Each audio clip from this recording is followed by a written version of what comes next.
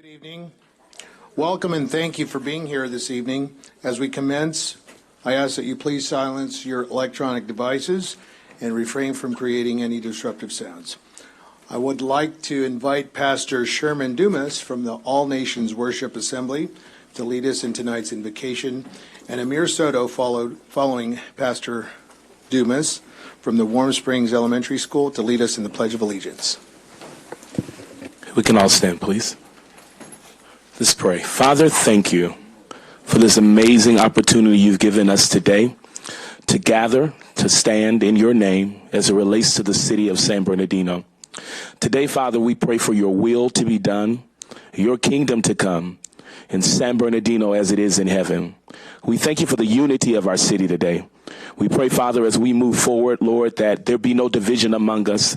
But we thank you, Lord, for the power of coming together and your plan being done in our city.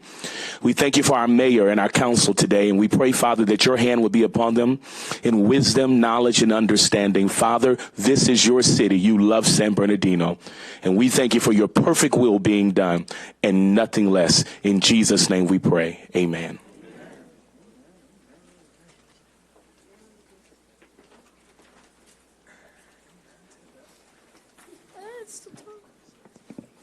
Place your right hand over your heart.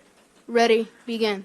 I pledge allegiance to the flag of the United States of America and to the republic for which it stands, one nation, under God, indivisible, with liberty and justice for all.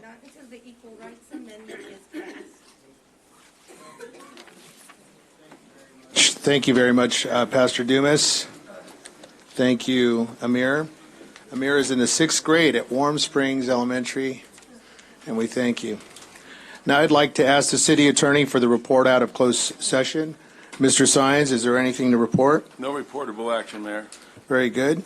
Before we move on to appointments, I'd like to take a moment to address some of the concerns that were raised after our last council meeting.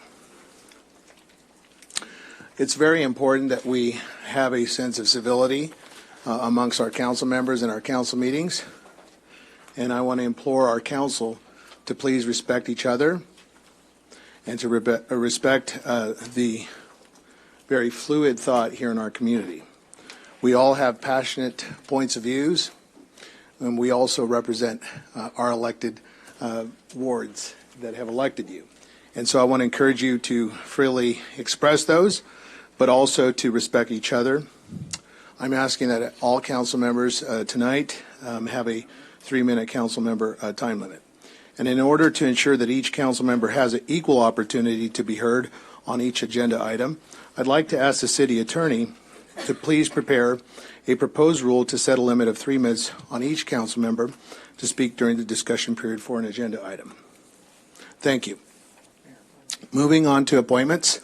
Please, through the chair. No, I have made. Chair, Mayor. A question, please.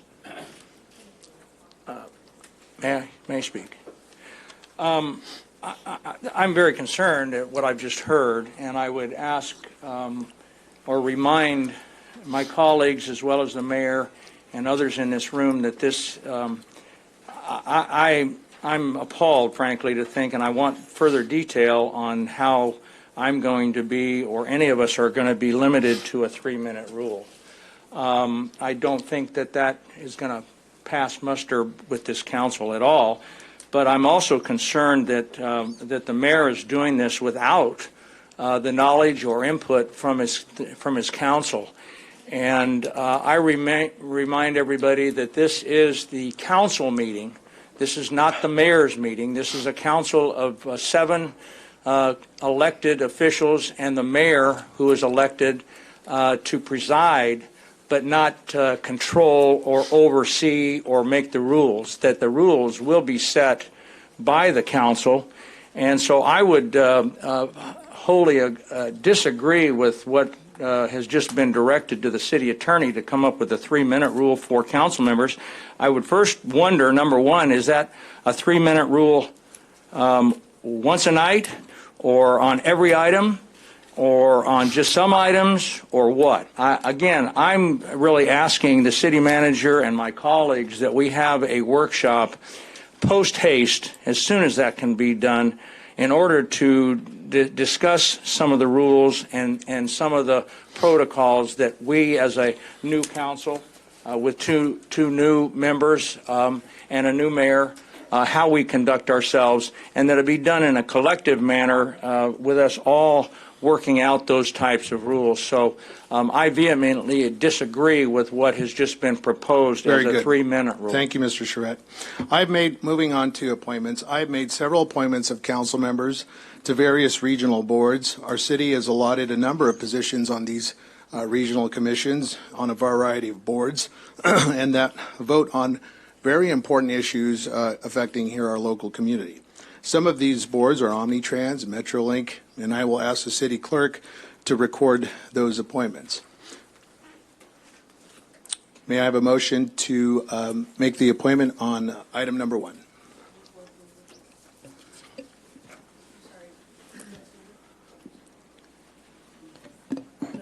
That was Basine, I'll second. Discussion? Are you taking them all as one at a time? All a joint one. It's agendized as one. Basine and Sandra. You members would cast their vote, please. Comment, No, please. discussion. Discussion, Go please. ahead, Mr. Charette. I'm not going to support this, and with due respect to those members that are being appointed, I think there's no question that they certainly qualify to fill these positions. And I don't question the ability or for the mayor to have the right to make any appointments he wants. At the risk of this sounding a bit as sour grapes, because I'm one of the ones being kicked off of these of a couple of these important regional boards, myself and Mr. Mulvihill, on two very important boards, the SABIA, which is San Bernardino International Airport Authority, and the IVDA, which is the Inland Valley Development Agency. I've been on that board for many, many years, and I just believe that kicking off senior members that have institutional knowledge and an understanding of what is in the past and what's currently being dealt with. There's a lot of moving parts to that and very, very important asset to our community. And again, the mayor will still have the ability to make over 5 appointments to those two boards, including some voting members and some alternates. So I think there's no doubt that I will not be on this board after this vote is taken, but I just vehemently disagree with what I think is bad policy to take somebody off strictly for political reasons and to fulfill political promises and to make this a political appointment. So, Thank you, Mr. Charette. Those are my comments, and I Mulvihill. think it's very important. Mr. Mulvihill. Go ahead, sir. The airport is one of the key economic engines of the city, and it really needs some expertise. To eliminate, cut our representation off at the head is really irresponsible from my point of view. One of the key businesses of the airport is real estate. And Fred Charette has got the background in real estate, not just the experience on having been there for several years, but he has a great background in terms of real estate in general. And besides, these are all afternoon meetings. I thought we were concerned about the fact that we have daytime meetings for the people who work full-time. Thank you. All right. Clerk, if you'll announce the vote. If the vote were completed, I would announce it. When it's complete, I will announce it. All right, now. On item 1, the motion to approve these appointments was made by Ms. Richard, and it was seconded by Ms. Ibarra. And the item passes 4-2 with Mr. Mulvihill and Mr. Charette voting no. Very good. I'd like to call forward Mrs. Gwen Rogers. Ms. Rogers, would you join me, please? To receive the first proclamation, I invite the founder of Young Women's Empowerment, Ms. Gwen Rogers, to our podium. The Mayor and City Council joined to proclaim the month of January 2019 as National Mentoring Month in San Bernardino and encourage residents to join organizations that prioritize uplifting and mentoring the youth in our community. Ms. Rogers, a few words? Yes. So again, as you all know, and as was just mentioned by the mayor, it is National Mentoring Month, and we know that without mentors in the lives of our students, we know they will struggle. But here in San Bernardino, we have been fortunate to have the Children's Network, which I am a part of the steering committee, to ensure that we are connecting our students with mentors, and therefore we have done a successful job with our city. And so we appreciate you tonight. We ask that you continue to look us up on Facebook, connect with us throughout the county, because we still need mentors in the lives of our students. Thank you. Very good. Let's give her a round of applause. Ms. Rogers, on behalf of the city, I'd like to read a couple of these whereases. Whereas January has been designated as National Mentoring Month to focus national attention on the needs for mentors, as well as how each of us in our community can work together to increase the number of mentors to assure brighter futures for our youth. And whereas the National Mentoring Month public awareness campaign is led by Mentor, the National Mentoring Partnership in partnership with the Harvard T.H. Chan School of Public Health and Highland Street Foundation. And in 2019, Mentor celebrates 17 years of National Mentoring Month. And whereas youth who are at risk of not completing high school, but who had a mentor, are 55%, listen to this statistic, 55% more likely to be enrolled in college than those who did not have a mentor. Now, therefore, be it proclaimed that the Mayor and City Council of the City of San Bernardino hereby proclaim the month of January 2019 as National Mentoring Month. Congratulations. Thank you so much. Good to see you. All right, let's take a picture right here.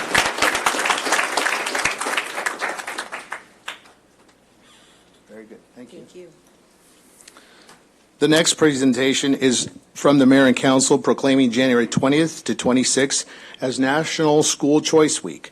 We hereby proclaim these dates as National School Choice Week and encourage families in our community to exercise their right to choose the educational venue and environment they believe will work best for their children. At this time, I'd like to call forward Councilmember Nickel to the podium for the third presentation.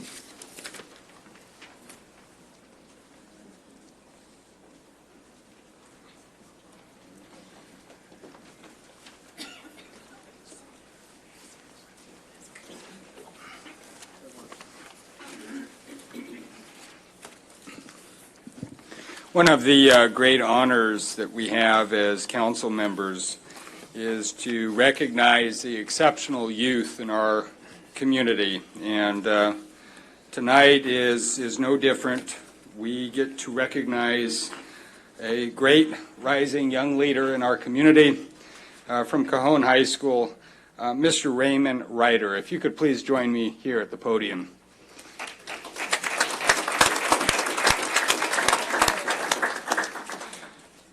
On behalf of the City Council, Mayor of the City of San Bernardino, it is my honor to present to you this Student of the Month commendation.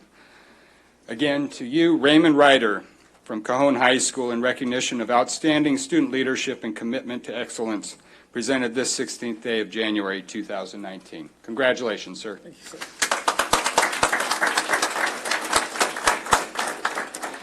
And I would also, on behalf of Senator Mike Morell's office, present this certificate of recognition in honor of being selected for the January 2019 Youth Recognition Award by the Mayor and City Council of San Bernardino. Congratulations and best wishes, Senator Mike Morell, 23rd District.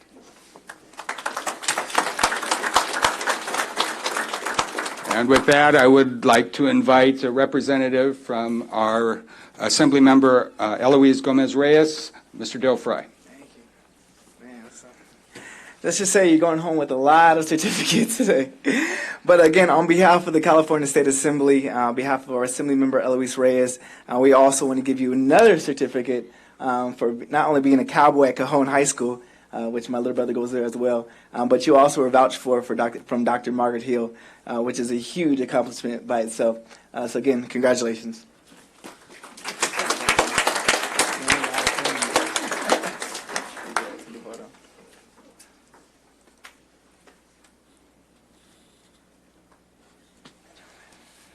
So, Raymond, if you wish, the mic's yours.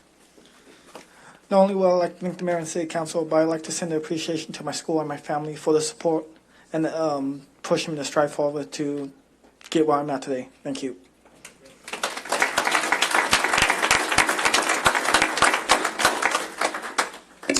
Very good. Thank you, Councilman Nickel. This time I invite the representative from the Chamber of Commerce to please come to the podium for their announcements. Good evening, City Council and Mayor. My name is Jay Wheeler. I'm the General Manager of Raising Cane's down on Tippecanoe Avenue. I also serve as the Chairman of the Board of Directors for the Chamber of Commerce, and I'm here to do a couple announcements.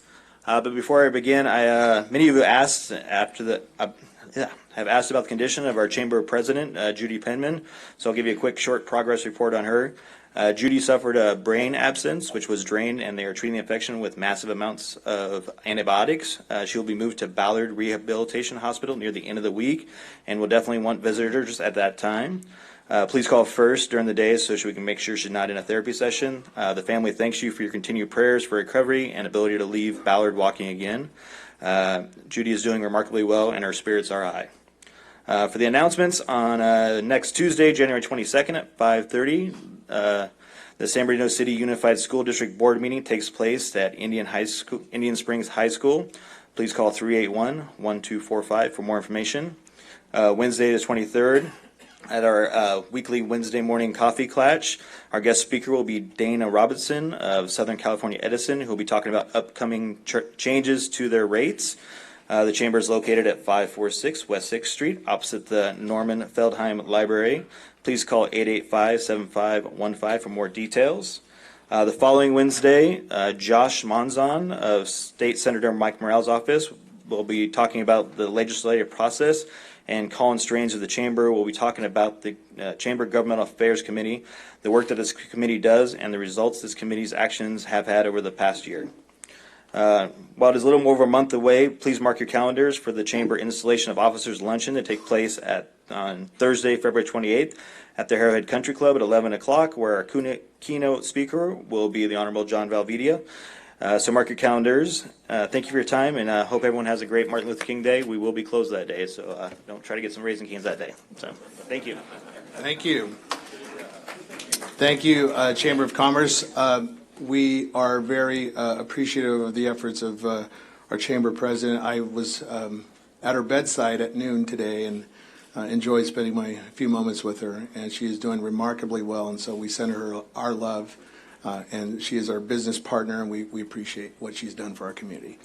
Finally, I invite Representative Daryl Fry, please, to the podium for announcements from Assemblymember Reyes. Awesome. Thank you, Mayor. Council, good evening. City Manager, good evening. It's good evening to all of you. So I have a couple announcements that I want to plug into your ears for this week and next week. First of which is our State of the 47th and community swearing-in.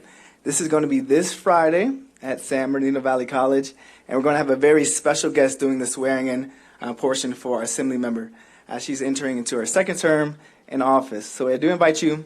Totally open to the public, and it's going to be an amazing event.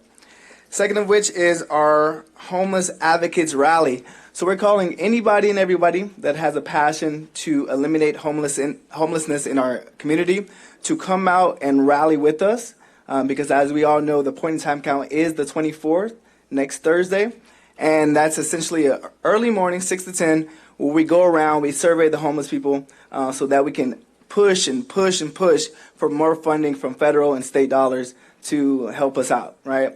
So if you're saying, hey, I want to help out the homeless population, or hey, I want to continue to help people in general, please come out to the point in time count. The day before, which is that Wednesday, we're doing a rally. We're getting you excited. We're also training you to be prepared for that morning.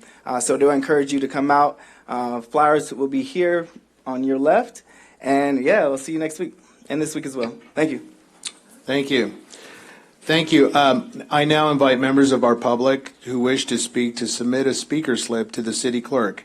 In March of 2018, the mayor and council adopted Resolution 2018-89 and the Municipal Code 1478, limiting public comments to 3 minutes per person, with the exception of public hearings. I ask that you please take this into consideration when you address the body. I also want to inform our public that there is an important clarification regarding public comments. The public comment period is permitted to public is invited and permitted to speak in general on any topic of their choice. If you wish to do so, speak generally regarding your issue. We ask that you please fill out a blue card. You may also speak on a specific agenda item found on the agenda tonight. If you wish to speak on an agenda item, please fill out a yellow card. We will hear the general comments first. Once we have completed general comments, we will then move on to agenda items and close the general comment portion as I've instructed the city clerk. At this time, I'd like to invite Ms. Davis.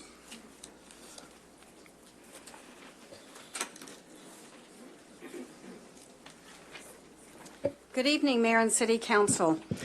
Tonight, I would like to speak about what appears to be retaliation against the city manager. According to the Sun newspaper on November 14th, 2018, Mayor-elect Valdivia met with the owner of 4 illegal marijuana businesses at one of the owner's closed red flag shops where a shooting and robbery occurred after Mr. Valdivia left. The purpose of this meeting was purported to be for business purposes, although I don't think someone who has been charged with 8 felonies is the type of business owner we need in San Bernardino. This event was initially investigated by the San Bernardino Police Department. The city manager then referred it to the San Bernardino District Attorney in order to avoid a conflict of interest. Since this has occurred, Mayor Valdivia appears to be acting in retaliation of her referral. Since Mayor Valdivia's term began only 4 weeks ago, there have been 4 meeting agendas that have included the city manager's performance. When Mayor Valdivia was unsuccessful at terminating the city manager without cause, it appears he then began the process to terminate her with cause, even though 5 short months ago she had a very favorable performance evaluation. It also appears that the mayor and some of the council members have formulated a plan to generate evidence against the city manager. If this is how the mayor and some of the members of the city council are treating the city manager in public, I can only imagine what a hostile environment may exist in City Hall. Our city manager has been the most effective city manager we've had in many years. She's been striving to implement the policies established by the city council and achieve the priority goals approved in the plan of adjustment, which was approved by the bankruptcy court in June of 2017. In addition, removing council members Charette and Mulvihill from the boards they have served on appears to be retaliation for their not approving to terminate the city manager. I find it interesting that Councilmember Ibarra claims she needs an assistant because she works full-time, but she was appointed to and accepted a position to serve as a voting member of a board that meets during working hours. If she is not able to devote her time as a council person, why'd you run for office, Sandra? For those council members who appear to be supporting the mayor's agenda to undermine the city manager and also to increase unnecessary spending by increasing the mayor's staff, be aware the residents are watching and they are not happy. This could be political suicide for those who may want another term or, in Henry Nichols' case, another office. In conclusion, I recommend that you reacquaint yourselves with the adopted priority goals and objectives in order to better align yourselves with constituent needs. And I would also add, Mayor Valdivia, that you also need to stop being rude to everybody. Thank you. Thank you. Your time is up. Alice Chow. Welcome, Ms. Chow.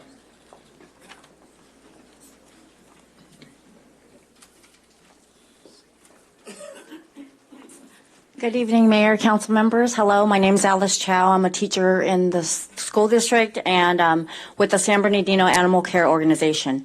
I just wanted to let you know that we will be submitting a letter of intent once we meet with the mayor and get the operating budget numbers. We have concerns that the pending proposals aren't consistent with the numbers. We want to make certain we can present a viable proposal which will meet with success and is sound based on current operations and financials. For that, we need more information about the current operating budgets. We have requested a meeting with the mayor for the week of February 11th, and we're promised to call back, but as of yet, no meeting date has been set. So our timing is contingent on receiving that information regardless of the date. We will know more when we get the numbers. At the June 2018 City Council meeting, it was voted by the council to give us 1 year to write a viable proposal. This is a list of rescues who are committed to continue to pull at the same rate as currently, which is 45% of the dogs and cats from the San Bernardino shelter, so long as the shelter services are not contracted out. Some of these organizations assist families with keeping their pets, such as pet food assistance, free vaccinations, spay, neuter, and medical bills. Sole purpose of some of these organizations is to fundraise and donate. So if I have some time, I'll read off the list. We have Operation Blankets of Love, Care Rescue LA, PB&Chi Dog Rescue Society, I Pity the Bull, Free Animal Doctor, TLC Beagles Rescue, Inc., A Purposeful Rescue, Hope Ranch Animal Sanctuary, Paws for Life Canine Rescue, Small Tails Best Friend Rescue, Pet Connect US, The Forgotten Rescue, Cats and Canines Inc., Fluffs and Scruffs, A Dog Rescue Inc., Scratch My Belly, Henry's Hope Foundation, Eastwood Ranch Foundation, Leashes of Love, Furry Flights of Freedom, California Bully Crew, Code Red Canine Crew, Angels for Animals, Little Angels Pet Rescue, Southern California Dachshund Rescue, Dream Team Angels Rescue, Lovejoy Foundation, Lucky Pup Dog Rescue, Coastal German Shepherd Rescue, Rescue for Pet's Sake, I Care Dog Rescue, House of Shepherds Rescue, Two Crew Rescue, A Pass for Paws, Yucaipa Animal Placement Society, TLC Mutts Rescue, BFF Rescue, Emerald City Pet Rescue, OC Shelter Partners,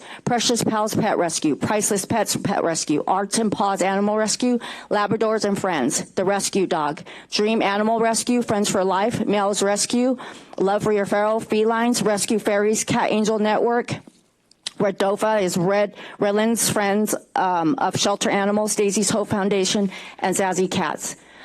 Saving Pets at One at a Time, Redlands Unleashed, Fido, and Friends. These organizations are backing us with their commitment to save more animals, that they similar to what they're doing now, along with fundraising and helping us with raising money to build a new shelter for the city of San Bernardino. Thank you for your time. Very good. Our next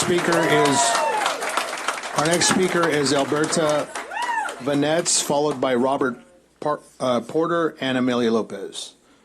Alberta Vanetz. Welcome.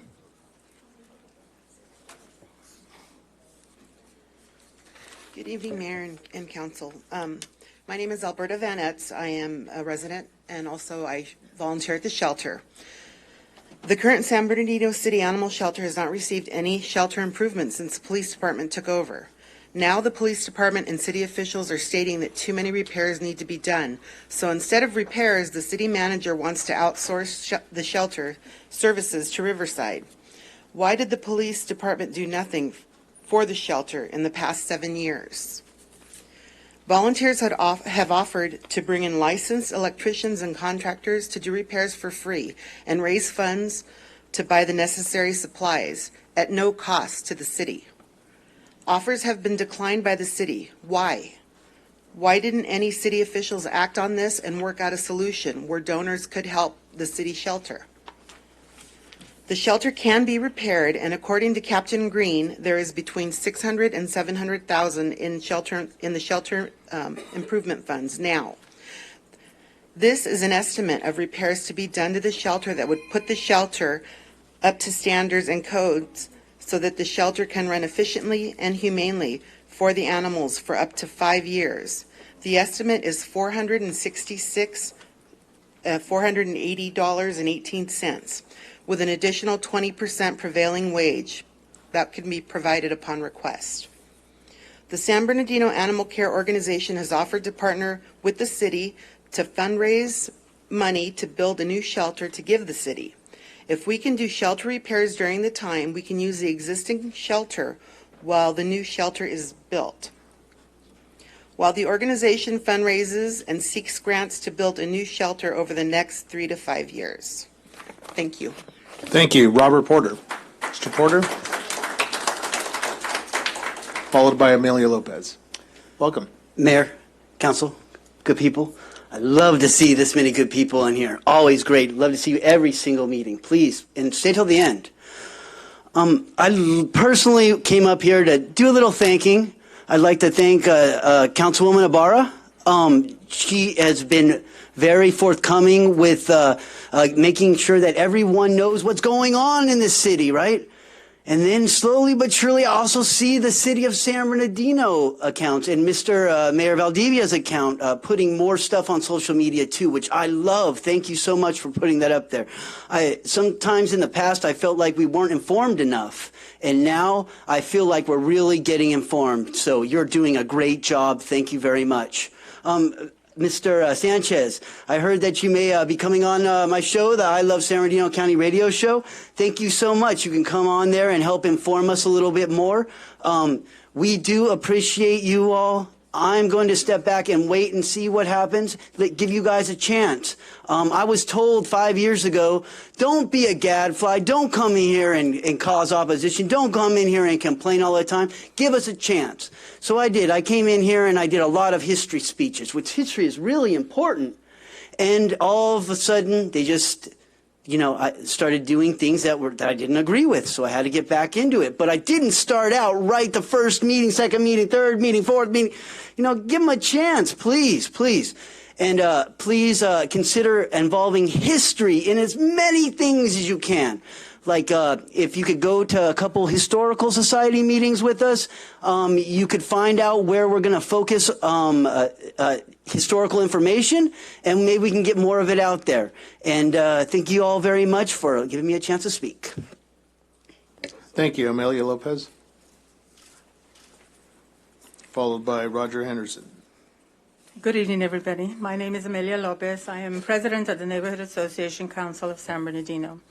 I'd like to start first by thanking Mayor Valdivia for expediting our request for a meeting of the mayor and council with the NAC to discuss our proposal for building stronger and safer neighborhoods for San Bernardino. This meeting has been a long time in coming since we first submitted this proposal to the council for consideration in July of 2017. At that time, the mayor and council did approve for us to be granted a workshop. However, we did not have success in scheduling until now, so we thank you for that. This proposal is about engaging residents to work together with city officials to preserve our neighborhoods and enhance the quality of life for all communities. It calls for the establishment of a neighborhood resource center, a neighborhood leadership program to provide residents with the tools and resources needed to invest in their communities, and to create partnerships that promote healthier communities, public safety, and crime prevention. We believe that this proposal would best be served through the mayor's office, and we request that staff be assigned to work with us through your office, Mayor Valdivia. We look forward to this meeting. San Bernardino may be broke, but we, its residents, are not broken. I had a conversation earlier today with the manager for the Resource Center at the City of Long Beach, because I have been calling a lot of cities that have had great success in the city working together with neighborhood associations. She said she was excited to get my message on the phone, especially because we were interested in the Resource Center, but mostly because we were from the city of San Bernardino. At the end of our conversation, she wished us well. Call me again, Amelia, if you need any help. She said, we have all been waiting for good things to happen for San Bernardino, and that's what we would like to see. Thank you so much. Thank you. Roger Henderson, followed by Toe Jr., a.k.a. Thomas. I'm going to say 384-7272. Now, what is that? That's the number you call when you want to get a hold of your city councilman or your mayor. Now, I've been out of town for 4 months, and I'm not staying much in the city. That's lucky in a way. But I came back on Thursday. I saw a problem with a business. I called the mayor's office on Friday. 2 hours later, I got a phone call back on Friday, and we already know that the mayor's and the city is not working on Friday. 2 hours later, I got a phone call from the mayor's office. Monday, the problem was solved. To me, John, the council, that's a great start. The business needs to know that you're business friendly. It hasn't always been that way in the past, all the way back to Morris. The city, you can tell, is suffering if you drive down East Street. How many vacant buildings do you have going down that thing? How many businesses are out of business? Look at the mall, look at our convention center. You know, Sean, I hope that you and your council can do a good job. 3 minutes for me, 3 minutes for you ought to be enough to get your point across. Thank you. Thank you. Mr. Thomas, followed by Paulo Ledesma, followed by City Attorney Gary Sines. Mr. Sines. Yes. Good evening, staff, mayor, everybody that's here tonight. I don't know everybody, but hello, everybody. I'm here to say that I'm in a towing business. I have a conditional use permit for towing. And when I applied for my permit back in the days, they gave me a list of things of what I can do on my property. And my concern is I have a use that has that's on my property that says that I can do that, but they're saying that I have to apply for another permit, another conditional use permit when I already have one. So why couldn't I just add this on to my my use that I already have? That's my concern. I have a yard where I repair pallets, and the PD, the code enforcement has been coming around just telling me that I can't do this and I can't do that. And I come down and I try to apply for the permit, and they won't let me do it. It's not they don't let me do it. I don't know what's going on with it. But I want to get to the bottom line. I don't want to be doing anything wrong while getting penalized. They say they're going to charge me $1,000 a day for operating when I don't know what kind of permit I need to get this thing started, because I don't want to be paying no fees when I can just pay you guys and be able to operate. So do I come down tomorrow and apply? Who do I talk to about that? This is a conditional. Yeah, Mr. Mayor, I will have Rebecca Kramer get Very all this good. contact information and Mr. address it, Thomas. make sure you get what you need. Yeah. Staff member will serve your needs here. Yeah. Please make contact with Ms. Kramer. Yeah. Thank you. All right, thank you very for much. your I appreciate investment it. in our community. All right. Thank you, Okay. sir. Mr. Ledesma, Pablo Ledesma, followed by Gary Sines, followed by Hilda Wentland. Welcome, Mr. Ledesma. How you doing, sir? Okay. So we're small business owners. We've been in business for 5 years and been doing business in San Bernardino for a year. We just want to follow compliance and do what's right, but we also don't want to be discriminated or talked down to. We want to operate legally because we need to provide for our family. We pay bills just like you guys. We need more communication. We don't need code enforcement to go barging in and treating us like criminals, talking about they could give us a misdemeanor. I feel that we're all human and we need to get treated with respect. And communication, I think it's key. I feel that nobody needs to assume that if we need to change the zoning, that we can afford it just because the way we look or the way we dress. So I feel that we need more communication, and what can we do to work it out to be able to operate in San Bernardino. Paul grew up in San Bernardino. He wants to do business in San Bernardino, and he has a passion for San Bernardino. So we just want to know how we can go City about. Manager. Is this related to pallets? Yes. Okay, I'm going to have Rebecca, it sounds like we have a pallet issue, so I'm going to have Rebecca get in contact so we can understand what the issue is and determine exactly what you need to do and help you through this. Okay, so who's Rebecca?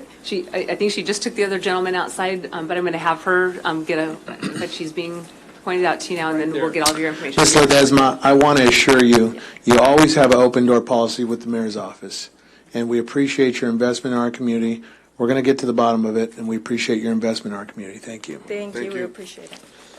Gary Sines. Yes, Mayor, thank you very much. I'm taking off my city attorney hat for the moment and speaking as a member of the community. I have a dear, dear friend, Douglas William Bader, who recently passed.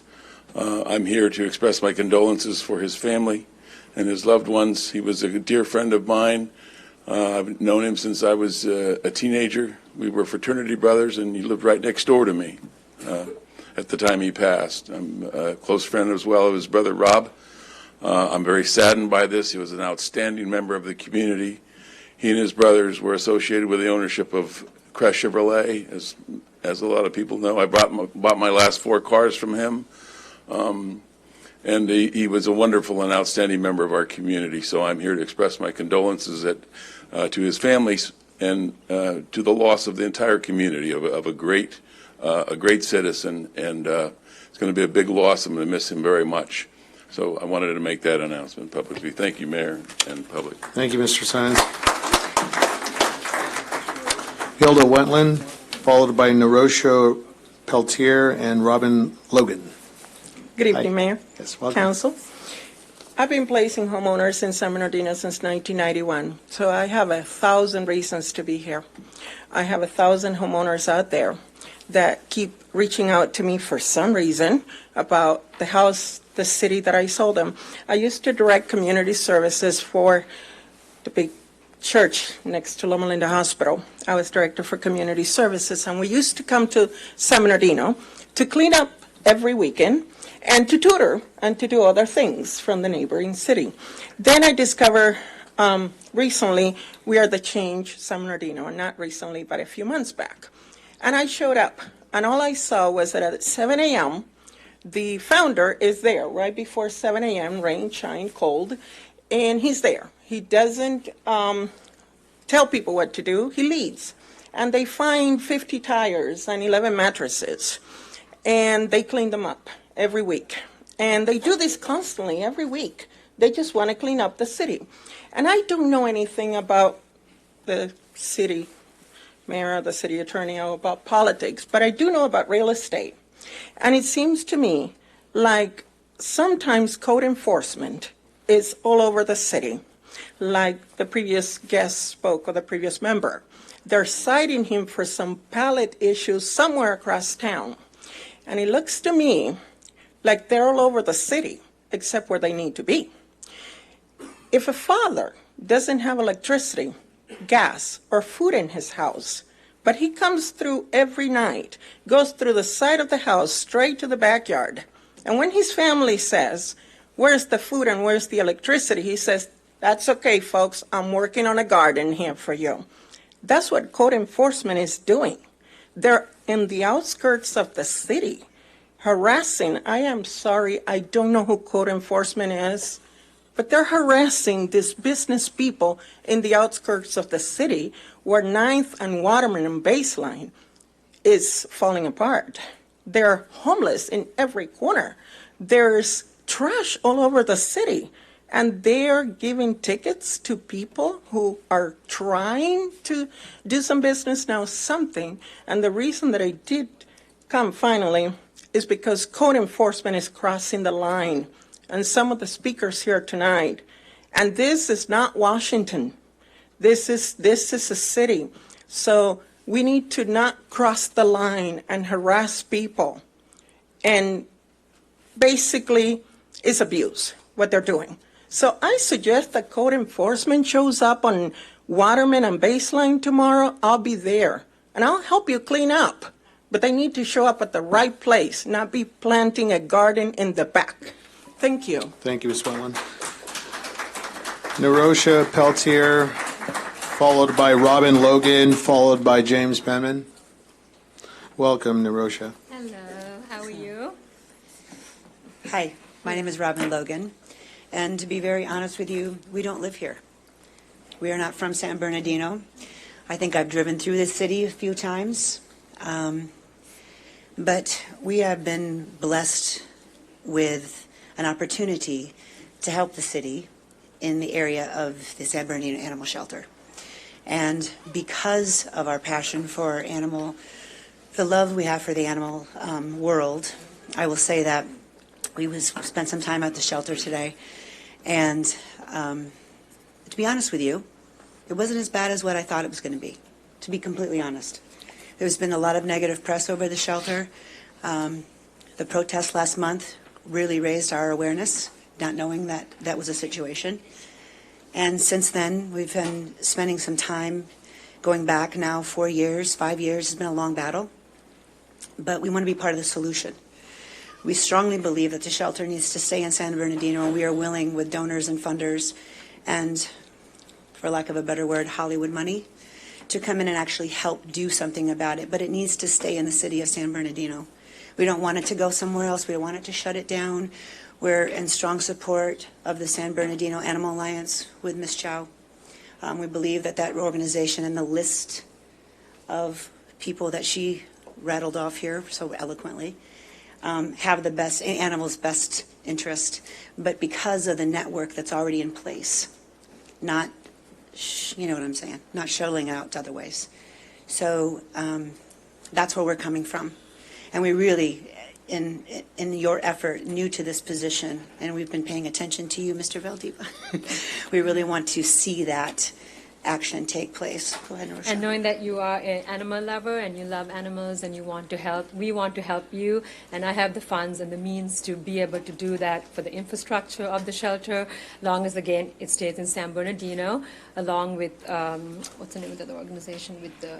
San Bernardino Animal Alliance. Yeah, Alliance. And in any way we can, I want to help and be able to donate money. Money is not an option. We can help in every way possible. Thank you. Thank you. Okay? Thank you for your And we look generosity. forward to working We appreciate it. with Renee, if you would please get their name and number. Yes. We appreciate it. Mr. Penman. Thank you. Mr. Penman, welcome, followed by Armando Quesada, followed by Janine Nielsen. Mr. Penman, welcome.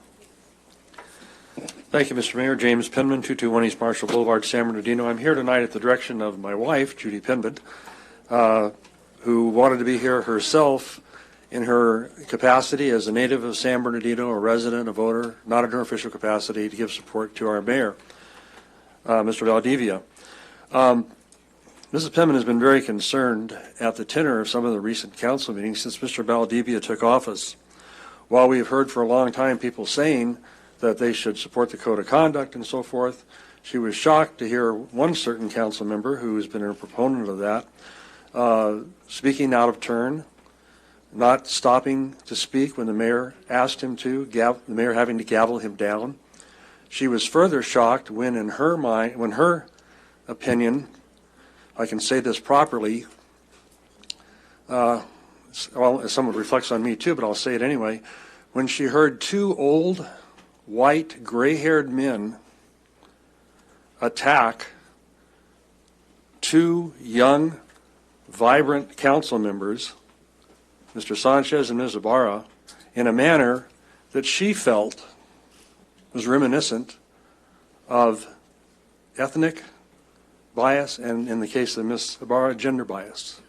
She was stunned at the comments that she heard that their votes were somehow not as important as the votes of these other two, along with me, elderly gentlemen. We need to give our new council members and our mayor a chance. And you're not giving them a chance when you bring in those kind of personal attacks. Those were supposed to go out with the old charter. If they didn't go out with the old charter, then what is different? Does the new charter only work when we have people in office who are of one persuasion? Does it only work if we have people in office who represent the interests of one part of the community? I don't think so, and I know Mrs. Penman doesn't think so. We need all of the council to get behind our new mayor. And we need our new council members to be treated with the respect that they deserve as elected officials of this city. And again, if Mrs. Penman were here, I'm sure she'd be saying this a lot stronger than I am saying it, as most of you who know her know what she would be doing.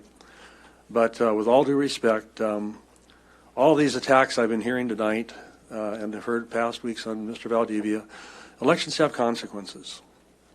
A majority of the people in San Bernardino in the last election, every incumbent was voted out except for one, and he barely won. The people of San Bernardino want change. Get behind our new mayor and our new council members, and let's give us that change. Thank you. Thank you. Armando Quesada. followed by Janine Nielsen, followed by Elizabeth Coleman. Welcome. Good evening, Mayor, Council. It's the first time I'll be in front of a lot of people here. I hope you understand my English first because I don't speak very well. But I'm here just to say I'm Armando's Pallets. I'm the owner of the business. We just moved here in San Bernardino. I'm basically tenant of Mr. Toll. And I'm just here to say we have been having a couple of problems in the past couple of weeks with enforcement. They basically don't want us in there because we don't have the permission with the permits we required for to operate it, right? So I came in here at the last couple of weeks, try to find the right people and the right person to try to qualify for that. And we haven't resolved anything. So we just want to know if we can apply for what we needed to be working. That's all we need. We just need to work. I brought my people here with me to support us, and all we always want to do is just work. That's all we want to do. And I don't know who we got to go for. Mr. Quesada, we appreciate your business opportunities in our community. We're going to have staff work with you on the code enforcement issue. All right. Thank you. And then we will provide an update to the council. We'll work with them, find out what the real issues are, and then provide an update to the council. Very good. And Ms. Kramer's going to take his information, make sure we fully understand where you are and all that kind of information. And then we'll work with you and then update the council. Okay. Thank you very much. Thank you, sir. Janine Nielsen. Elizabeth Colvin, followed by Luis Ojeda. Elizabeth Colvin. Elizabeth is not here. Very good. Moving on to Mr. Ojeda. Mr. Ojeda, followed by, my apologies, Jose, someone who lives on Stoddard. You're up after Mr. Ojeda. Mr. Ojeda. Hi, welcome. good evening, Council, Mayor, staff. Thank you, everybody. As you can see, Mr. Mayor and the Council, staff, we have full house. I brought some of our people, and I just wanted to communicate to the elected officials and the people that work for the city that we're not going to be the silent minority no more, because we never realized that we've been the minority in this city for a long time. And now people is waking up, and we're not going to allow nobody to disrespect us. And unfortunately, code enforcement has been doing that to some of our people. And some of us weren't aware that we needed the permits to operate, but nobody is saying that they're not going to comply. The pallet business is part of the logistic business, and everybody's welcoming with open arms the warehouses. So warehouses need trucks, warehouses need pallets, and everybody deserves the chance to do business. And I would ask everyone here to have the same treatment with the big guys and the little guys, because we all have families and everybody wants to provide for their family. And it's unfortunate that a lot of people hasn't realized that. So I spoke with Mr. Ledesma and one of the code enforcement officer demanding to close his business without giving him any written notice. So that is not right. And unfortunately, many of our community don't know their rights. And trust me, we want to comply. We want to follow the law. We want to file for the right permits. Where whatever is permitted to operate, we'll do it. Where it's not permitted, then we're going to ask respectfully for time to look for another location. And we would like to have guidance from the city to say where will be the best areas for our people to operate. But it's, we need to learn that we need to treat each other with respect. The mayor was saying that at the beginning of this meeting, and this applies to everyone. The elected officials, the people that works and staff, and us, the community. We need to respect each other. And not only that, we need to work together as a team. And let's stop the tribal mentality in this city, because it's been going on for too long. Thank you very much. Thank you, Mr. Ojeda. Our next speaker, sir, you're welcome to come up. Stoddard. If you please announce your name, I can't read it. Jose. Welcome. Sorry, it's Jose. My writing. Anyway. Very good. 3 minutes. Welcome. Okay. I'd like to begin by congratulating the Honorable Mayor Valdivia on his victory.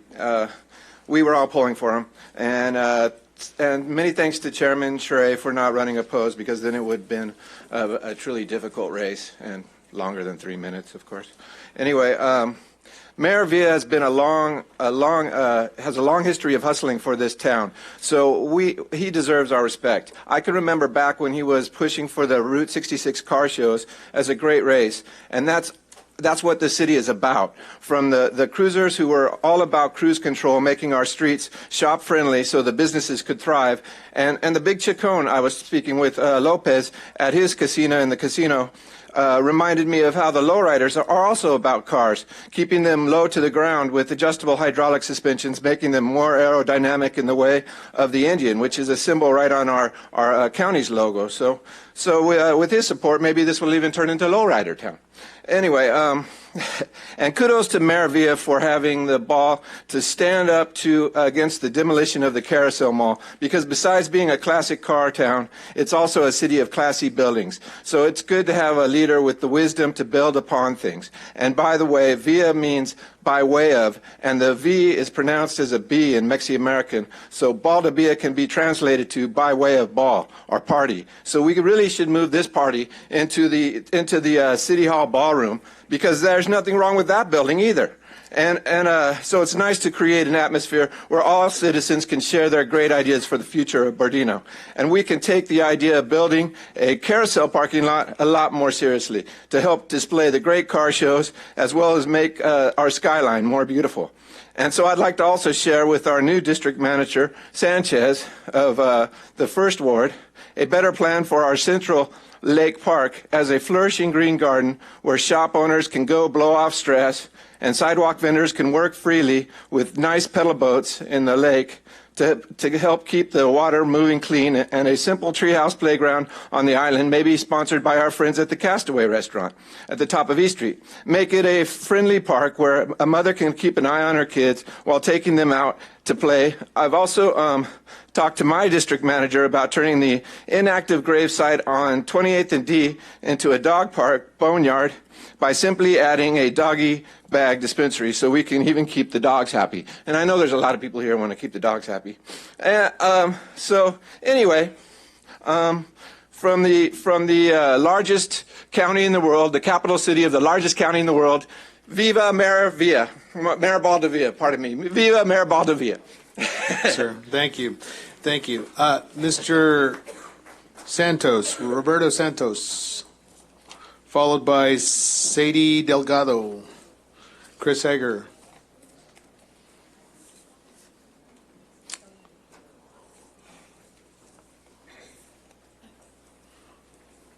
Mr. Santos, welcome. Mayor, his English is limited, so he has 3 asked me minutes. to interpret Please, exactly go ahead. as he said it. 3 I will not minutes. add or take away. Go for it. Adelante.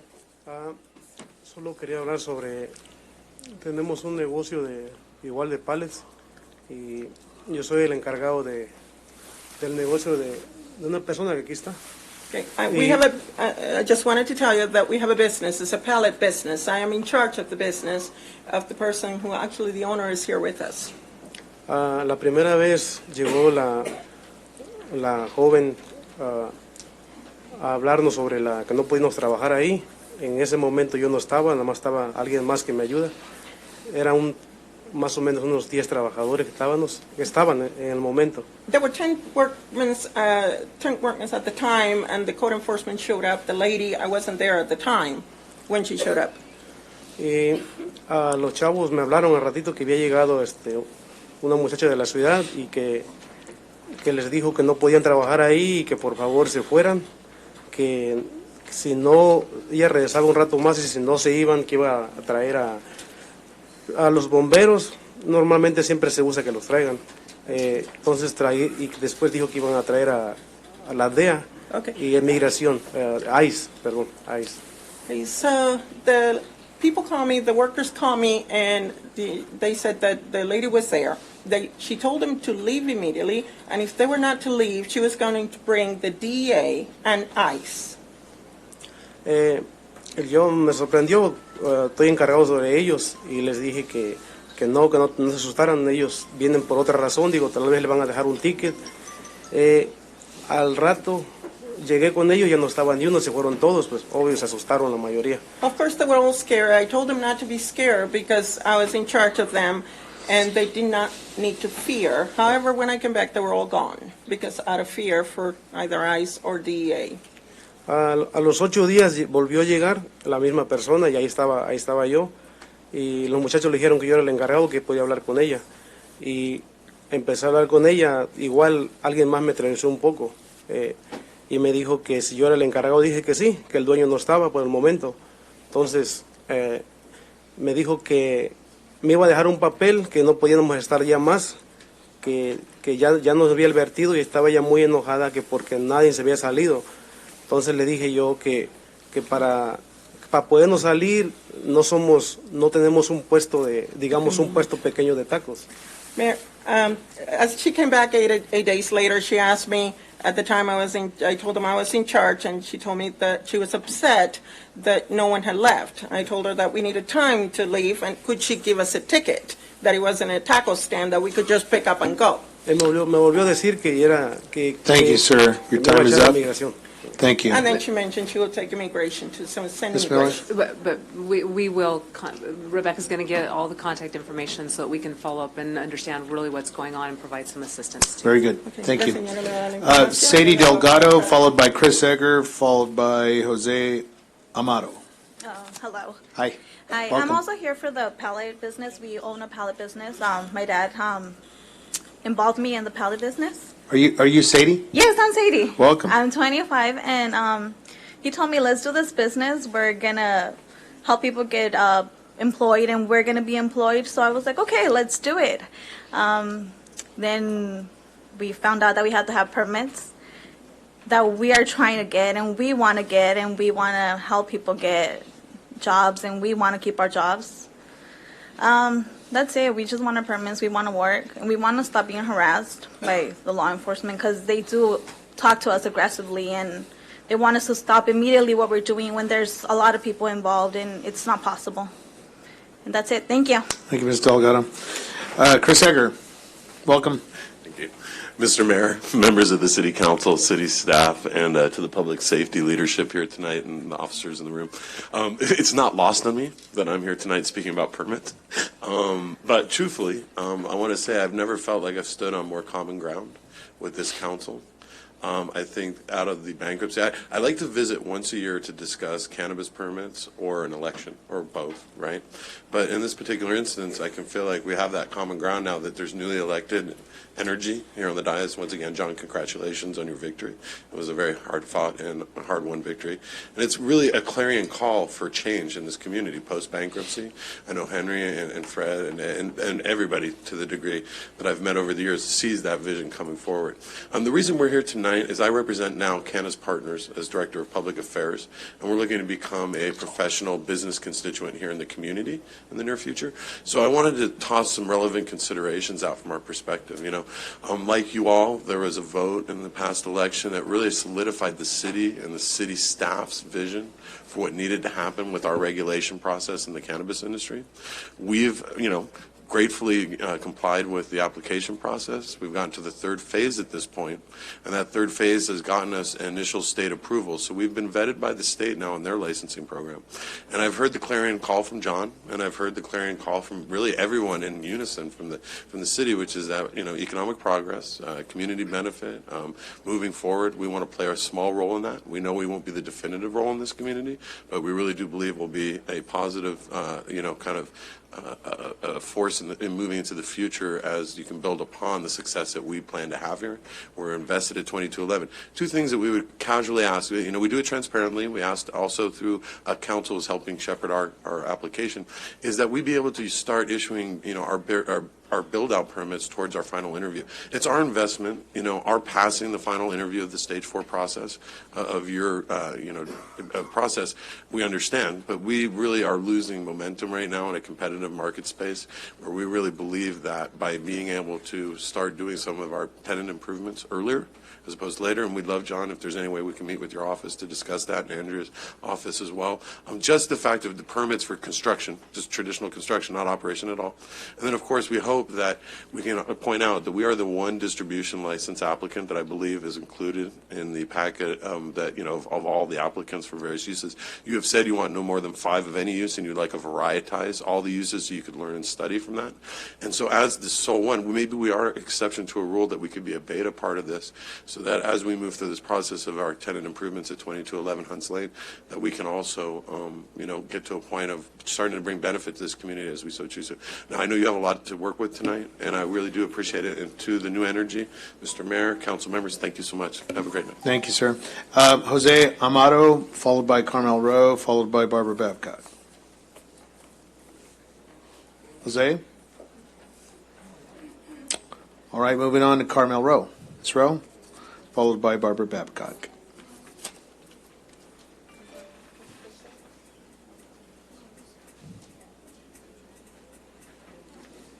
Welcome.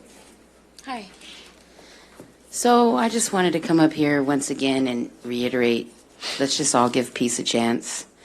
I've sat here for the last 5 years and I've went over the agendas and I've went from the previous years and I've found a lot of things that I don't necessarily agree with. But today when I went over the agenda a little bit, I said, there's some things that I could actually get on board with. It seemed like there was some direction. I felt like there was a little bit of direction in the agenda this week, and I was pleased with that. I'm a little sad to see that the old mayor and the old mayor's wife are coming up here. And to me, I think they're disrespecting the new council and the new mayor. And like I said, the last time I was here, if people were really doing something wrong, I'd be the first one to point it out. I'd be up here screaming and hollering and have a bunch of papers. But it hasn't even been 6 months, and I think that we should let them do what's right for their prospective wards, because there's a lot of wards, namely Ward 1 and 2, that have been very neglected for probably 23 years. So I think we should let those people work. And if we're going to talk about people taking cannabis money, I think that maybe the mayor and the mayor's wife should maybe look into where some of their donations came from this last election. So I just wanted to put that out there, because I think that because they want to drag people through the mud, they shouldn't drag cannabis through the mud, because I don't think that's really fair to cannabis or the cannabis community. Thank you. Thank you. Ms. Babcock. Welcome. Thank you. Ironic, Carmel, that I get to speak after you. I want to stand up. Actually, I wasn't going to say anything, but I'm going to stand up for the past mayor and his wife. I am glad that they are speaking out. Janita, I welcome you speaking out. And I don't like it when mayor gets cut off when she's 3 seconds over. You could cut her a little bit of slack, just a little bit. I want to thank our city manager. My street is fixed, and I didn't do it. People on my street did, and they screwed up. You did screw up, and I wrote a letter, and you wrote back and you said, we will make mistakes. We will continue to make mistakes, but they will be new mistakes. So thank you for doing that. We have a beautiful city, and we need to work together. And I'm just looking forward to when this all kind of dies down and we are back to whatever normal is, although I love the book by Irma Bombeck. Normal is only the setting on a dryer. I love that book. I'm going to give a shout out. And Marissa, if you were watching with Captain Rich Lawhead, have him sit down. I'm going to stick up for Rich. And Rich for years has said that Barbara loved Travis Walker. You're right, I do. I loved Lieutenant Travis Walker, and now he's commander-in-chief in Cathedral City. And my good friend Hilda, who is one of the top realtors in Redlands and San Bernardino, I told her this morning I'd charge her to go on a ride-along with the code enforcement team. You would never even know that Hilda and her friend Janine, who is also top realtor both together. I never knew that they were really doing much real estate because they were always taking care of the cats and taking care of the people. And they could make a lot more money doing other things, but I'm proud of them for what they're doing. But we do need to, I have great respect for our code enforcement, and I think that Rich has done a great job. He stands up and he pushes back when other people don't. And Rich, I just want to say that I appreciate you, but I still love Travis Walker. Thank you. Thank you. Jose Cortez, trying to read the writing. Welcome, sir. Followed by Gina Escobar, followed by Christopher Kim, and that will conclude our blue slips. Mr. Cortez, please, welcome. Good afternoon, Mr. Yes. Mayor Valdivia and all the staff in here. I'm resident for 1986 in San Bernardino, and I have a good and bad experience in the town. Now I'm in Greece. I'm 54 years old, and I'm not a political, but I got involved with the people we working hard, like to do the best for the city, because I love San Bernardino. My dad, when they come and put me here, and he passed away and live in Highland, but I look better areas in San Bernardino. I decided to stay in here. I got a business in here, a small business. But I remember in 1986 when I applied for my business, I got a better experience because I went and applied for my business license and for make my own building. And I tell Mr. Henry Nickel, he's in the front to that department with Miss Bonnie Garcia. And the first thing when I asked me for build my building is $405,000 to construction my building. But at that time, I make like $80 a day or $60 a day, so we can afford it to make my building in 1886. And plus, when I go to the building planning for the code enforcement, they ask me for 40 plans. 40 plans. And I say, well, can I afford it for 40 plans? And they say, you need to put $4,000 down, and I need to look your plans. If the plans, they revoke your plans, you lose all the money and all what I have. I still live in San Bernardino. I work together with the good people in here, and I'm lucky to live in San Bernardino, and I'm staying in San Bernardino, and I work with all the hands working. And thank you, Mr. John Valdivian, for involving and giving the opportunity to everybody in Greece together.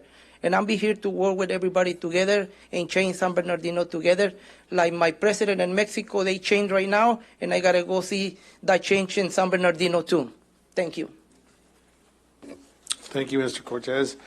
Gina Escobar. Welcome, Gina. Hello. Good to how see are you. Nice to see you, Mr. Mayor. Good afternoon, Good evening, ladies and gentlemen. My name is Gina Escobar, and I'm formally elected in the city of Pomona. And a good friend of mine, Mayor Valdivia. It's so nice to see you in this situation and in this position. I know that you are going to do the right thing to move your colleagues and the city forward. It's very nice to see all the community interaction. I'm here to congratulate you on your new year. I hope it's very successful. May God bless each and every one of you. May your constituents understand how much work you really do behind the scenes. It's not really just attending these meetings once or twice a month. It's a lot of different things, late night phone calls, situations arise. So congratulations. May this endeavor be very blessed for you. I'm at a point right now in transitioning into different careers where I do have some projects that are submitted into your community, and I'm looking forward to working with your community to make sure that we're able to prosper, make sure your city moves forward, and work together and partner. Please know that you have family in Pomona that's always willing to lend a hand, and congratulations one more time on this. And I thought Pomona was the only place that had standing room only, but from one council to another, congratulations, and it's very nice to see you all. Thank you for your time. Thank you, Ms. Escobar. You're a good friend. I appreciate your presence here tonight. Absolutely. Thank you so much. Anything you need, my phone or call, text away. Christopher Kim. Mr. Kim, welcome. Good evening, everyone. Pleasure to be here. I just want to say to Mr. John V. there, I met you one time, and then I got cancer, and everything went downhill from there, so I just disappeared for out of the country, actually. I got my treatment in Korea. So I was on persona non grata for a few months. I recently came back after surgery, so I'm okay now. Anyway, that's nor here or there. I'm okay now, so back to work. It kind of amazes me, I don't know, it kind of surprised, not amazed me, but a little surprising to hear that everybody say, San Bernardino is a beautiful city. I don't see it that way. I see San Bernardino as can be a beautiful city with beautiful people. I see wonderful people in San Bernardino, but I don't see a whole lot of beautiful buildings and a lot of growth. I'm a partner me and my partner own a property on 4240 whatchamacallit Parkway, Hallmark Parkway. Everything's gone. I mean, we called the police, we waited 4 or 5 hours, nobody ever showed. Everything is gone. Every single piece of copper and door and everything is gone. So when you say it's a beautiful city, I disagree. However, I see that there are a lot of wonderful and nice people, and there are some very bad people in San Bernardino. So with that, I would love to stay in San Bernardino and make our business grow. We plan to do that unless anything changes. So hopefully, I would love to meet each and one of you in the near future, and talk about maybe development in the city of San Bernardino. Thank you very much. Mr. Kim. Thank you. All right. I'll ask the city clerk to provide me any yellow slips. We're moving on to items on the agenda. Any yellow slips, we'll recognize those now. Thank you.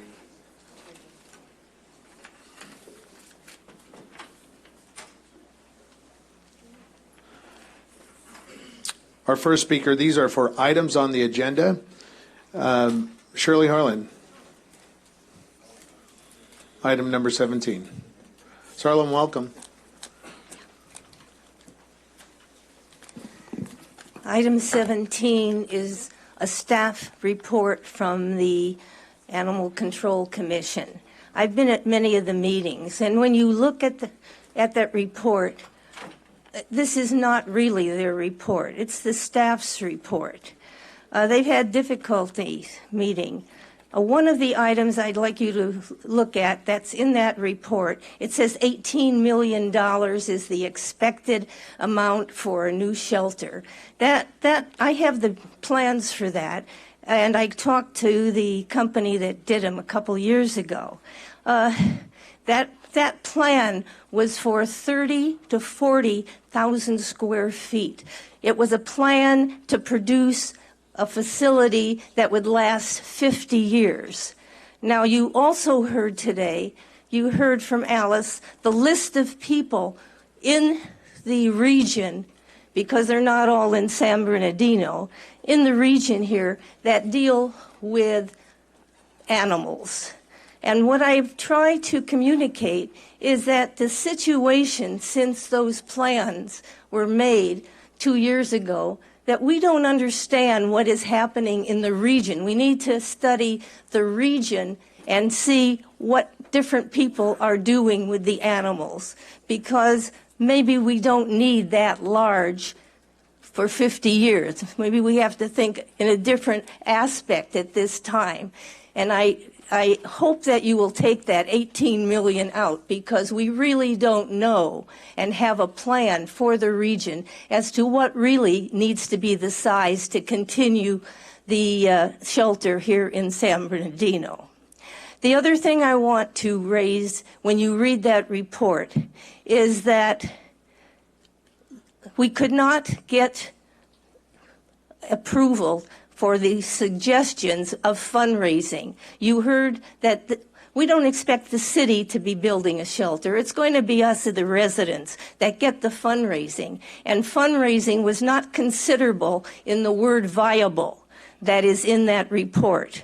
There's a difference of opinion there. So what we need to do is understand how the city and all of these other groups that were listed can become partnerships in moving forward, and understand, have a study of the region in terms of the animal care that we need, and move from there. And the commission has been thwarted because, I'm sorry, the staff seems to continue to have an agenda to move it out, and they are not helping the commission to really look and give you a report. But it's not their report.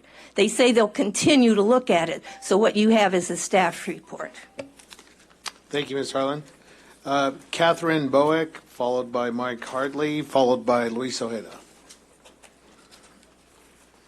Welcome. Good evening, Mayor, City Council. I'm speaking about item number 18, support staffing for the mayor. On December 19, 2018, the mayor and 3 council members started their 4-year new terms. Each mentioned a need for positive change, a need for results, and not excuses in our community. We heard your goals for increasing public safety, improving community engagement, and beautifying the city of San Bernardino, keeping the city on track, and vigilant in your duties to continue on the path to sustainability. Mayor Valdivia, you spoke of a hands-on city government that listens to and is responsive to the constituents. You said, together, let's overcome bureaucracy, fix our streets, make our community feel safe and comfortable again. In response to the mayor's request to hire 6 new administrative assistants, the voice of the people have been heard loud and clear over these last few years through bankruptcy. We need more police officers for traffic as well as keeping domestic peace and safety. We need more dispatch officers to reduce the wait time for police or medical services. We need our trees trimmed and our roads repaired quickly. We need more code enforcement officers that respond to daily needs of residents in a timely manner. We need more people in public works that are necessary to facilitate the day-to-day services that will beautify and sustain our community.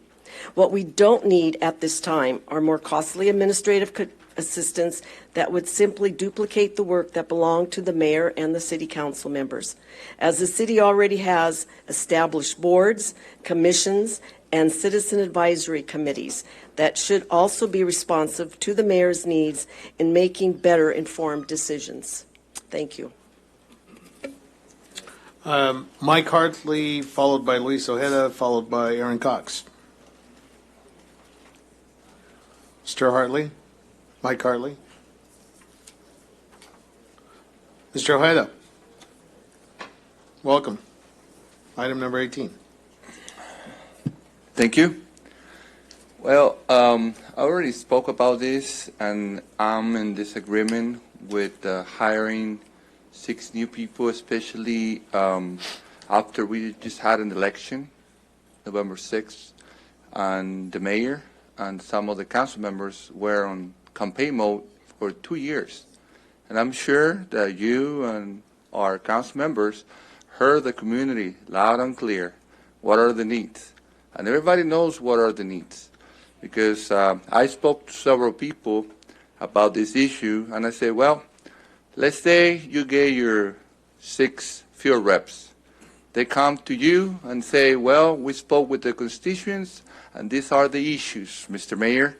Then you go to the head of the department, and you tell them, these are the issues. And you know what they're going to tell you? What they have told me. Well, we're short-handed, we don't have staff, and we don't have money.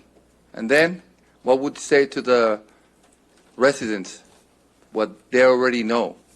I think we need to pay attention. I already spoke about this, is let's bring our revenue up first before we spend the money that we don't have. Let's try to be, because adding more bureaucracy, it adds expense that we don't need right now. For me, you need to do more work with less. And I'm sure we have very capable people here. We just need to apply ourselves, and everybody has to do their job. And, you know, let's be honest. We really care about our city. Like me, I'm volunteering my time on Sundays. I'm spending my own money. And I'm sure that everybody else here can do the same at their own level, at their own capacity. We all can pitch in a little bit here, a little bit there. It'll help. So, but by adding just people because the mayor needs help, we all need help. What we don't have is money. And like, until we create a steady revenue to the city, until we listen to the community, the needs that we have, I think it's not going to stop, because we're just going to add more expense to the money that we don't have. So I would advise the council to vote no on this one, and let's wait until we are in better shape financially to, I already said before, not to add 6 people, maybe 60 if we need it. Thank you. Thank you. Aaron Cox, followed by Carmel Rowe. Welcome, Aaron. Hey, good morning. How are you? Or good afternoon, evening. My name is Aaron Cox. I'm a homeowner in the city of San Bernardino. I live on 34th Street and been a homeowner here. I occupy my house. I'd like to first congratulate you, Mayor, on your new position and title, and congratulate the new council members. I look forward to the city moving forward. It's a great city. I grew up in and around San Bernardino. My father owned a business in San Bernardino for many years. It's dear to my heart. I work in the city of San Bernardino. I'm a county employee in the city of San Bernardino, and it's a great privilege to come up here and address you guys. And just I hope you guys can work together as a team to move this city forward. All of you, the city manager, the mayor, the council, and find a way to meet each other midway if you have to, or bend a little and flex a little bit, just to move the city forward. And not, Mayor, I would like to speak in opposition to adding those positions so soon. And I work for the county, and if it was ever like we were going to add 6 positions, it'd be like, whoa, it's just like adding positions is a big deal. They're costly over time. Pensions, retirements are expensive. I do think I would just recommend you be a little more conservative. I like you as a person, and I think you're going to be a good mayor. And I do support you as the mayor. You're the elected mayor. And but I suggest you be a little more conservative, as the other speaker spoke. Maybe adding one position the first year, and then assessing things and just getting a feel for the position and where the positions can be needed. I know you have great ideas for the city, and you're finally there. And I know it was a hard-fought race. And I should just suggest you back off a little bit on that proposal, because it does seem, I could think of negative terms but I do appreciate that you have some ideas for the city moving forward. The charter was changed recently. In the last few years, the charter was changed and took some power away from the mayor's office and gave that power to the city manager's office. And before we add any more than like one position in the mayor's office, I would recommend that we assess other departments, what their needs are and where we can add positions in those offices. I do want to say I do support the city manager also. I just want to see the city move forward. Pretty much all I own in this world is my car and my house. So I do appreciate the fact that we have a lot of dedicated people here in the city to move forward. And thank you very much for the time to listen to my comments. Thank you. Carmel Rowe, followed by Kathy Hartley, followed by Pat Morris. Ms. Rowe, welcome. Hi. There's a few items on the agenda that I wanted to speak about today. The first one is item number 14. I just wanted to let you guys know that I approve of this, and I kind of think this is a good thing for the city. I wanted to move on to item number 17, the Animal Control Commission and Animal Program update. I did watch on TV, and I did also read the minutes of the subcommittee report of a letter by Jessica Lopez.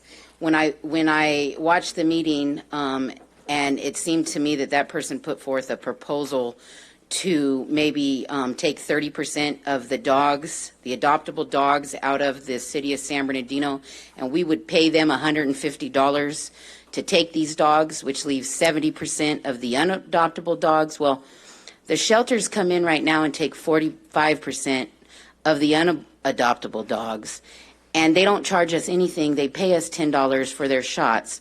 So before we would even consider a proposal from Miss Jessica Lopez and give away $150 a dog, this is part of their commission in their meeting. So if you guys don't know what it is, I'm bringing it to you so when you see this, you will know that if you were to elect this option, that we would be giving away money instead of actually benefiting from these dogs and the dog lovers. I would just like to say that I back Alice Chow and her group. I've been working with them. I've been watching them. I've been at the animal shelter since my dog got arrested, which even Mayor Davis knows because there was like 3 million emails sent to him. And I know that they do a good job. I also, when I was reading, it said that it would cost $18 million to build a new shelter.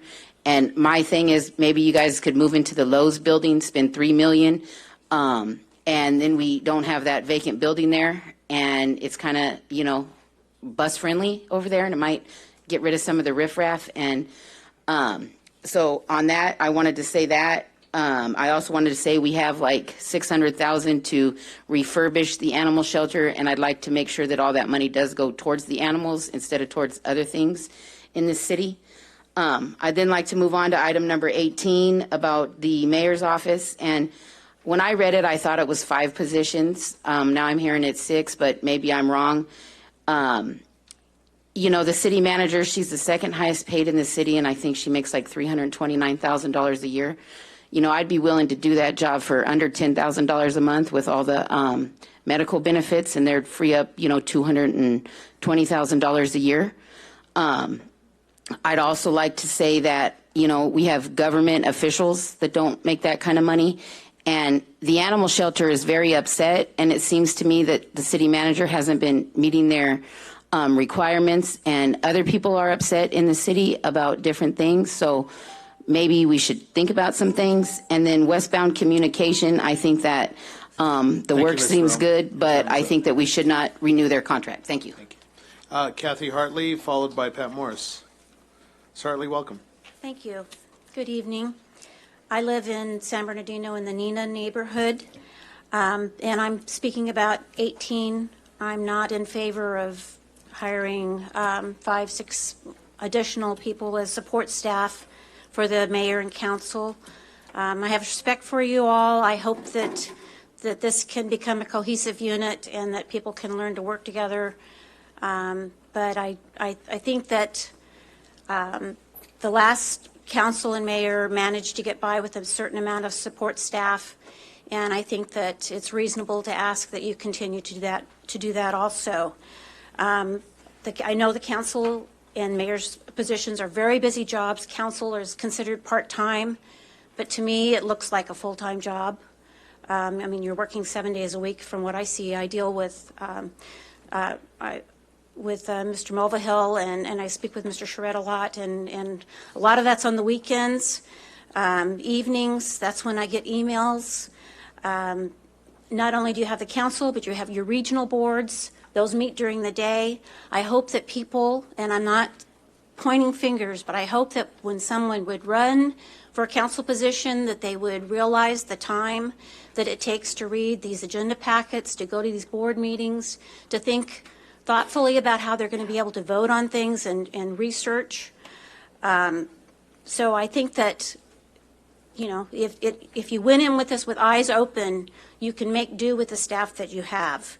And I just also want to say that I think that there's been a lot of criticism against Jim Mulvihill and Fred Charette about communication. I think they're great at communicating. I have no problem at all. I see them at meetings all over town. Jim answers my emails very quickly, and that's how I communicate with him. I don't call him on his phone because I expect that he's busy with other things. He can answer an email when he has time. But he's taken care of trees on Broadmoor, trees on Parkside, potholes, landscaping, issues in the medians, streetlights that were out for years. We're getting those done. I've had great results with my council leader. So, and the other thing I want to mention is the disrespect that's been going back and forth. And everybody kind of needs to calm down because it's going both ways. I think that people are reacting to other people's disrespect and it's escalating. And I hope that everybody can kind of calm down and grow up and learn to communicate without backbiting and name calling.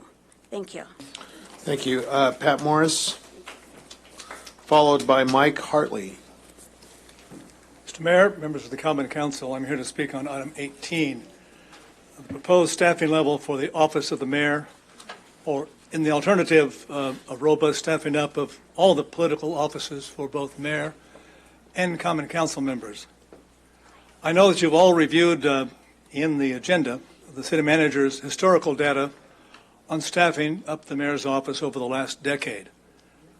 Over those 10 years, the mayor's office has been adequately staffed with an average of 3 assistants. During the last 2 years of my tenure, I had 1 paid assistance on the payroll.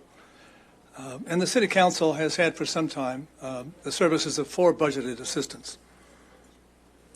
You will note from the city manager's report that all the cities in our region who have our same form of governance, that is, a council city manager form of government dictated by our charter, are politically staffed for both mayor and common council with 0 to no more than 4 assistants. There are 2 outlier cities in that lineup, Anaheim and Riverside. So let's examine those 2 charter cities. Anaheim has 6.5 positions serving both mayor and common council. Anaheim is a city of 350,000 residents, half again as big as our city, and they have a general fund budget of $1.9 billion. That city has the remarkable tax resources to spend $5,400 annually for the benefit of each of its residents. And yet they wisely put their dollars into direct services, not overstaffing the politicians in City Hall.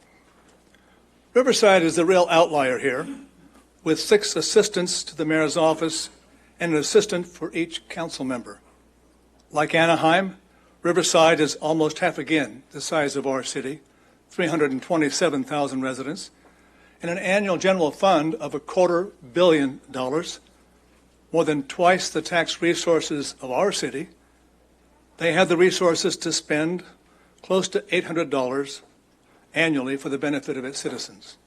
Our city has a general fund of $120 million to serve the needs of 215,000 residents. We are the poorest city in the region in per capita income and in tax resources available for services. We have only $540 annually to spend for each of our residents. With dozens of important direct service positions standing vacant in our city, identified for you by the city manager in her report, and the meager resources that we have to allocate for direct services, it's hard to believe that you are serious about bulking up the staffing of your political offices. Thank you, sir. To staff Appreciate up your the mayor's comments. office with 9 assistants is preposterous. It is truly Thank you. Your time is up, sir. malfeasance. Mike Hartley.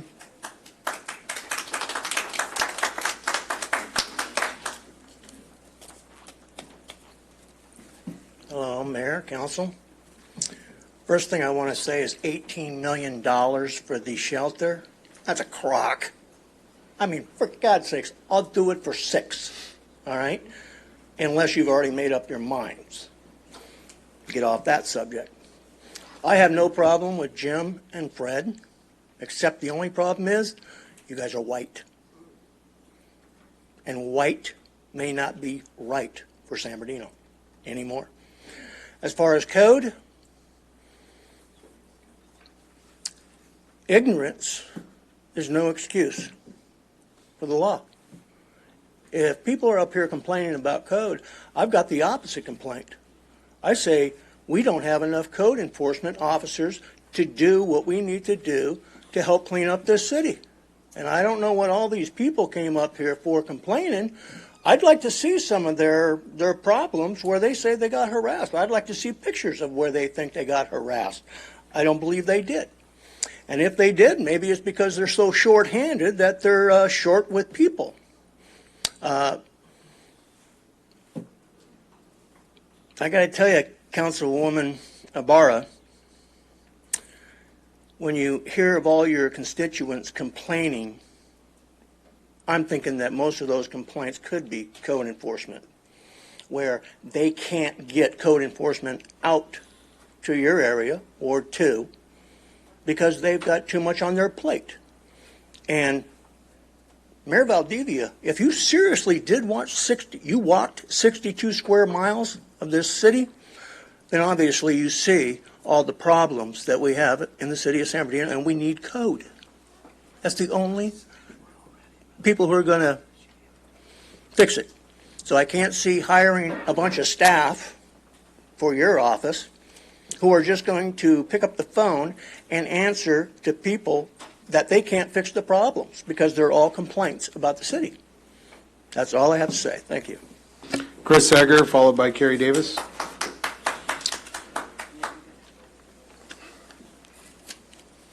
Mr. Davis, I have 2 slips. I'll recognize you for one. Chris Egger. Chris Egger. Mr. Davis, welcome. Good evening, Mayor and City Council. During the council meeting held January 2nd, I observed what seems to me to be violations of both the city charter and the code of conduct. Section 302 of the charter states the council and mayor shall operate together to serve the best interests of the city. Mayor Valdivia appears to have unilaterally changed the policy for public speaking in contradiction to the procedures outlined in the published agenda for January 2nd. Additionally, Section 302 states the council, in collaboration with the mayor, will develop and implement a code of conduct to guide and direct their interactions and duties, including measures to hold one another accountable for deviations from the goals and principles set forth in the charter. Ordinance number 1438, Section 1, Chapter 2.58.050N states, the mayor, city council, city manager, and staff will not blindside each other in public. Mayor Valdivia, council members Ibarra and Nickel appear to have violated this section at the January 2nd meeting. The mayor, when he unilaterally changed the public speaking process. Councilmember Ibarra, when she complained about Councilmember Movihill's and Charette's lack of responsiveness. Councilmember Nickel, when he complained to the city manager about the general plan update with his remark that the city has failed. Section 302 also states the council, in collaboration with the mayor, shall create and implement a plan to maintain the city's fiscal integrity. The mayor seems to be disregarding this section because he's proposed increasing yearly spending approximately $500,000 by adding unnecessary staff. His justification was so he could be more responsive to constituents. I fail to understand how adding another layer of bureaucracy between himself and the community helps him get first-hand input from constituents. It would appear that it increases a buffer between the residents and the mayor instead of helping him or the council to be more accessible. Using field reps to capture residents' concerns creates the problem of field reps communicating their filtered version of residents' concerns. If the proposal under consideration includes combining and consolidating the council and mayor staff, then the effect should be to reduce redundancy and allow for elimination, not expansion. However, I suspect the intent is to gain more direct management and control over city administration, which is contrary to the council manager form of government established by the charter. I'd like to have introduced my BSA Troop Number 1, who's attending this evening, and they're fulfilling one of their requirements for the Citizenship in the Community Merit Badge. So if they could stand for just a moment. Thank you.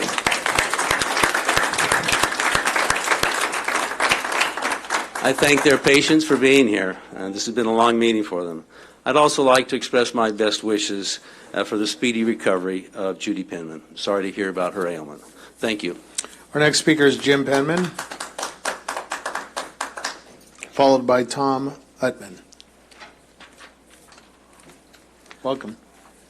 When I was defeated for mayor in, I think it was 2006, new mayor took office. I saw it as my role to support him. I'm told that many people expected me to be critical, but I wasn't. When he attempted to put in a tax on the police department, and he needed unanimous vote of the council because of a peculiarity in the law, I met with 3 of the council members who had supported me for mayor, and they were right away in agreement they were going to support Mayor Morris and what he wanted to do. When he made an appointment to his chief of staff that was widely criticized, not so much in the paper, but in coffee shops and restaurants and the country club and American Legion Post, I was the only public official to say on the record that I supported his decision. I said, San Bernardino politics, it's a shark pool. The man needs somebody in there he can trust. We supported him. When I was recalled, I didn't come down and criticize Mr. Sines. First time I came to a council meeting, I was here representing a client, and Mr. Sines' office gave a legal opinion. And 2 or 3 of the council members seemed skeptical, and those were council members that I knew had some confidence in my opinion. I came up to the podium, and I said the city attorney's office in that opinion is correct. And I cited the same section of the law that they had cited. I think that's what we do with our newly elected officials. We don't come back, whether we consider ourselves successful in what we did and other people think we weren't, who cares? Give the guy a chance. If he screws up, then come back. I blasted Gary at the last council meeting. But that's the first time I've said a negative word about him in 5 years.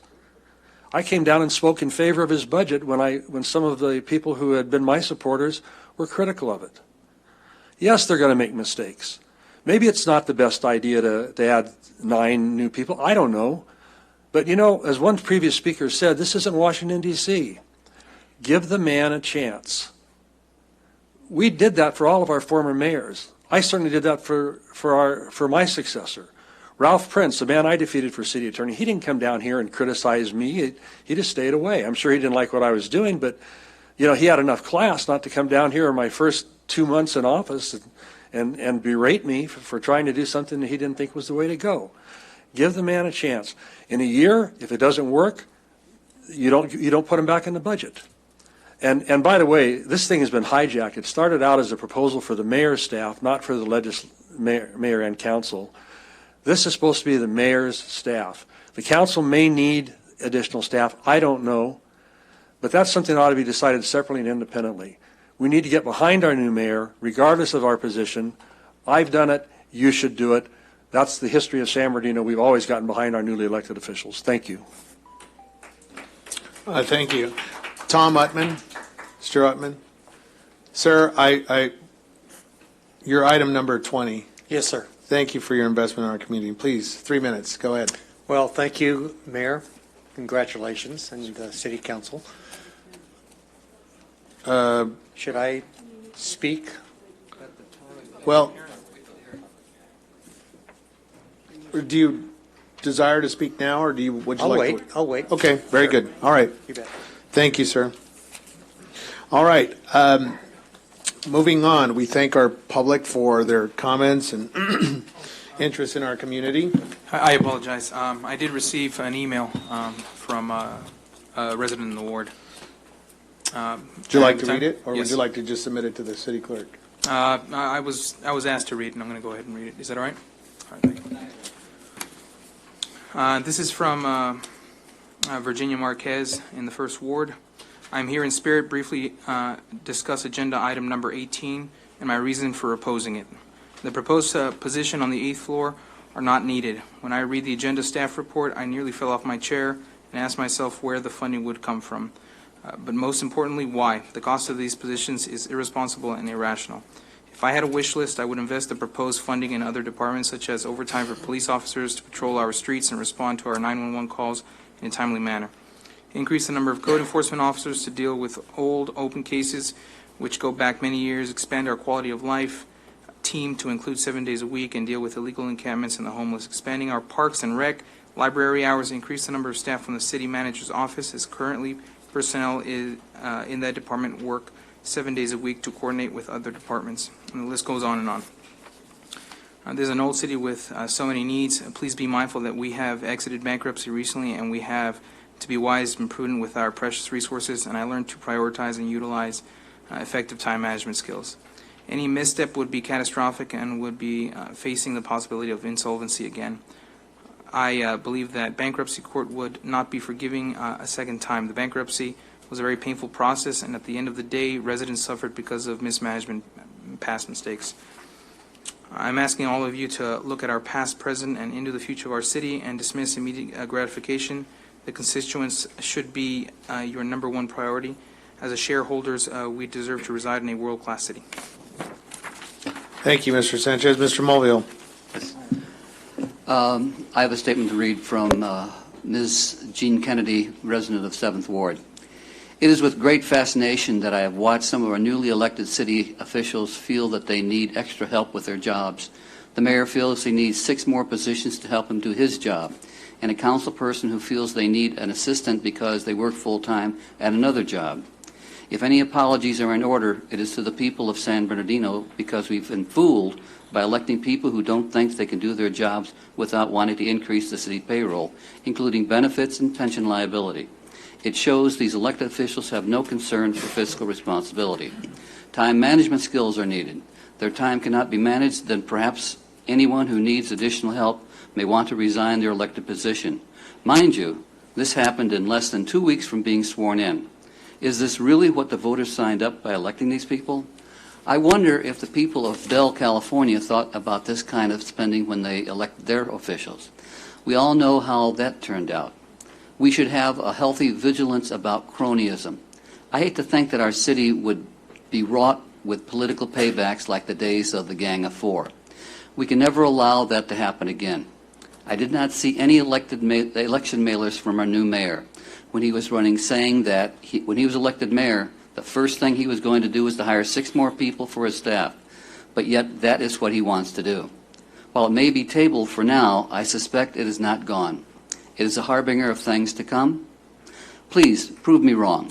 Why doesn't the mayor and the city council just do the people's business? Here are things I would like to see fixed. Fix more potholes. Hire more police. Allow our police chief to do his job unhindered by politics. Get a sustainable fix on animal control. Hire more code enforcement officers. Get rid of slumlords. Allow our current city manager to manage our city on behalf of the residents and to stay out of our way. Be realistic. Fast-track planning for affordable housing, low-income housing, and repurposing. Repurposing building is an excellent start. Work with the general plan. Make it work for our city's needs. I pray that we all have more in common than what has been divided us, so we can succeed in making San Bernardino everything can be. Signed, Jean Kennedy, 7th Ward residents. Thank you. Mr. Schwett. Thank you. I have just 2 text messages that I received from constituents in the 1st Ward. One is from Judy Castorina. She indicates that she is opposed to the hiring of the 6 people in the mayor's office, that the money could go towards things that are much more needed. It was once 3 people had worked in the office for years, and it has done fine. If you can't handle the job, then it is time for someone who can. This is signed by someone who loves the city and wants to see the city as it once was. The second one is from a constituent named Melissa Gonzalez, also living in the 1st Ward. She indicates that she is also opposing Valdivia's item 18 for Wednesday's agenda, that's tonight, to hire 6 more staff, as that money can go to many needs in the city, like maintenance, faster police responses, city payroll, etc., and she thanks us. And again, that's from Melissa Melissa Gonzalez. Thank you. Moving on to our consent calendar, items 3 through 16. I'm going to poll the council members. Councilman Sanchez, do you have any polls? No. Councilman Ibarra? Councilwoman Ibarra? Any polls? 6, 7, 10. All right, moving on to 14. Council. Oh, I'm sorry. 14. All right. 6, 7, 10, and 14, is that right? Yeah, 6, 7, 10. Thank you. Councilman Charette? None. Councilman Nickel? I have just two quick questions on item 8 and 11, if I may. Item 8, just wanted some clarity that the officer assigned to the locations for Dignity Health will also have duty to take all reports and conduct investigations. The concern received by me was that, you know, they might be on duty, they're there on their overtime, but if something comes up, then they call somebody, another officer that's on duty, so we end up essentially we end up with double the workload, and we just wanted confirmation that that person will in fact have the duty to both take those reports and conduct those investigations at Dignity's location. The personnel assigned to that will be dedicated to that area, and they will be responsible for taking all reports, anything law enforcement related in that specific area. Excellent, thank you. And then on item 11, this item in the public agenda states that this is for bridge railing and repair, and the recommendation states an amount of $92,744 for bridge railing repair. And yet, reading the item, it was brought to my attention by constituents that there's no mention of railing in the actual item 11. Well, is there a discrepancy there, or is railing there? It talks about surfaces and paving and other things other than railings. Yes. Good evening, Mayor and Council. Yes, it's supposedly the address of the item is railing and repair, and these bridges that we choose for this one have no railing issue. It's only needed the servicing, so we just have it as it mentioned in the CIP, so you'll know which project it is. Oh, so the bridge railing repair is the title of the CIP project? Yes, exactly. I see. Okay, all right, that answers my question. Thank you. Thank you. Mayor Pro Tem, do you have any polls? Not tonight. Thank you. Councilman Mulvihill? I have none, Your Honor. Thank you. Mayor? Move the balance. Mayor? Just a minute. Yes. I just wanted to point out that on the minutes, that we put in two copies of the January 2nd minutes rather than two copies of the December 21st. You do have that updated, so that covers both special meetings from that day. Very good, thank you. And our administrative staff, city attorney, any polls, any issues? City manager? All right, very good. Second. Cast your vote, please.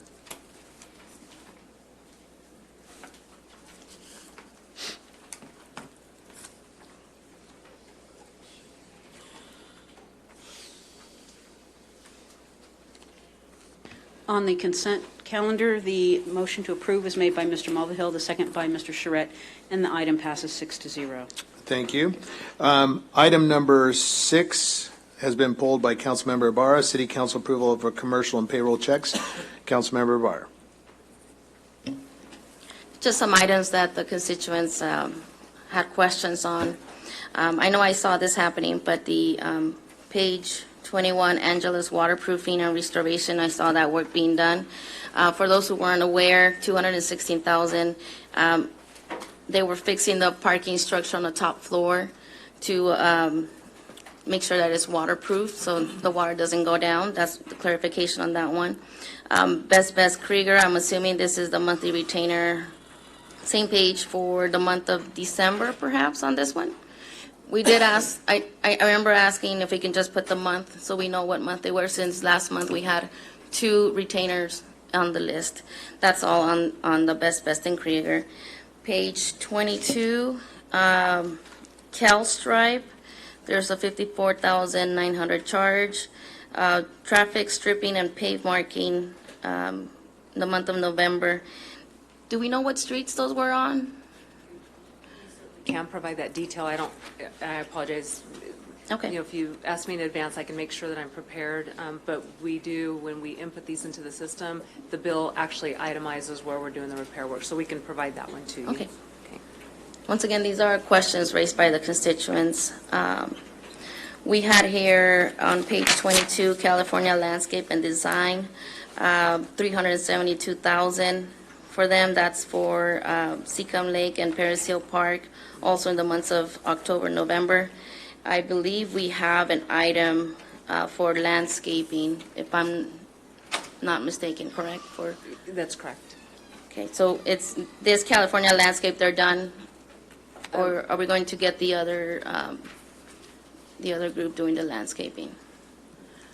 I'm not sure really what you're asking. I mean, this is the work that they're doing at Seacom Lake and Paris Hill Park, so there's 2 parks that they're working on.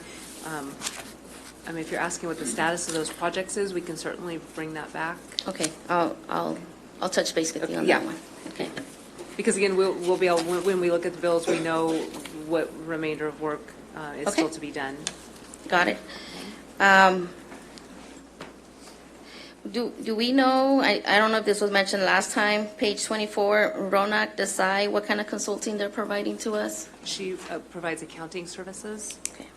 And, I mean, I think that's a good opportunity since you've asked the question. You know, there are times when we have extraordinary, like if we're preparing for audits and things, and so we use services like that to augment services where we know that it's not someone we need necessarily day to day, but they come in and they work those peak periods, so we don't have to have city staff members doing that. Again, where we know we're going to have the extra need for manpower, but we don't need it on a day-to-day basis. Okay, thank you. And then we saw water charges. We have them from the City of San Bernardino Water, $51,000. Month of December, water charges on page 25 for East Valley Water District. That was $6,600. And I know I saw another one that had water charges. We are required to pay for water like our residents are and our businesses. So we do reimburse the water fund for the water costs that we have on our city facilities. Okay, and we're confirming that we're not running water on non-watering days, right? Okay.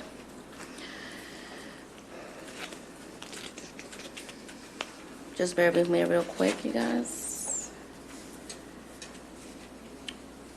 Goldman Magdalene has quite a bit of files and claims listed under them for $48,000.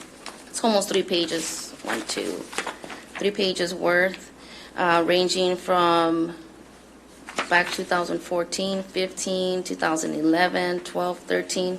Are these being finalized? Yeah, these are workers' compensation cases, and so we do have several of them, you know, with workers' compensation matters. They can go on for a number of years, but yes, our goal is to get all of our claims filed as quickly as we can and settled. And then there was a lot of comments done about jobs for the city. Just so the constituents are aware and people watching at home, we are constantly posting jobs available.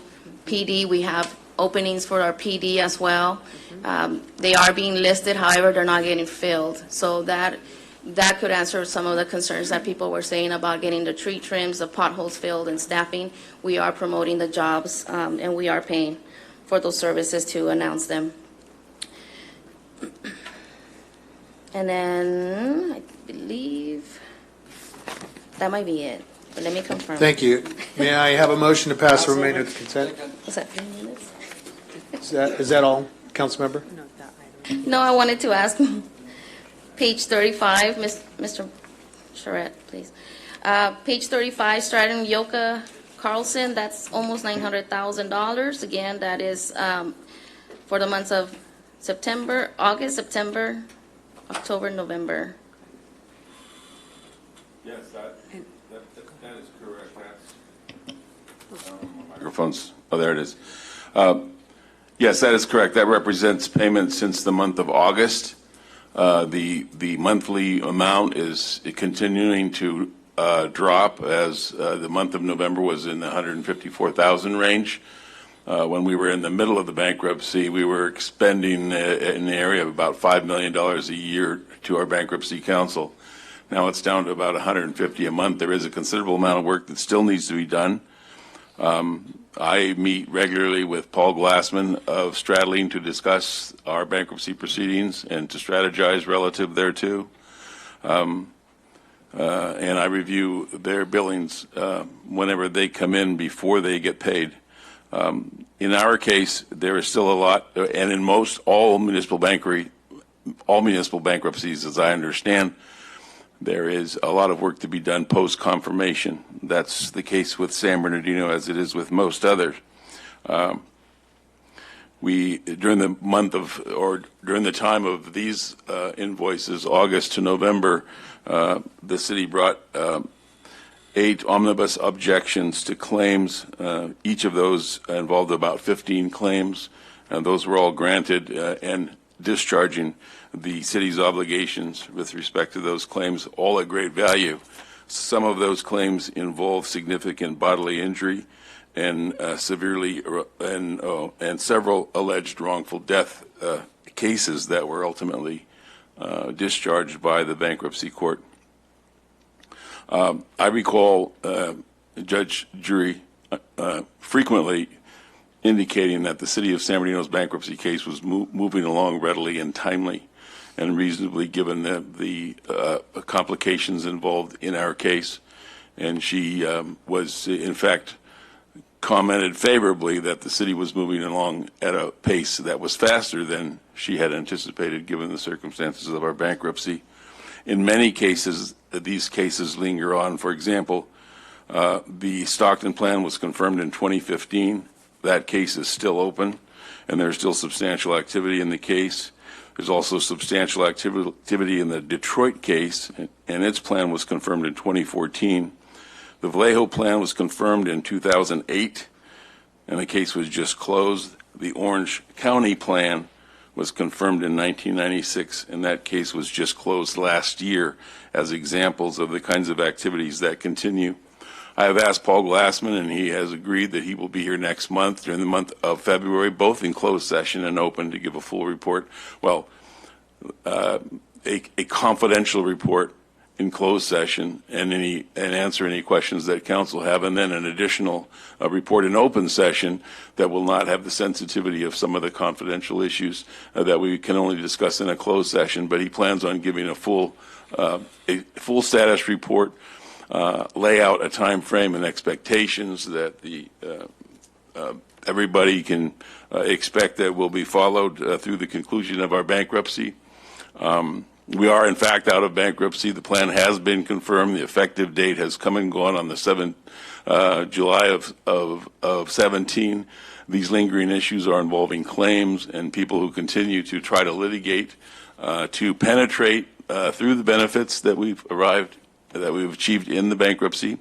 Just recently, in fact, in the United States District Court, Central District of the State of California, Central District of California, just on January 14th, 2019, which was Monday, in the case of Frederick versus City of San Bernardino, that district court issued an order denying plaintiffs' motion for extension of time to file notice of appeal. In that matter, there were several issues that came forth beginning on February 17th, 2017.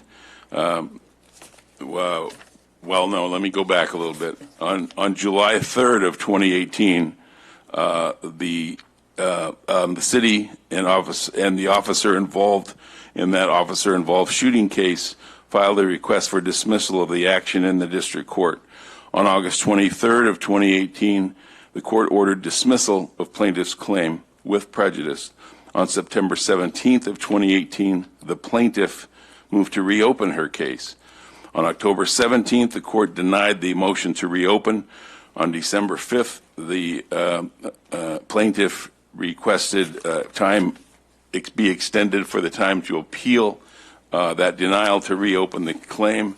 And the order, as I've just indicated, was given on January 14th, 2019, denying that claim for extension of time. So these are the kinds of things that we're dealing with. This was, in fact, a police officer shooting.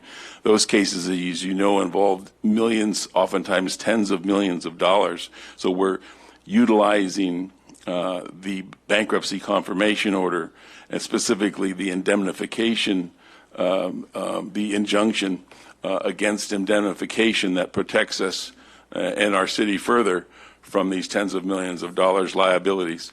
As you know, these types of cases can be very, very costly.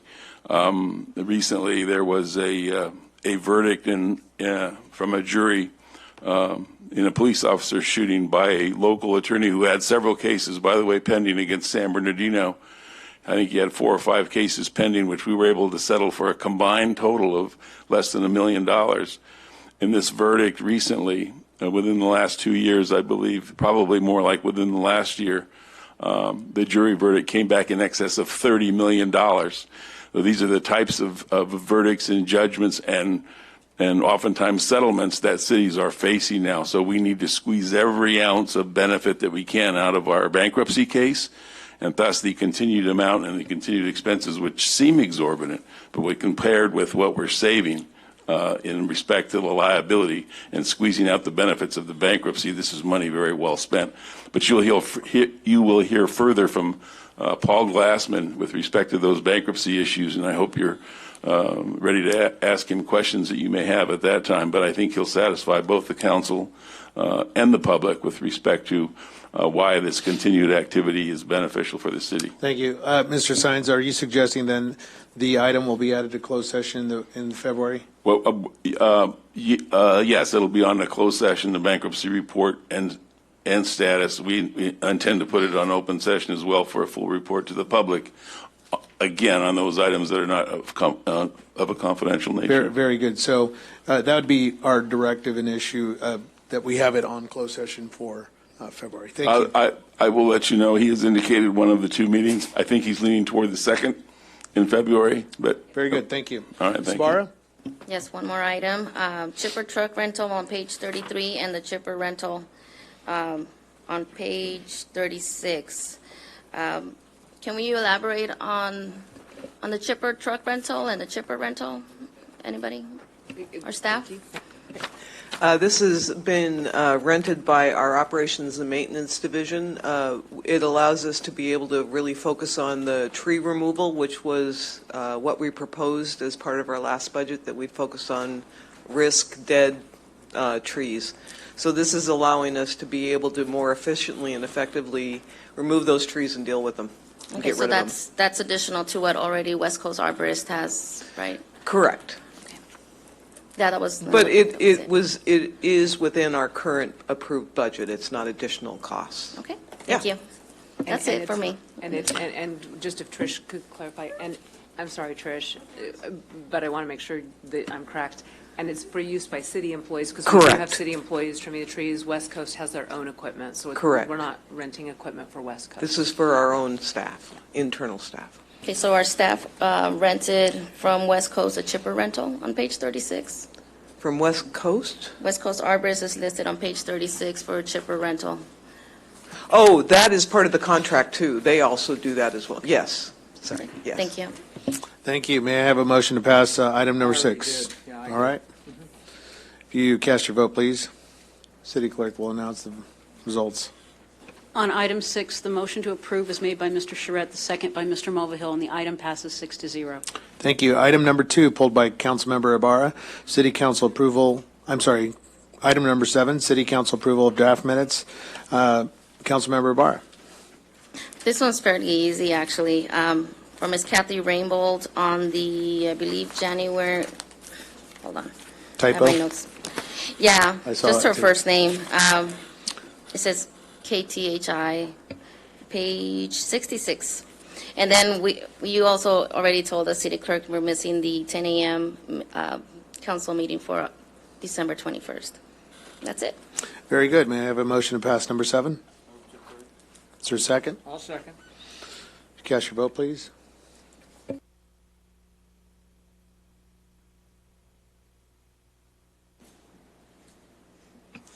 On item 7, the motion to approve is made by Mr. Nichol, the second by Mr. Charette, and the item passes 6-0.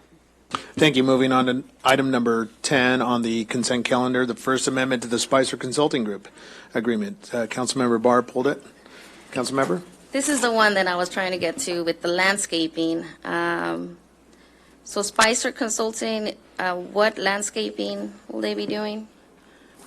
Actually, they are a consultant that helps us establish landscape districts. So they are a financial kind of consultant that allows us to establish the community facilities districts. What those are is when developments come in and they have infrastructure that benefits the city, they pay us to take care of it. And we have to create that structure, and that's what they're helping us with. Okay, that's it. Thank you. Good. Motion to pass item number 10? All right. If you cast your votes. Nichol and Mulvihill? Cast your votes, please. On item 10, the motion to approve is made by Mr. Mulvihill, the second by Mr. Nichol. The item passes 6-0. Thank you. The item number 14 on consent calendar pulled by Councilmember Ibarra, Consultant Services Agreement between the City of San Bernardino and Kaiser Marston Associates. Councilmember Ibarra.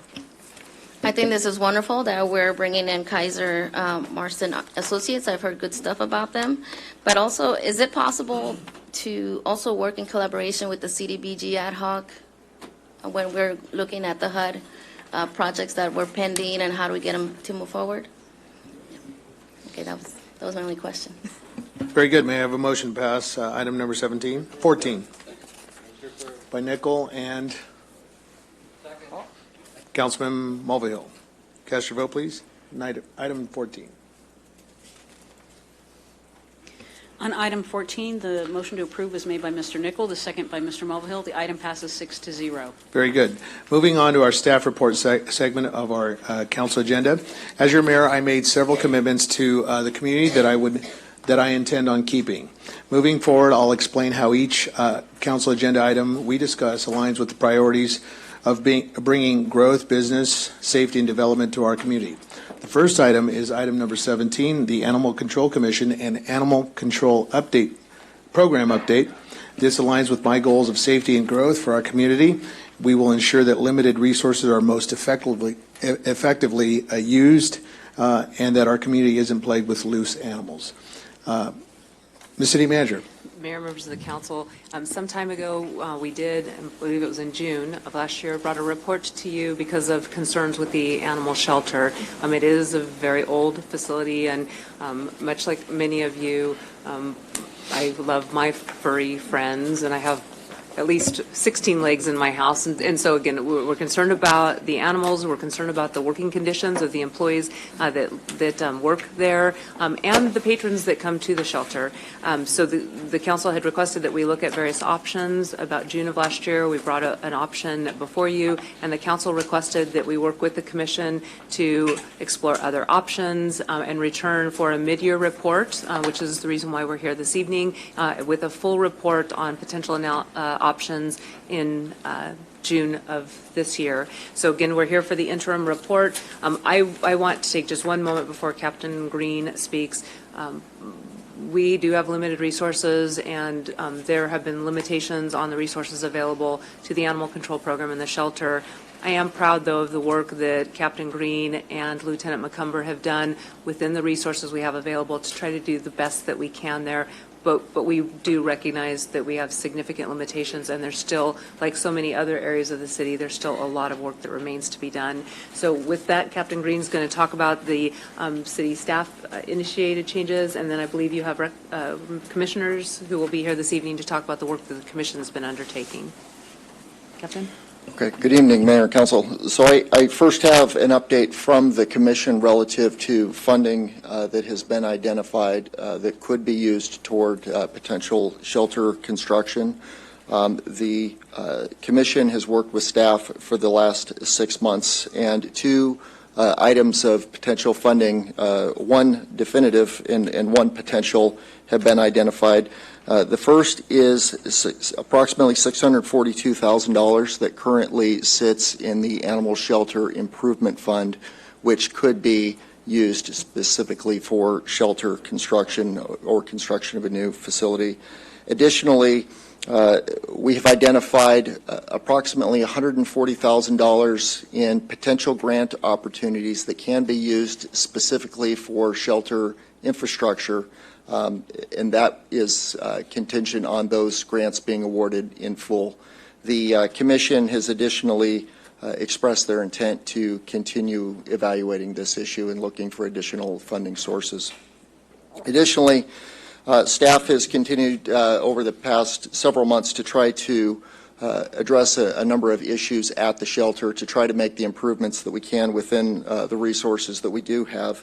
And some of those improvements relate to the facility itself. We have tried to increase the landscape operations and maintenance there. We have made some improvements in the condition of the landscape, and certainly it's had a positive impact on the appearance of the facility. We have purchased 2 vehicles, which the city is about to take delivery of, and we will be able to push those animal control vehicles into service very shortly. We have erected fencing around the facility to reduce visibility into protective custody areas, but also to reduce stress on the animals.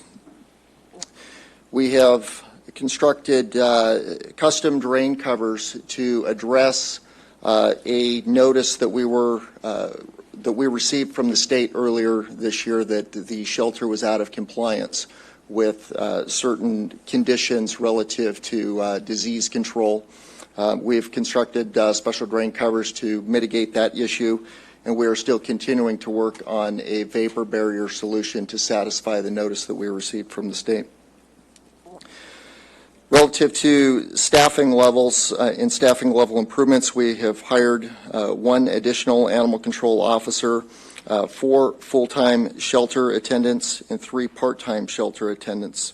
Currently, we have 2 additional animal control officers in background and 1 senior customer service representative in the background process, and those personnel should be hired in the very near future.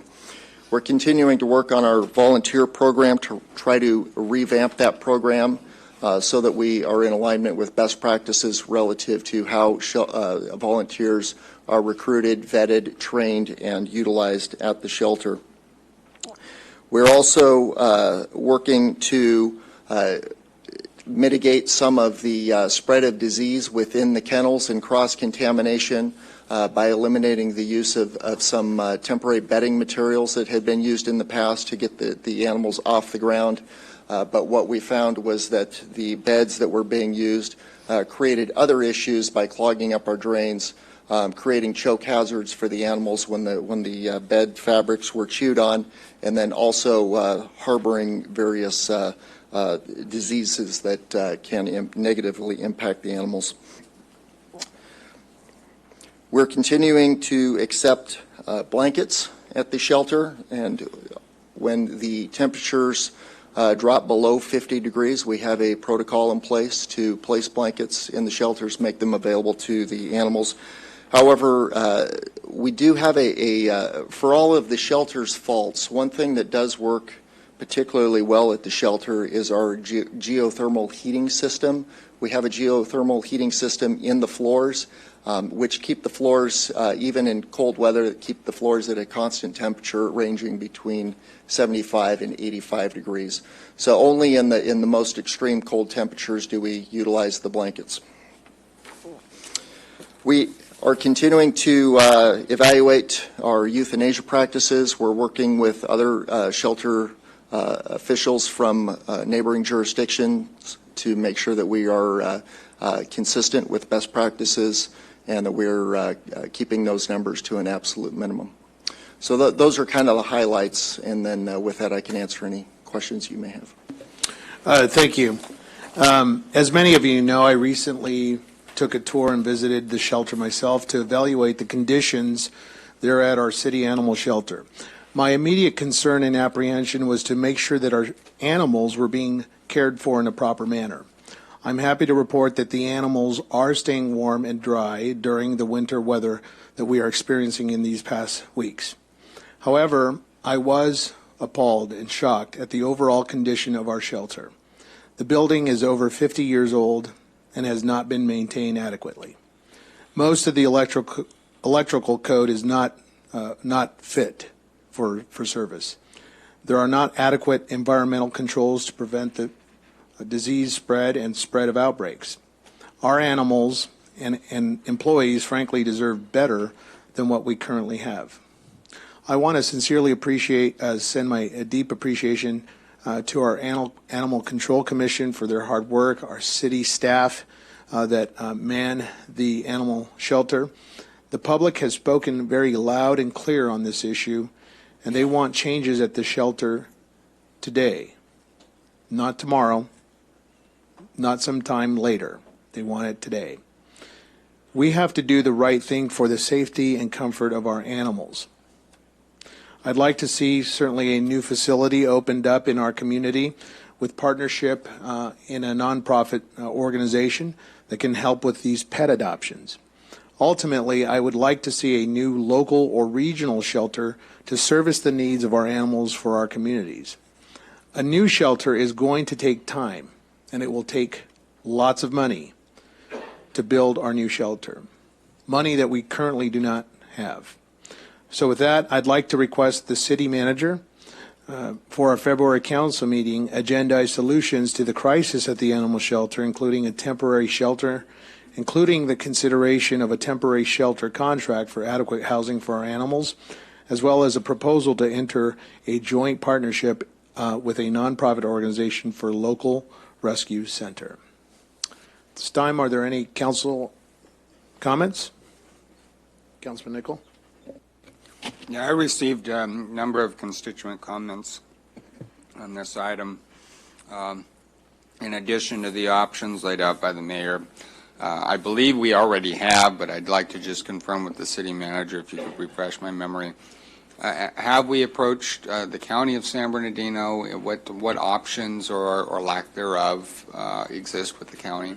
We did approach the county some months ago. I think it would be worth, if the council wants us to, just update those discussions. I think it would be fair to ask them the question again, but they have certain limitations as well. They have facility issues and a host of other issues they're attempting to address. So what I would recommend is that we just talk to them again and make sure that the report we bring back to you reflects the current status of their facilities. And then another question, I know there was rumored some years ago an interest by the water department in that property, which lies adjacent to our water treatment facility and administrative offices. But I assume that there may or may not be any interest. Do we know what the value of that property currently is?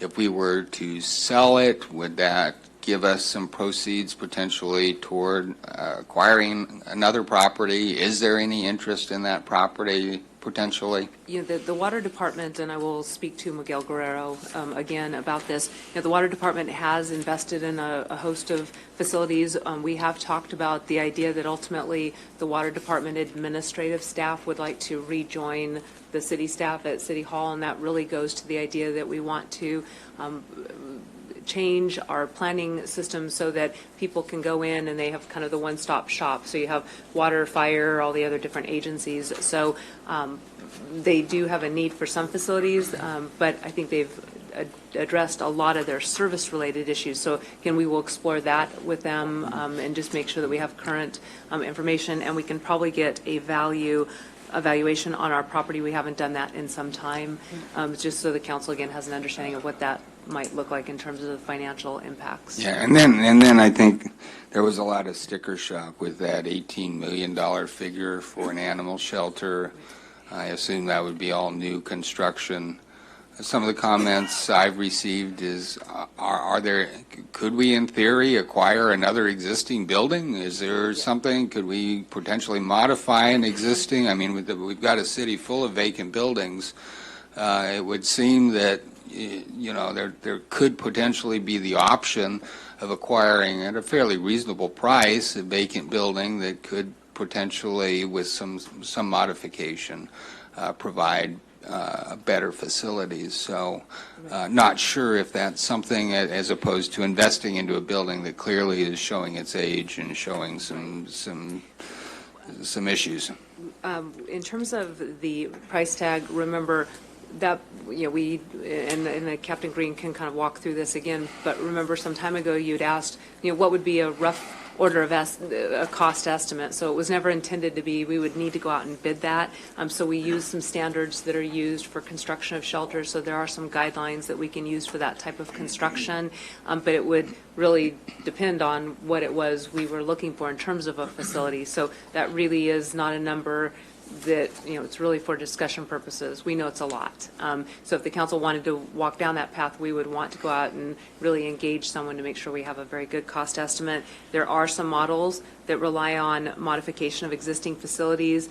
We can certainly do more research if that's something the council would like us to do. There are agencies that have modified. I will tell you, in the private sector, there are a lot of companies that provide dog training services, companies that provide canines for specialized services, and they often operate out of industrial type buildings that have been modified with yards and things like that. So again, there are some models that we can explore if the council would like us to do that. Yeah, and then finally, just whether or not there's a sufficient interest among some of our surrounding cities, other jurisdictions, for a potential joint powers type of entity. I don't know if we've done that assessment, if we've asked some of the neighboring cities whether or not they would potentially be willing to join, if there might be some cost savings or efficiencies that we could develop if we partnered up with some of our neighbors. So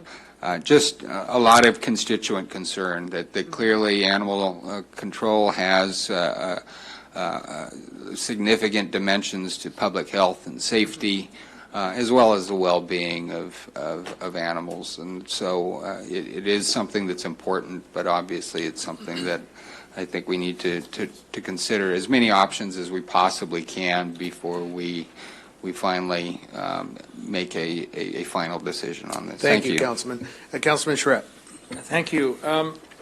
Captain Green, as you know, I toured yesterday along with my colleague, Councilman Sanchez, and agree that we saw a lot of things. You pointed out a lot of things that are really problematic, and I think we all know that.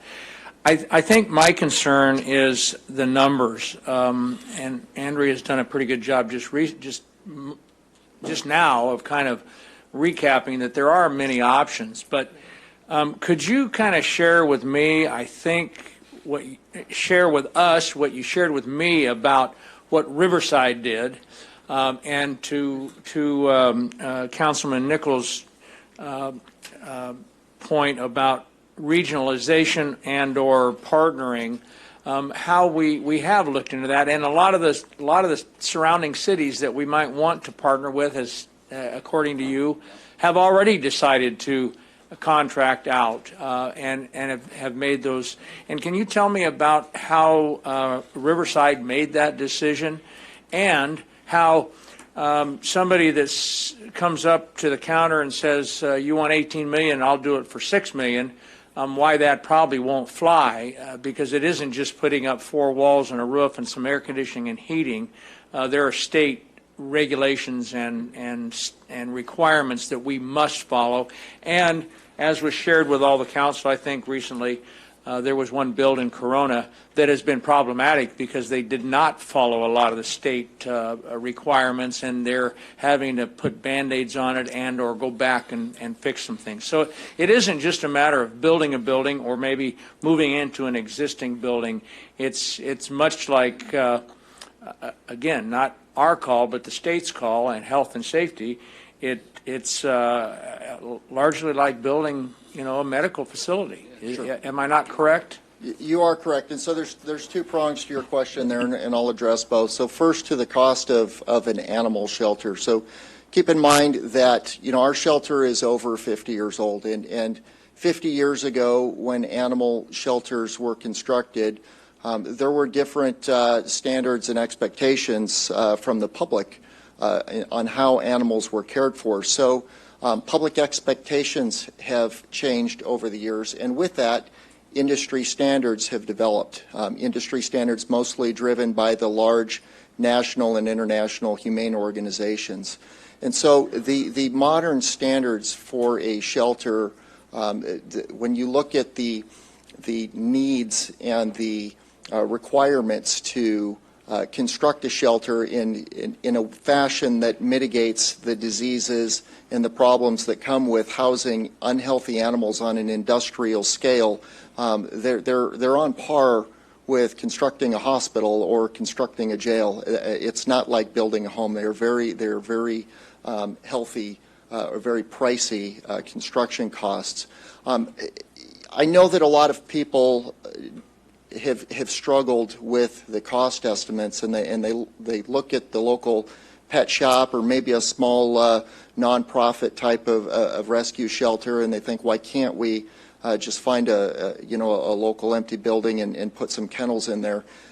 We can, but again, are we going to? The question that we have to ask is, are we going to then be facing the very same problems and the very same criticisms that we're currently facing at our new shelter? So while we may have a building with a roof that no longer leaks, as we continue to move several thousand animals through the facility each year, many of which are not healthy, many of which are carrying various diseases, bacteria, viruses, the shelter over time, if it's not constructed properly and it's not constructed using the right materials and in the right fashion, will develop the same problems that we're currently having. And some examples of that are, I talked about expectations. It is a current expectation that animals housed in a shelter will be in a air-controlled environment, meaning that they've got heat during the winter and air conditioning during the summer.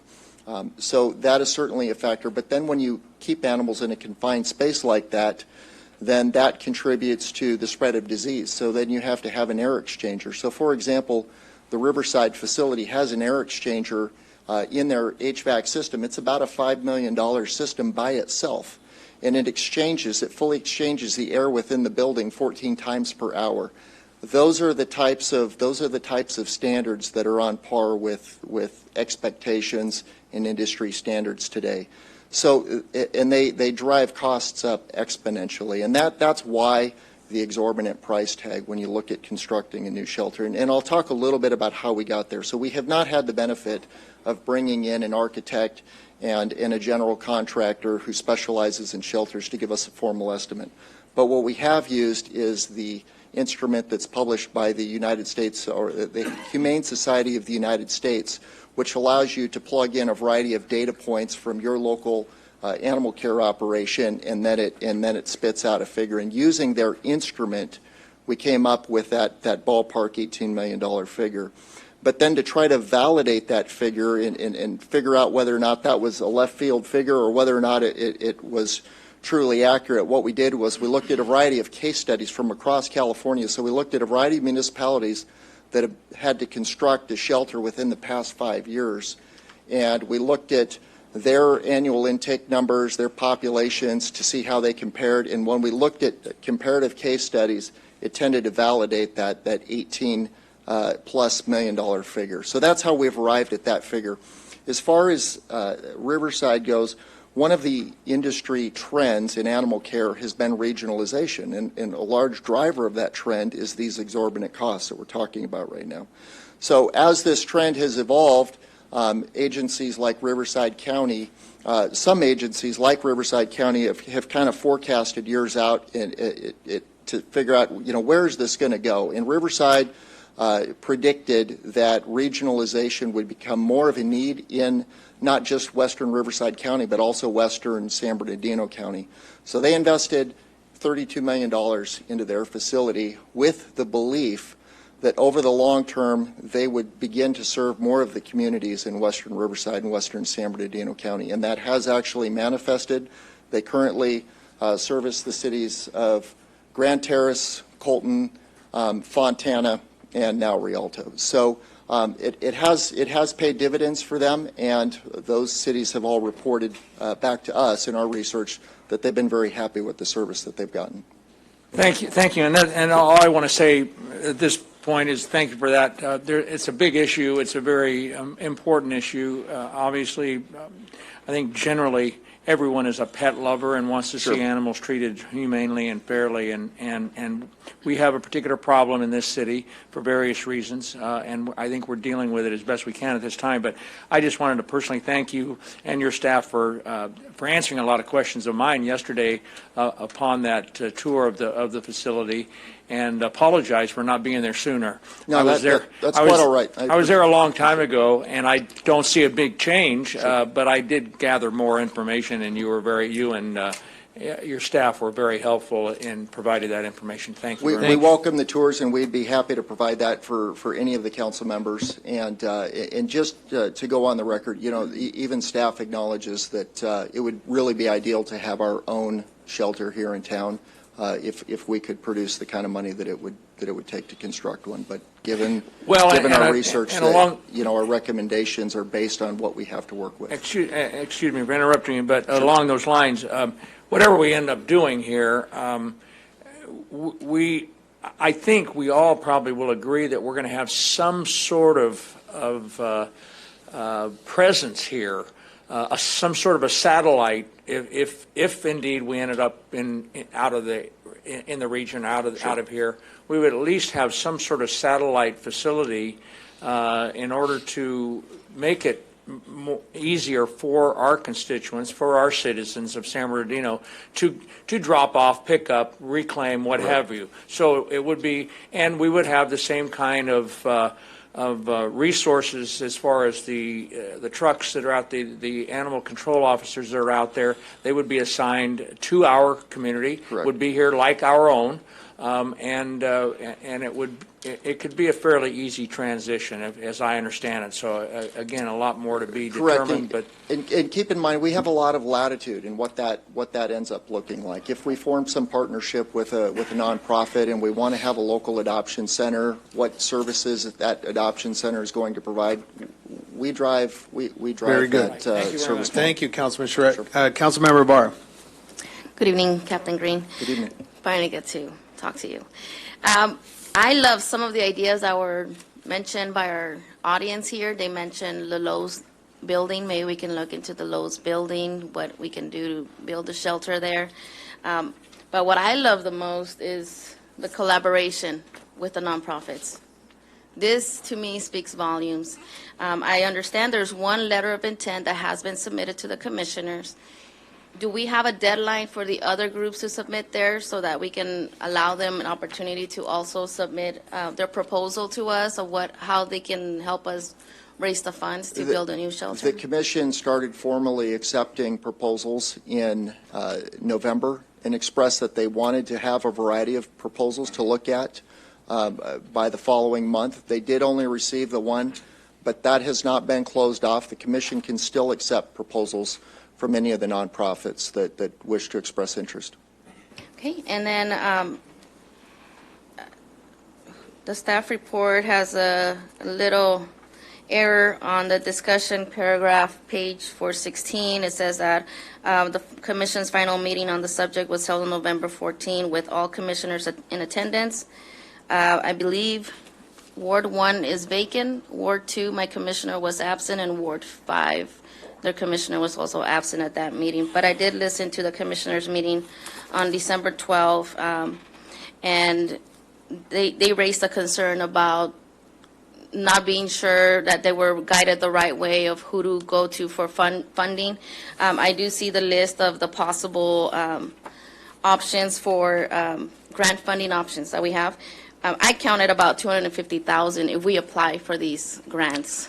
Keep in mind that many of those grants are specific to services and programs. When it comes to actual new infrastructure, that it reduces the number of grants that are available. So we actually calculated about $140,000 that would be available for that specific purpose. But to the larger point, there are endless grants available when it comes to services, programs, spay, neuter, vaccination, and so forth. Okay, and then one last item I want to check with our city manager as well.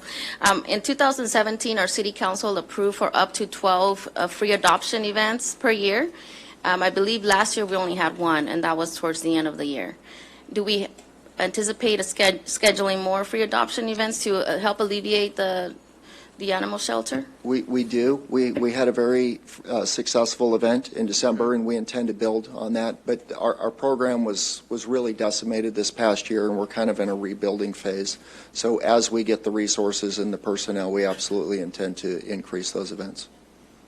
And that's, I'm glad to hear about the new staff that's coming on board, because I know we were short on staffing. We were at 14 out of 30 that were budgeted.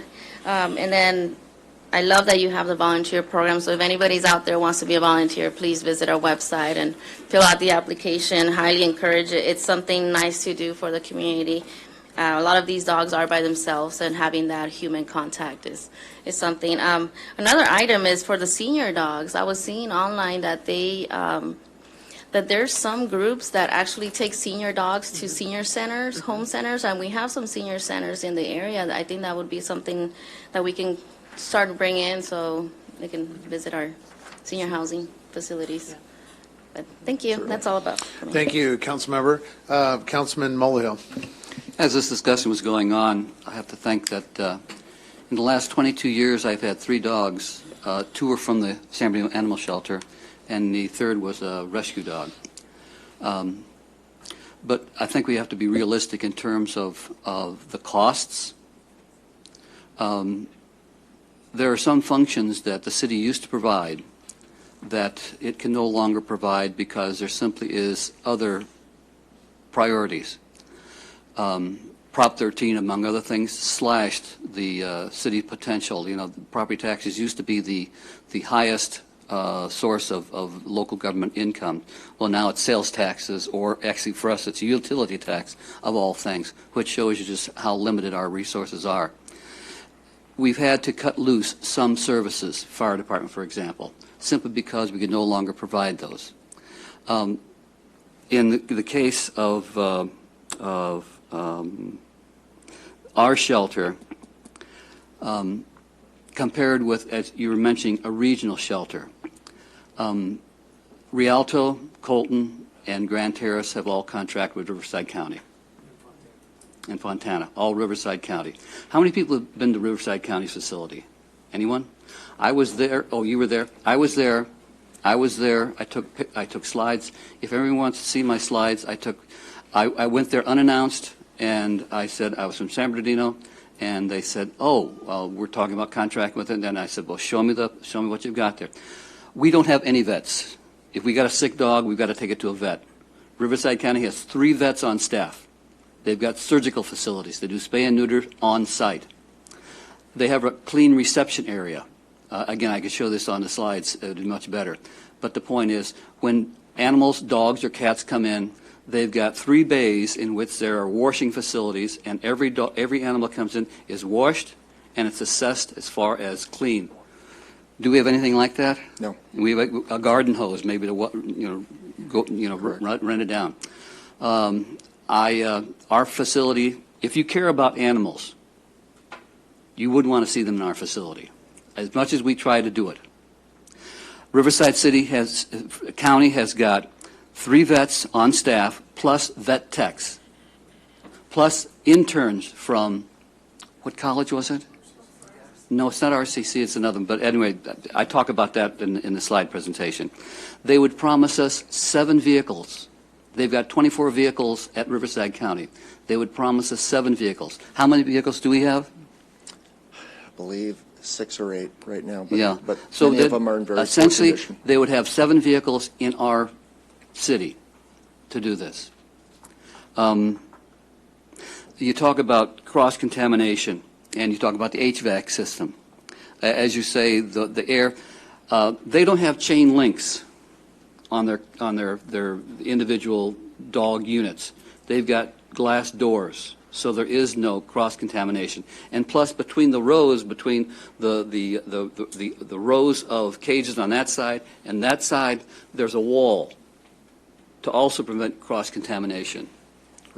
It's everything, it's tile and brick, and there are, for the cat facilities, there are, you've got glass fronts where people can come in and view the cats, and the cats have got, 2 levels that they can sit on, and then they've got a little sheltered cubby that they can go into where they're fed. I mean, it's all aimed at the animals. As you walk in the facility, there's a welcome stand, and there's 2 secretaries there, and they welcome you, and they can direct you, and as you go through the facility, on either side, there are demonstration rooms that have a sampling of the animals that the shelter has, so the kids, and there was classes that came in.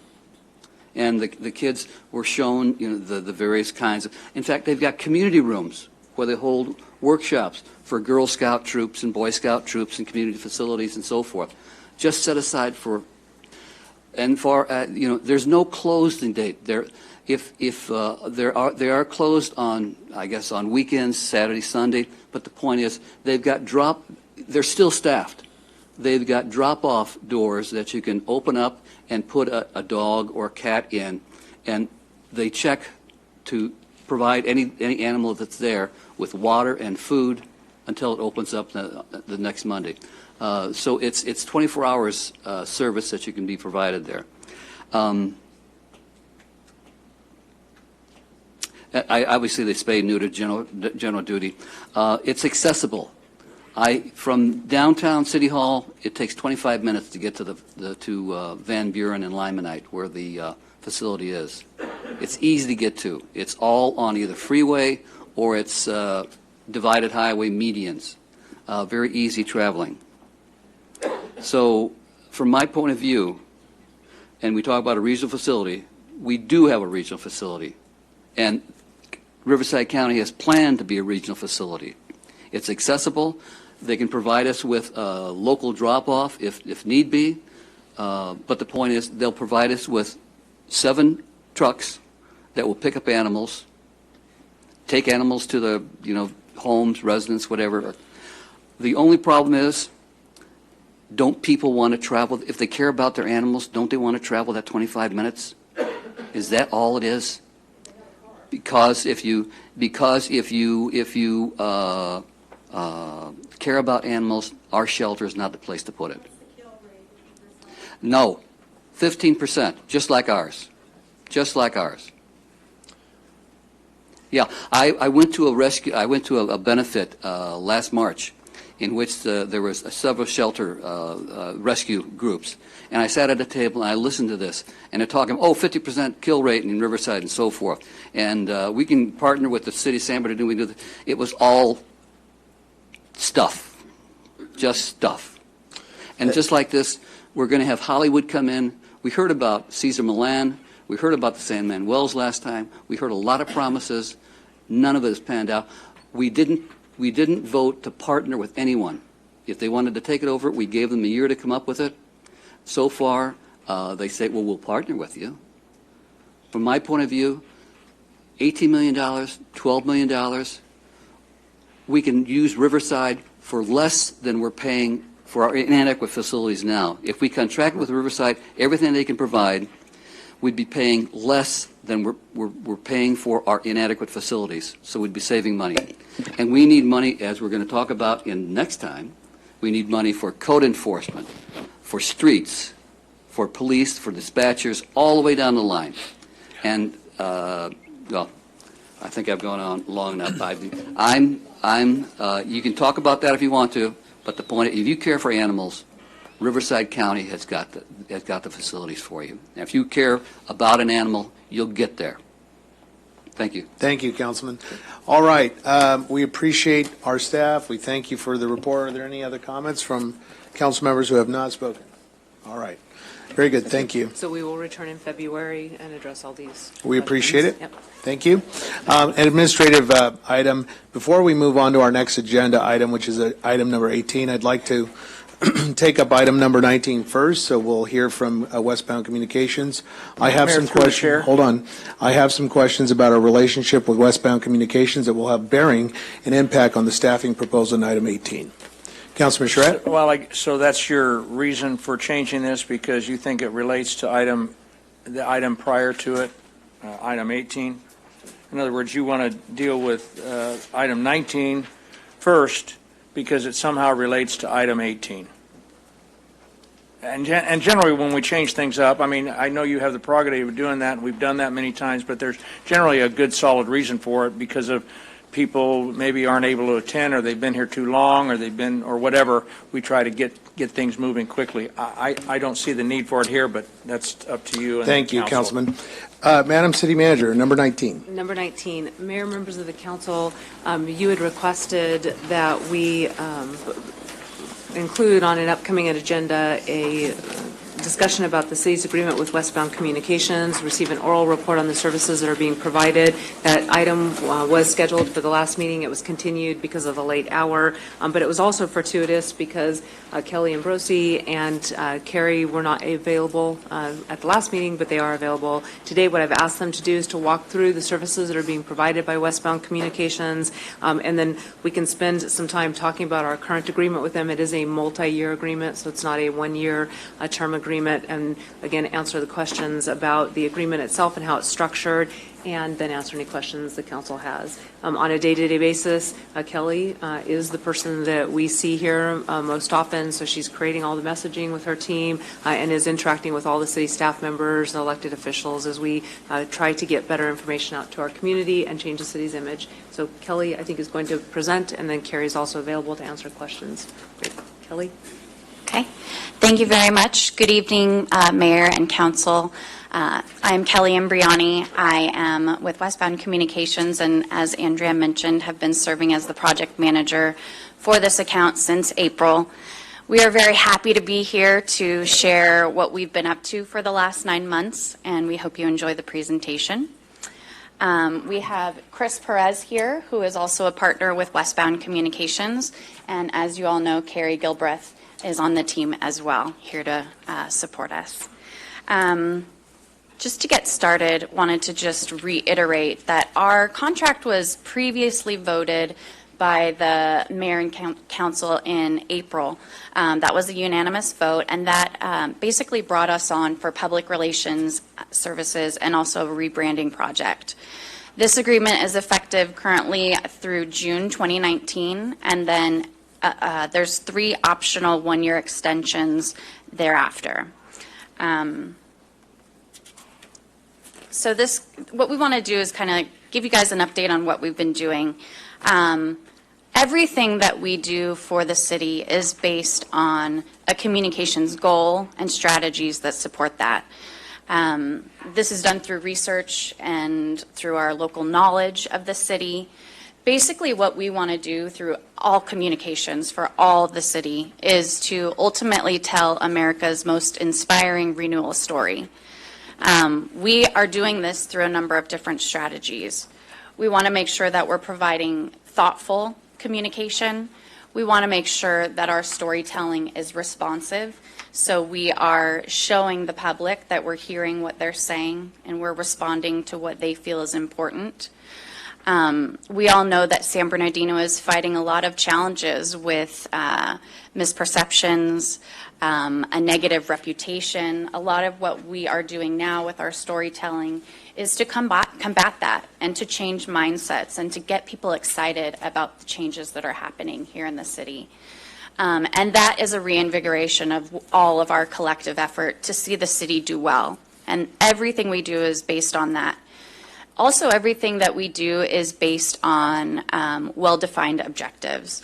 So we aren't doing one-off assignments for communications here or there. It's all based on a plan. It's based on communication with the city manager's office, with all the department heads, and with all of the people in the city, including the public. So we wanted to make sure that you all understand that everything we are doing is very thoughtful in that sense. Some of the objectives that we have outlined first are tied directly to our contract, And then within that, we have additional objectives and strategies outlined, which we'll talk a little bit about as we go further into the presentation. The first objective that we're happy to report is complete, is that we implemented a 360-degree research approach to the rebranding project. And this was completed over the summer. And we'll go into more detail about that. Another objective that we have is to implement a communications plan with measurable benchmarks. This is ongoing. This started the day that we were brought on board to help the city. And this is important because what we need to do with our communications, whether it's for a rebrand project or day-to-day, is to build a foundation of good stories. We need to be telling those positive stories and responding to those issues that are happening. So this is an ongoing effort that never ends, 24/7. Our third objective is to have a new brand concept for you by March of this year. This is an extension of the research process that already took place. I can tell you right now that our partners at 789 Incorporated, a marketing and design firm, are working very hard at building out what those concepts mean, what they look like, what we sound like, and we're going to be excited to present some of those ideas to you guys very shortly. So that is very much in process. And the idea is that we have that concept nailed down by March so that we can launch a new brand, both internally to staff and then also to the public starting in April of this year. So that by the end of this fiscal year, we will have a completely new brand concept rolled out and working for you. So some of the other things that we do in addition to the city rebrand project include communications planning, crisis communications, which we'll talk a little bit about when I get to the media portion of our presentation, which leads me to media relations. We've also taken on social media activities, rebuilding the Facebook page, creating the monthly newsletter, helping the IT department with various different website updates, and this is usually with putting press releases online or the newsletter online. We support all departments with high-quality design services. So when a flyer needs to be made or a handbook needs to be redesigned, or maybe the Public Works Department needs a large-scale sign to promote the work that they're doing, we're on hand to do that on an as-need basis. There's also a lot of things that we're doing in terms of community initiatives, which we'll talk a little bit about. This is a direct response to the things that we're hearing in the community and things that we can do to help campaign. Maybe it's for illegal dumping or things like that. There are a lot of different things that we're working on. We're excited about a new meeting that we're going to be having with Jeff Bloom tomorrow to help promote businesses here in the city. And so that just goes to the final one, that we are supporting every department in ways that we can, whenever we can. So now that you guys have a little bit of an understanding of the things that we do from day to day, we wanted to make sure that we update you on where we're at with very specific things and share some of our success stories, because we're very proud of the work that we've been doing, and we hope that you are proud as well. So this is some of the fun stuff that we want to make sure you know about. In terms of media relations, and just for us to explain a little bit about that, media relations on our end is responding to media inquiries that come into the city. It's also monitoring the media landscape to see what stories are being told and how San Bernardino is being told in stories. So it's taking a look at all of that. It's being proactive about the things that we share with the media. It's also making sure that we are creating messaging for some of those crisis situations. So in the last 9 months, and this actually changed this week, we have proactively pitched 16 different city topics, ranging from things having to do with the animal shelter, capital improvements, all sorts of different things. 16 different city topics. That has resulted in 169 print and online stories for you in just 9 months. 24 of those were positive TV segments. Those TV segments equate to about $300,000 worth in ad value, which is fantastic. And it's also great that we are the ones telling our own story. We're not letting someone else tell our story for us. In terms of ongoing media crisis mitigation, we have been on hand to help support multiple media situations. We had the Linwood shooting. We had a bankruptcy rebuttal that was written on behalf of the city, basically debunking some of the things that people are saying about the city not being out of bankruptcy. We want to make sure people understand, yes, we are out of bankruptcy. We also caught a KVCR series that could be potentially threatening and headed that off. So these are all great things that we have been doing. And just to kind of capture that visually for you, we put it together in a video. So if you wouldn't mind putting your attention up there or down here, and Mitch is going to turn it on for us. We're in the neighborhood here in San Bernardino, and I'm here with the 66er San Bernardino's own baseball team.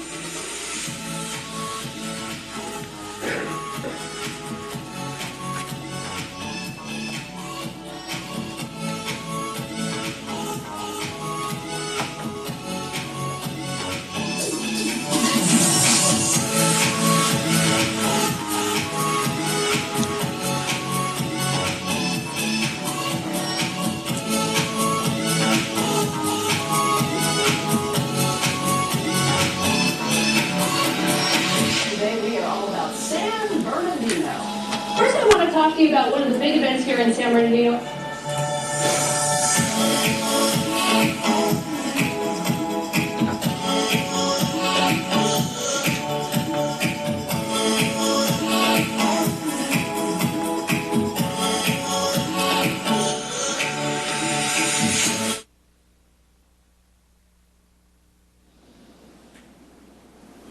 Thank you, Mitch.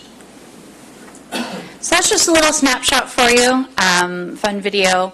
And again, to circle back around to us following strategies and measurable objectives, when it comes to media relations, our goal is to increase the positive media coverage for the city and also begin to establish benchmarks for what is being said and how we can improve that year to year. Moving on to social media. Prior to Westbound coming on board, the Facebook policy did not allow for comments on the page. And we felt that this really limited the insights that the city can take from the community.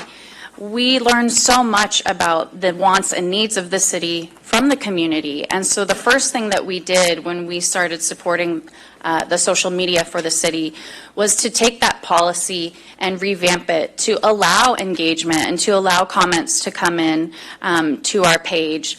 It's been amazing because we get direct messages now, and there have been a lot of instances where we have received a concerned comment, and we can forward that directly to the department that can take care of it. And there have been situations where an issue has been resolved within hours, and that wasn't happening before. So we feel like that has really helped the page and the city quite a bit. So in terms of metrics or things that we want to measure, this strategy has helped us actually grow the page by 30%, up to more than 4,000 followers in just 9 months. And not only that, we're seeing more people actually engaging with our posts. So previously it was about 19,000 engagements. It's up to 90,000 right now. And every single one of those engagements matter. Even if it's a negative comment, we learn so much from that. And so that's why we keep that open. So in terms of measurement, we want to make sure we continue to increase those likes and engagement, and also we have an evaluation system in place now. So we're measuring the analytics from month to month and seeing what people are liking, what they are responding to, and that allows us to direct our other communications to make sure that we're providing the type of communication that they want and need. So community initiatives. This is something that I want to give a big thank you to the group at Inland Empire Media Group. Working with Clyde has been absolutely tremendous, and we wanted to make sure to include this in the presentation because what you're going to see right now is a true testament to what can happen when great collaboration happens. We got together with Clyde's team and we said, hey, what can we be doing to tell the stories about the people in San Bernardino? And so we came up with an idea called Our San Bernardino Stories. And this is a monthly video series that features really the true heroes in San Bernardino. We've had 4 episodes so far. 3 have aired. You'll see the 4th very soon. And we're really excited that already just these first 3 episodes have seen 40,000 views on Facebook. And the comments and the feedback that we get from them is absolutely tremendous. It just shows that San Bernardino is a community of great people, and we need to be telling those stories. So again, we're going to have Mitch push play, and you guys can get a little sneak peek of what that series is all about.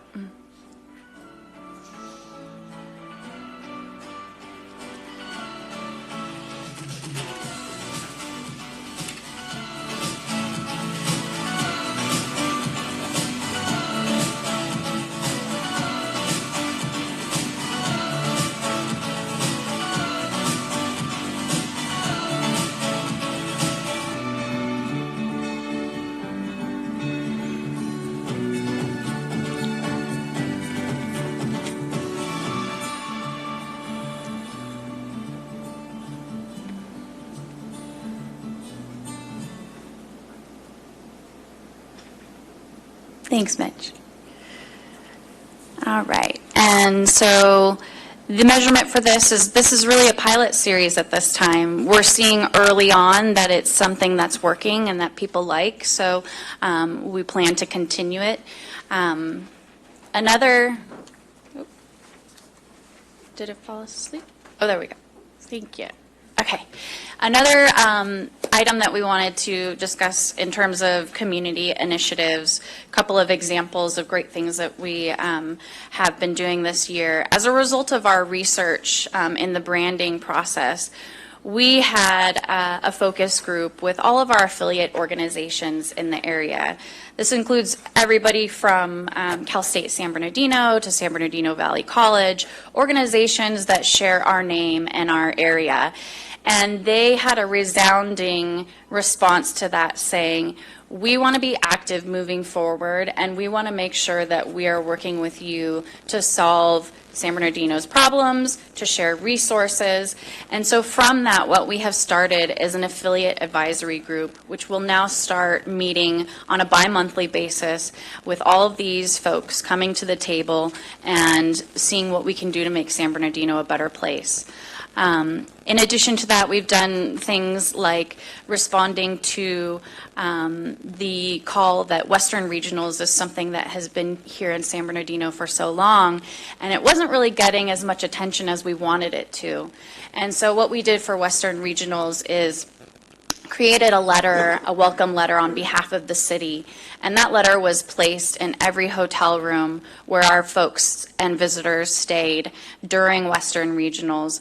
In addition to that, we created a business support program. So if anybody took that flyer to Meet La Cafe or multiple other restaurants in the city, they would receive a discount. So it's a special nod to the businesses and the residents that host these people every year, and also to say you are welcome to come to San Bernardino anytime to those visitors.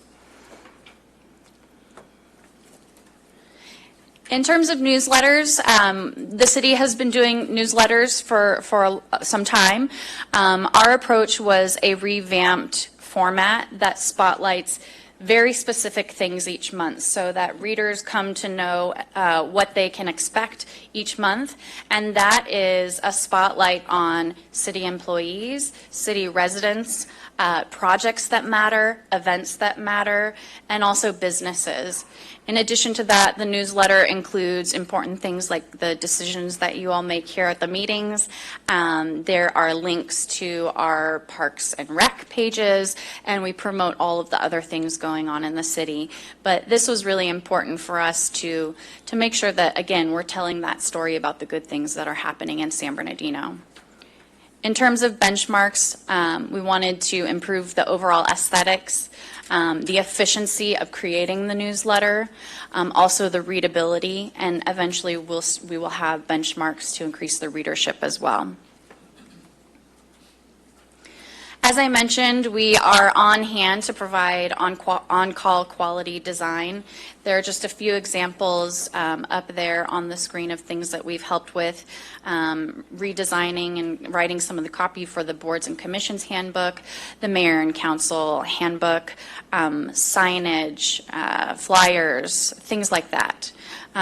This service that we provide puts the city's best foot forward in terms of the way we present ourselves visually, and I think the reception so far has been great. And many of you have probably seen the large-scale signs around the city promoting the different projects that the Public Works Department is taking on.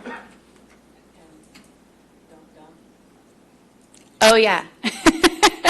Only chumps dump. That is our illegal dumping campaign right now. Only chumps dump. Thank you for the reminder. Okay, we mentioned the branding project already. Just to reiterate, this is the project to recreate the brand for the city of San Bernardino. The research portion is complete. We had 6 focus groups that took place over the summer. This included 75 employees, business owners, residents, and also council members. As part of this research, we also had a public input survey, which netted 1,200 responses, which was huge. So what we have been doing for the last bit of time is taking all of that data and all of that information and feedback we received and pouring that into what that new brand will be. So we are on track for completion this spring and really excited to share some of that new stuff with you very soon. Okay, so the last item of our presentation pertains to budget, and you should have a printout in front of you. I know what's on the screen is a little bit hard to read, so if you didn't receive one, let me know. I think I have extra in my bag. Wanted to make sure that the way our budget is broken down it was presented in a very clear and easy to understand way. Basically, we have multiple tasks that we are responding to. Some of them are one-time costs, some of them are ongoing costs, and some of them are as-need costs. So when we think about the one-time costs, this is really what's going into that rebrand project. And that's a one-time fee of $91,000. That's going to be a new brand for the city, and it involves participation from not only Westbound Communications, but also very respected marketing, design, and research firms. The information that you see here in terms of what has been invoiced to date and what is remaining is as of December 2018. So these are the most recent numbers that we have to present to you. Of that $91,000 one-time project fee, we have invoiced $47,478, which leaves another $43,000 remaining. The ongoing costs are directly related to our labor fee for ongoing communications. This includes everything that I talked about, social media, media relations, community initiatives, all of those items. This is broken down into $228,000 for the year. As we started out with a $10,000 a month retainer, that occurred from April to June. After June, we took on some additional responsibilities, so that retainer was moved to $16,500. Of that $228,000, we have invoiced $129,000 so far. We still have $99,000 to go. And hard costs are on an as-need basis. This is for anything to cover design, printing, event costs, distribution of materials. So when we need to make sure that a neighborhood receives a notice for something, there's a fee for a company to walk that. This particular budget is also $91,000. To date, we have only invoiced $14,463, leaving around 77 remaining. So overall, our year contract, or our year budget that we're working with for the year is not to exceed $410,000. As you can see, we're at $190,000 of that so far, and wanted to make sure that we pointed out that there's still $219,000 remaining, and we have invested as an agency, because we care so much about the city, approximately $50,000 in over-service fee, because we want to make sure we're going the extra mile for the city of San Bernardino. So I wanted to thank you for the time to present this to you. I hope I went through it fast enough. We look forward to bringing you more success and more results in the next 5 months. Thank you. We certainly appreciate it. Questions, comments from the council? Yes, I have a couple of questions. You mentioned early on that you are trying to take the reins on the narrative of, for example, crisis issues in the city. You mentioned the animal shelter. I'd like to know how you've gone about doing that and how you've gone about changing that narrative. And we're talking about the animal shelter here in our city. Sure. So our role has been pretty involved with the animal shelter.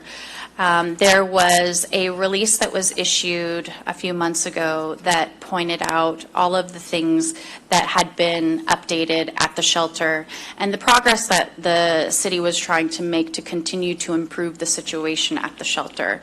So we took the lead on working on that press release. We worked with the folks at the animal shelter. We worked with the city manager's office.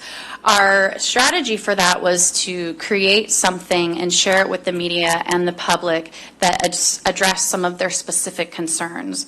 So we talked a lot about the fencing and the blankets and some of those things that we know are of important care to the public in that press release. Do you think you've been successful in changing that narrative? I don't know that we've changed a narrative in that sense yet. As we've heard tonight, it's a very complicated situation and people feel very strongly about it. What we can commit to is to continue to tell the story about how constant progress is underway and that ultimately the animals are what matter and what the city matters. And I'm assuming that the hearts and minds that you're trying to change are the ones of residents here in the city, right? I actually wouldn't say that we're trying to change hearts and minds. We just want to make sure people are educated about what's happening. Okay. And so if you could just go over again with me real quickly, what has been the total that's been paid out since the beginning of when we went into a contract? I just want to make sure that I know what. The total right now is $190,942. And that's since when again? Since April. So since and April? That's between April and December. Mm-hmm.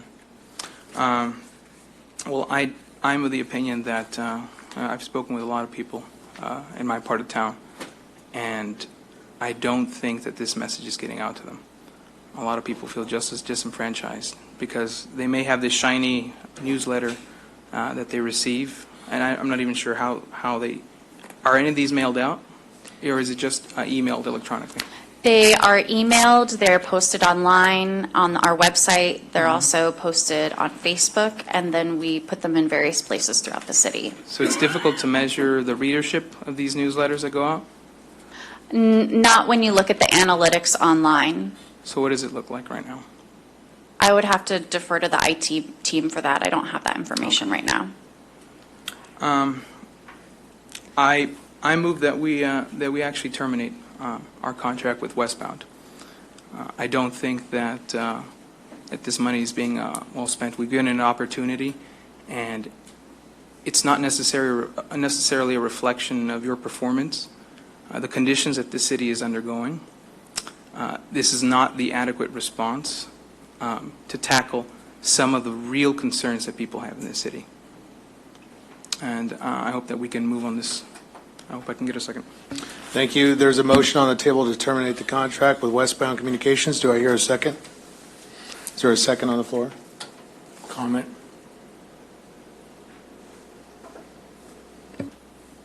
Councilman Charette. Thank you.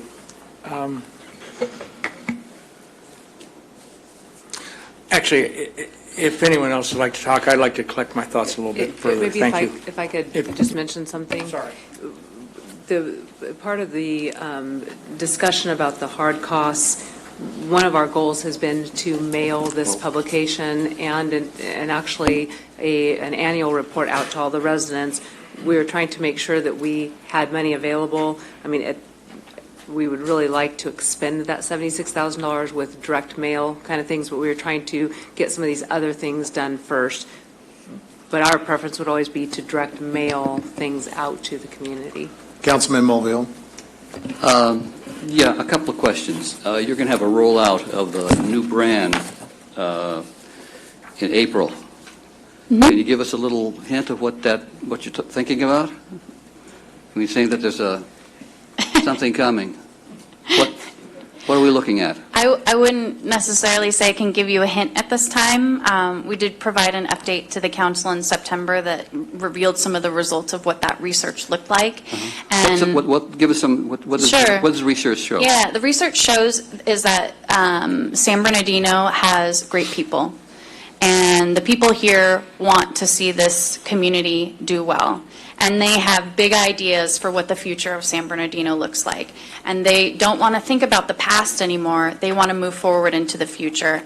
And they want to do that through quality of life things, making sure that the crime is reduced, that our streets are safe, that families have what they need to send their kids to school and get great educations, things like that. So it's going to be very, it's going to move us forward with a nice momentum to complement all of the other things that are happening in the city. Yeah, I guess, I knew that already. I could probably tell you that that's probably what the people would say. I'd just kind of like to know, what's it look like? Like, visually? Because, I'm not too far from what Councilman Sanchez was saying. A lot of people in my neighborhood haven't heard anything from Westbound Communications that they know of. I think, how many, these newsletters go out to an email, how many thousands go out through email? I believe the database is 4,000. I would also have to check with IT on that. Yeah. This affiliate advisory group, a dozen city partners, what groups are those city partners? We've got Cal State San Bernardino, the college, we've got the school district, we've got the water departments, we've got the county, San Manuel, just a bunch of them. Okay. SBCTA, Omnitrans,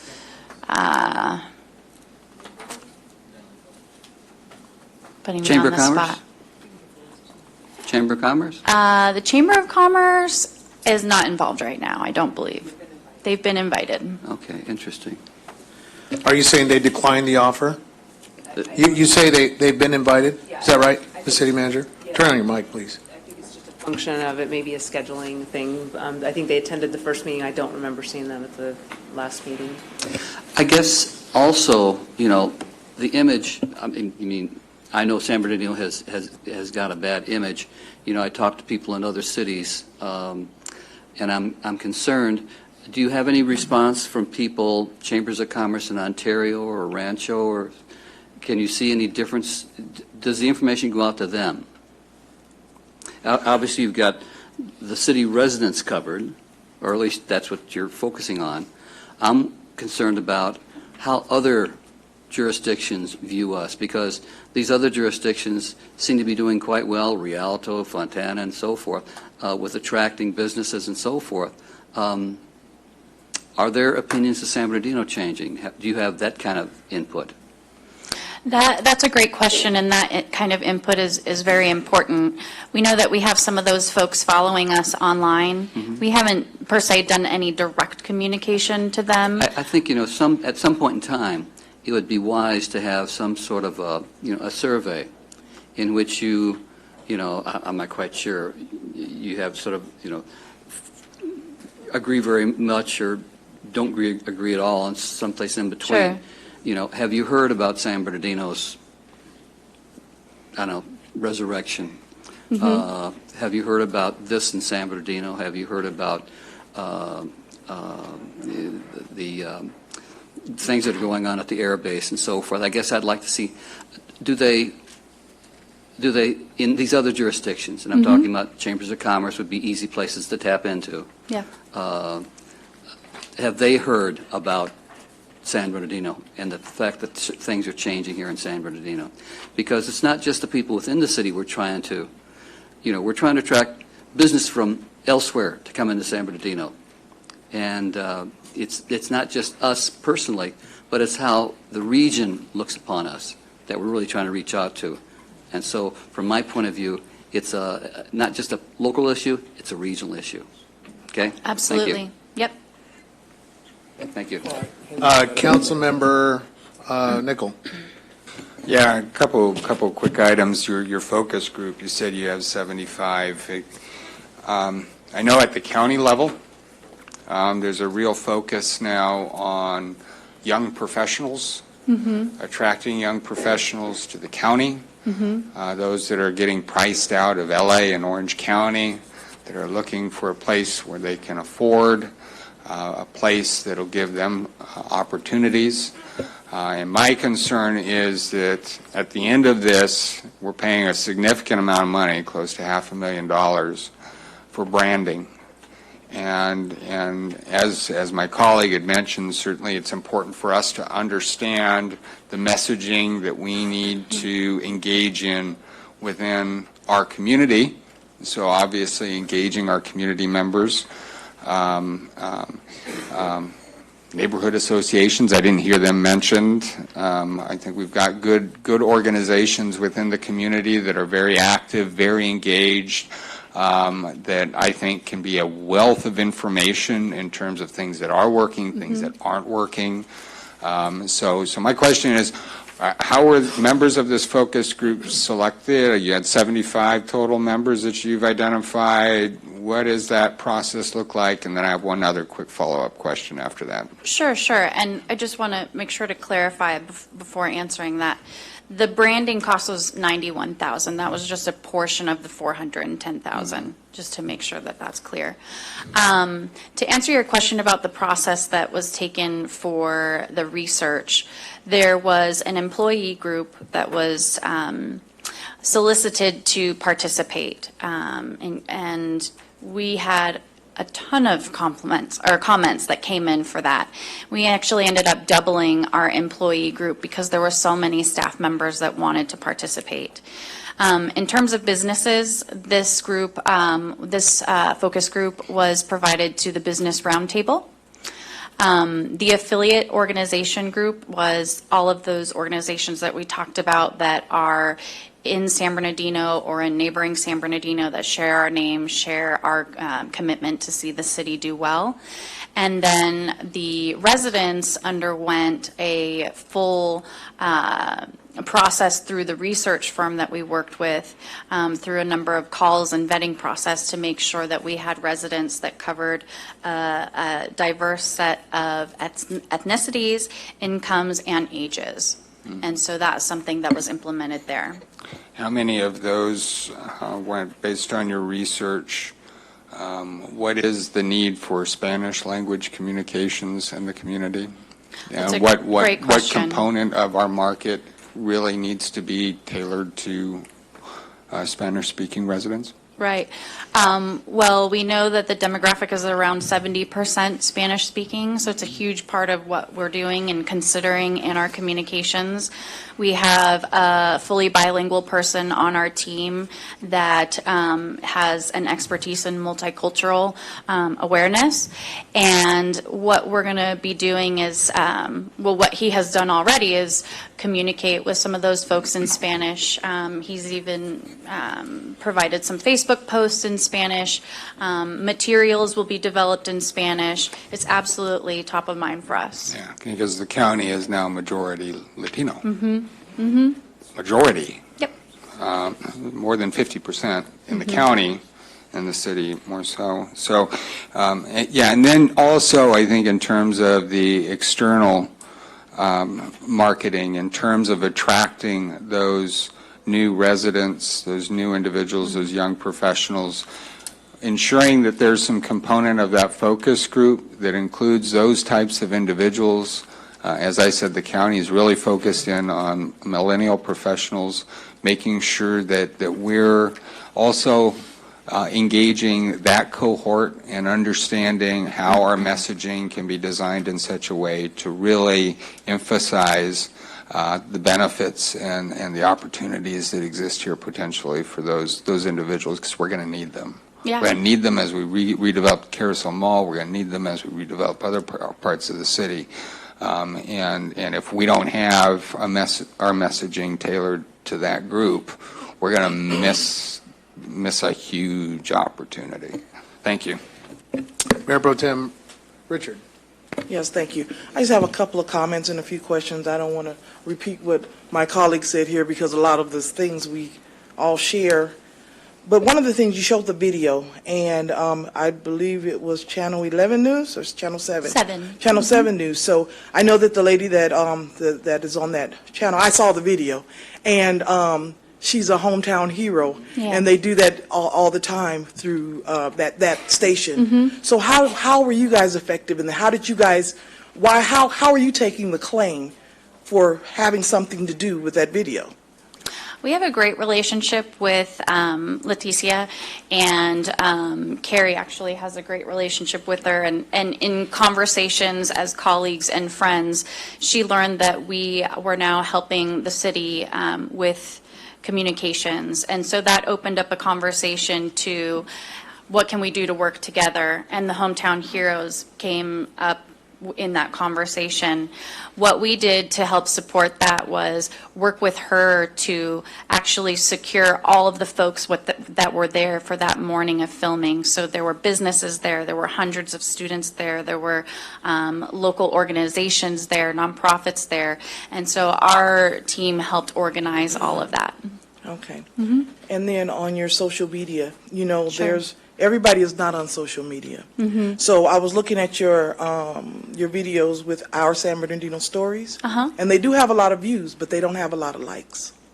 So when you look at the amount of likes versus the views, because I believe the likes are on all of them, all three of them together, less than 100 likes, and that's not really very good. And when we're talking about changing the image of San Bernardino, is that the best use of the money? I know there's a lot of our millennials. I know he's talking about the millennials and our young professionals that have Facebook. I mean, I'm one of them. I have Facebook. I'm one of those young professionals. But there's a lot of people that don't.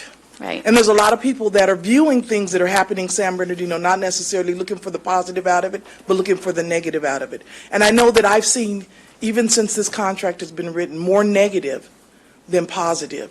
And that I've seen very few positive articles written in the paper. I've actually talked to you about Channel 5 News, I think it was, talking negatively about San Bernardino, and I wrote a letter to them. But I just don't see how this is the best use of our money. And then I'm looking at your budget page where you're showing how much money is being spent, but it's not itemized. Everything is lumped up together, so we don't really know what costs are associated with the $91,000. I mean, you have a breakdown of what you're doing, but not an actual cost. So how much has it costed us for your research alone? How much is it costing for the branding and the message alone? Instead of lumping everything together, you got $91,000 here, $228,000 retainer, you know, so on. So maybe if you just had some kind of itemized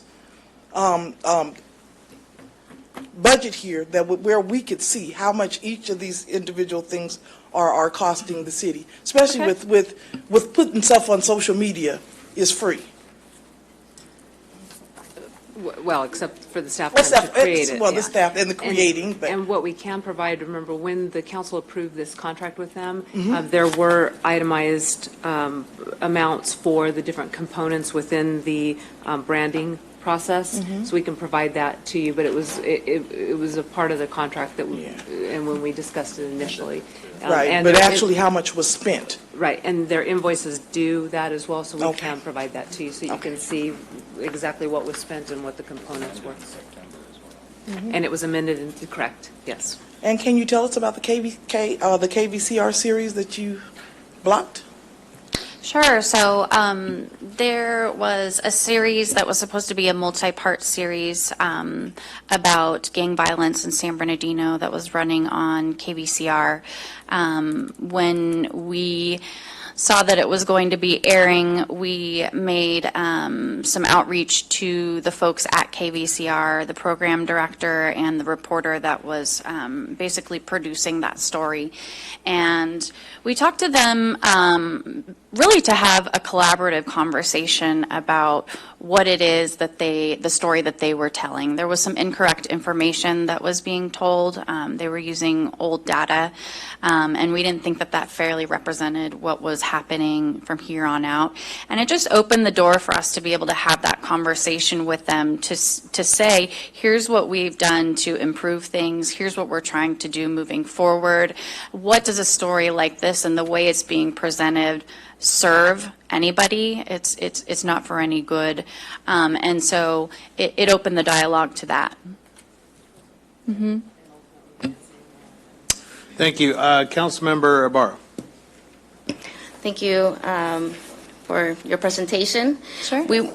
It's good to have it here so we can discuss what's been going on. On my end, too, my constituents don't know much about it unless they get it via email. Mm-hmm. I have the majority of Spanish-speaking people in my district. Some things you were mentioning about increasing positive events going on in the city. I didn't see the Ho-Ho Parade, Winter Wonderland mentioned. Ho-Ho Parade is put together by citizens of the city, by local groups that come together, and businesses. That should have been a nice story to share around that time in December. Winter Wonderland. We did share that on social media and the newsletter, the Winter Wonderland event. Okay. And I believe the Ho-Ho Parade as well. So I must have missed it. There you go. You missed Yeah, somebody. sometimes we don't catch everything. Okay. But we did, that was a big part of our holiday promotion. Okay, and then you also mentioned press release. There's been a lot of negative articles coming out, especially from the Sun, about us here in the city council, the new mayor, the new city council people. I don't see any press releases on that. Prior to you coming here, we had the chief of staff from the mayor's office doing the press releases. A lot of the items that you outlined here were all done by the communications manager that was let go in June for $169,000. And here we are giving you guys over $400,000 to brand our city. And to this day, it's a mystery to us. My concern is we have people complaining about watching how we're spending the money. They'd rather have the potholes filled, the trees trimmed, more police officers, more code enforcement. But it's okay somehow to give a contract to a consultant to of over $400,000 when majority of the constituents of the city still don't know what's going out there. I myself, like I said, I didn't realize you guys made an article on the Ho-Ho Parade. There was no video on it like they did with the Cajon. So I'm just very concerned that it's not wise use of this money with your agency. I'm sorry. Mayor, I'd like to restate my motion that we terminate the contract with Westbound. Is there a second to Councilmember Sanchez motion? I can second. Item up for discussion. Councilman Charette. I find that incredible. Very unwise to terminate a contract halfway through that we've invested a lot of money at this point in time. And I'm sorry, but I do have some experience in branding and marketing and printing. That's the industry I come from.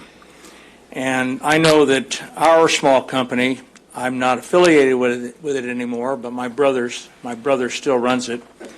After 35 years, more than that actually, I think they're getting ready to celebrate almost 50 years here in town, one of the older businesses in town, a printing and marketing and advertising company. Spent nearly, I'm not sure, I wasn't there at the time, but they changed their name.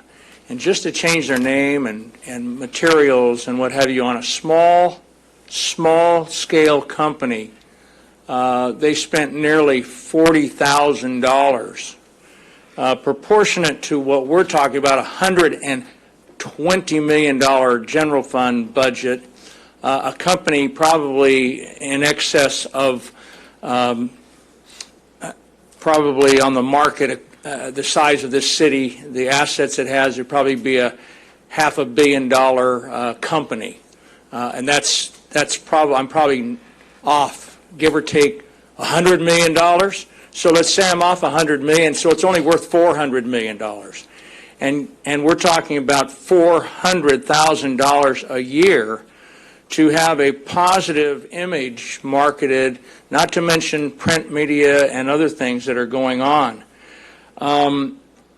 This budget is up to $410,000, right? Mm-hmm. I did some quick calculations, and you can only spend another $128,000 of the what you show left. No, I'm kidding. I'm talking about if you take the number of months that you've been in existence and what you've spent. That averages out to about $22,000 a month. And if you go for, and the contract, what is it, for 15 months? That's what it ended up being, 15 months. Mm-hmm. So you've got 6 more months to go, and 6 months at $22,000 is about $128,000. Well, you had 191 and 128, and so you very likely or very possibly could come under the budget amount. I'm not concerned with the $410,000, and you've shown that you've been willing to spend. Actually, I assume it could be maybe quantified, the $50,000 that's not in the budget, that's really come out of your pocket as investment in a customer. Mm-hmm. That we that have been in sales at this dais know that we do invest in our customers in order to keep them.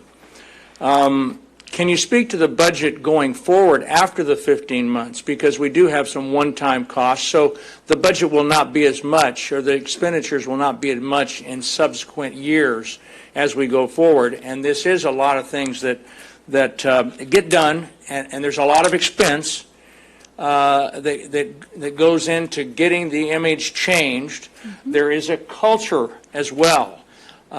People aren't used to seeing us on TV. They aren't used to seeing us with a positive image, and it's something that we're going to be changing the culture of this community.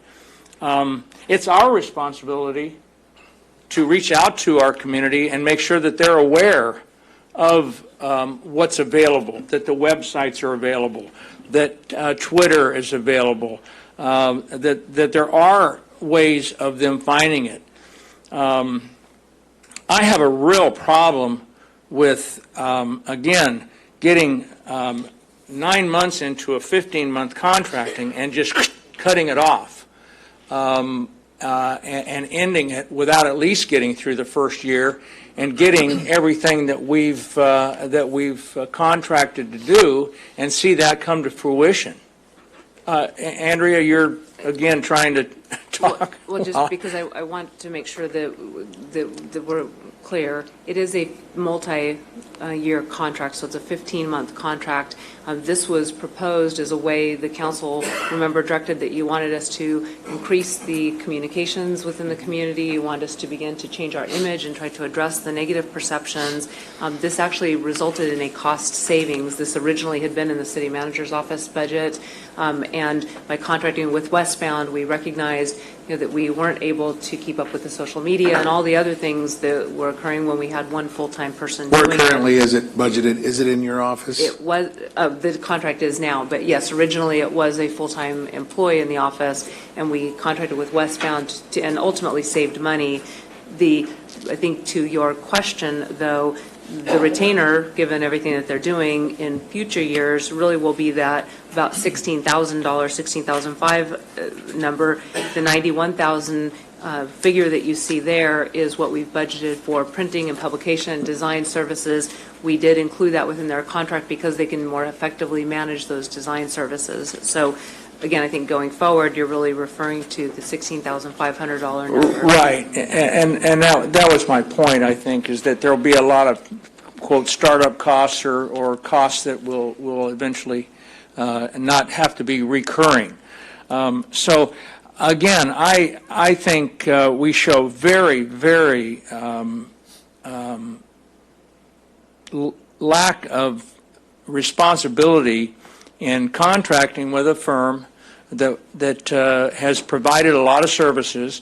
We haven't seen them all yet. I know they're under wraps. We're going to have an unveiling of images and things, I hope, at some point in time. The print costs, as I can speak to those. Those are hard costs that somebody's going to have to pay for, no matter what. So those don't go away, unless we just do like we do so many times over the past many years that I've been here and beyond. Contract with somebody, have a study done, have everything done, and we get that big, beautiful notebook, and where does it go? It goes right up there on that shelf and becomes a real great dust collector. And we don't get the bang for our buck because we don't follow through with it. So to end this halfway through, I mean, if we're not satisfied at the end of this first $400,000, there's options. We can review it, we can look at it, and maybe at that time make some changes. But to end, excuse me, Mr. Mayor, I'm not quite done yet. I will finish. I'm not going to adhere to your 3-minute Well, you've had rule. 7 I'm just minutes, not. sir. I don't care if I have 20. I'm sorry. You're not going to shut me down until I'm finished. You're just not going to I gavel me chaired this down. meeting, sir. If you're not going to gavel me down. You can wrap up your comments. I will continue until I'm done with my comments. Thank you very much. We're not going to get... Mr. Charette, this is not All right, filibuster time. all right, fine, Mayor. Mr. Charette, this is not acquiesce to your, filibuster time. your Thank you. dictatorship. This is outrageous. This is wrong. I said it Thank you, Mr. earlier. Charette. This is a council meeting, not the mayor's meeting. And I think you're absolutely out of line. I have questions I'd like to talk to you about. Sure. Let me start my timer. Who currently from your firm covers our council meetings?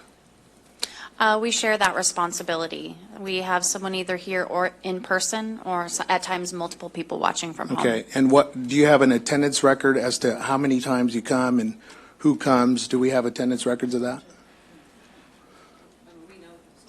I mean, I would say we've had 90% attendance. Okay, because I'm hearing otherwise, that Westbound is not here during council meetings, and that we call the city clerk for notes on the day after. So that's a concern to me.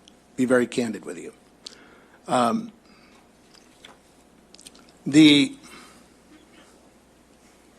City Employee Research Group, talk to me about the Business Roundtable, who sits on the roundtable, and why were they included? The idea was to get the feedback from a group of businesses within the city. The Business Roundtable seemed like a good fit because it had a good representation from multiple different kinds of businesses. There's folks from small businesses to large businesses, and it was representative, we felt, of kind of a general consensus in terms of what businesses are looking for a new brand.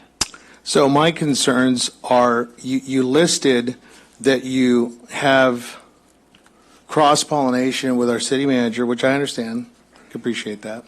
Then you suggest you go to residents, and then you go to these research groups. The concern, not once have I heard, other than a line on one of the PowerPoints, that you include city council members. We actually did do a focus group with you. Well, I was a council member, and just a few months ago, and I brought it to your attention. I brought it to your attention then. I don't see. This is a very expensive proposition. We have $410,000. There's a clamor in tonight's climate here that there is a expenditure coming forward that is inconsistent and incompatible with taxpayers' needs. So how can you, in kind of bringing this back home, what value do we bring to taxpayers? When I have a city that is concerned, their main concern is crime and safety. It's not so much concerned about kind of the Facebook likes. It's nice, it's great, but I want to turn this city around because of we need to change the image of our crime. And God bless Facebook, but at the end of the day, I'm tasked as a mayor to make sure that the city returns to a sense of law and order. How can you help me with that? So I just want to clarify one item. There was a focus group that involved the council members, with the exception of our 2 new council members. That took place, I believe, in late July. Many of you guys were there for that. In terms of the value that we bring as an agency, as opposed to maybe an on-site person or another team, our group has decades of public relations and marketing experience in all kinds of different industries. So we bring a certain level of expertise. We also bring a certain level of local knowledge. Our team members live and work here and have for decades. So we have that value. In addition to that, everything that we're doing is based on research, goals, very strong strategies, and measurable objectives. We work within that parameter so that we know that we're meeting the things that are important to you and important to the residents. The value that we bring is unmatched. And the presentation says it all. The direction or advice from our city council, we've paid for product. According to the presentation, we've expended nearly $191,000. Does most of that content, proprietary information, technical data, research, notes regarding, does that remain consistent with, we own it, is that right, Ms. City Attorney? Yeah, I would imagine most of that's in the public domain anyway, but our standard, at least our current standard professional service contracts say that any documents created are the property of the city and shall be returned to the city. So the $191,000 that we've expended on a lot of the research that you've conducted, as well as the notes and the corresponding videos and all of the logos and flyers that you've created, they become property of our city. Is that right? Yes, except the new logos and flyers and things like that haven't been created yet. That is in progress. Okay. All right. And then printing, my concern is I understand the whole concept of our community newsletter, but there's suggestion here that these are online. So I'm not understanding the cross-reference to printing. Can you help the council understand what are the printing costs? Because there was one tabulation that I saw that it was about $170,000 in printing. And so I'm a little confused. And where are our printing costs if we have a lot of online subscribers? This is all electronic media. How is there? Can you explain the printing costs? I'm going to actually defer to Andrea because it's done through the city. Application is not only available online, but we do also make copies at various city facilities. So we print several hundred of those. Our goal would ultimately be to be able to send it out to everyone in the community, but because of the concern with costs, we have not done that. I do think, though, that as we grow and we become much more financially solvent, I think we would want to send more information to the community. We also would like to send an annual report out to the community. This also includes all the design costs, so it's not just $91,000 for printing, it's design, printing, distribution, postage if we mail it out. So again, it includes much more than just the actual printing. How many have these been printed, hard copy? We probably print 400 or so of those. We do provide some of them we have some neighborhood groups that come in and pick copies up. And again, we would like to expand that. That's the reason why we propose this year to have a greater printing budget. And you print these in-house? They're printed in-house, yes. So our city employees or printing department or somehow they print it? Yes. All right, so we have a motion on the table. I have one further question. I've got a comment, too. We're going to consider the motion on the table. I have a City question. Clerk, No, To the chair, I haven't please. commented. I will not recognize you. The city clerk, Wait if a you would minute. read the motion on the floor. Okay, the motion, which was made by Mr. Sanchez and seconded by Ms. Ibarra, was I have to a comment. terminate the contract with Westbound. Sir, you're not recognized. You're out of order. The I city have a clerk, question, please. You're not I recognized. have a comment. If you read it, please. The motion was to terminate Point the of order. contract with Westbound. Point of order. That's it. The clerk will read the motion. The motion Madam was... City Attorney, Yes. can you, please weigh in on this, City Attorney? Yeah. I have looked at the city's charter as you were engaged in this conversation, and under the charter, the elected mayor is the presider of the meeting this evening. Unfortunately, I was not able to locate any rules of decorum or operations for the city council. Therefore, we do defer to the general rules, which we call Robert's Rules of Order, which does make the chair the main presider to call all balls and strikes of this meeting, with the exception that the chair can be overruled by a majority vote of the council. So the proper thing to do at this point would be to allow the chair to conduct the meeting unless one were to call for a motion to overrule and allow another member of the council to Substitute speak. motion to overrule the rules, and I would caution my colleagues that we do not buy into the fact that you're going to be gavelled down. Do not buy into the fact that you're going to be gavelled down and not able to speak, as we have been elected by the State city. your motion, sir. The motion is that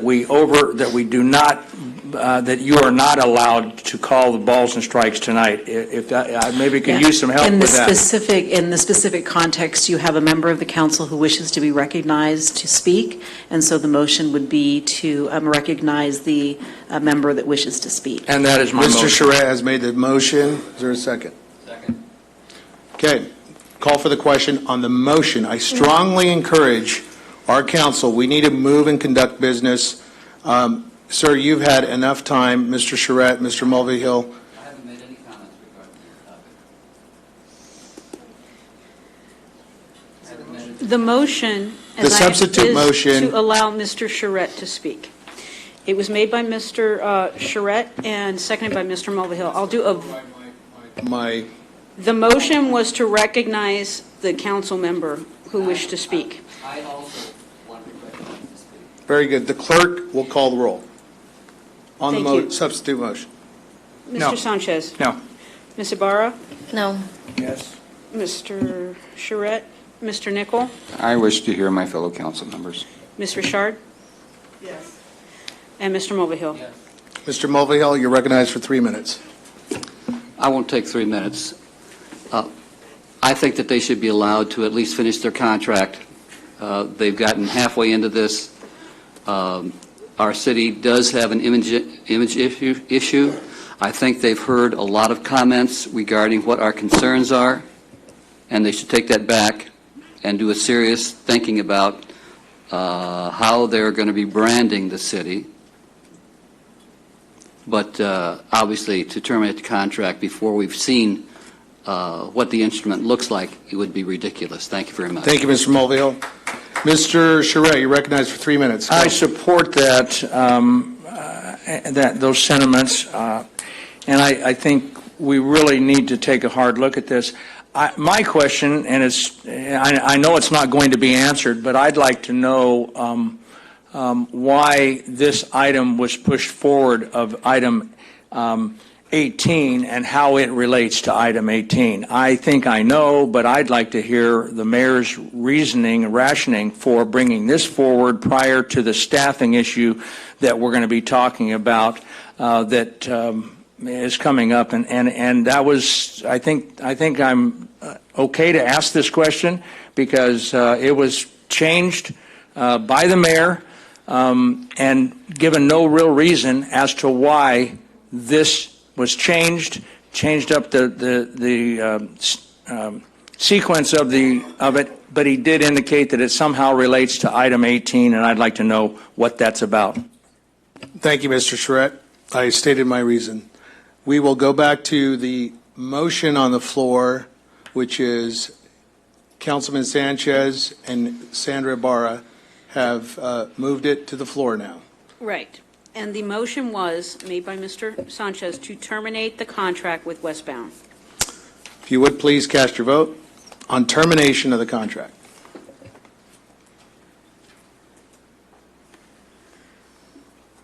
On item 19, the motion to terminate was made by Mr. Sanchez, the second by Ms. Ibarra, and the item fails 3-3 with Council members Charette, Nickel, and Mulvihill voting no. Very good. I will veto that. I will break the tie. Am I allowed to break the tie? Ms. City Attorney? Yeah, my understanding, and I've not been faced with this, and I apologize, but my understanding in reviewing your documents is that the mayor does not have a vote, only has a vote in the event of a tie vote of the city council. We have tied vote, do we not? No. City Clerk? Yes, you do. I will break the tie. Move to terminate.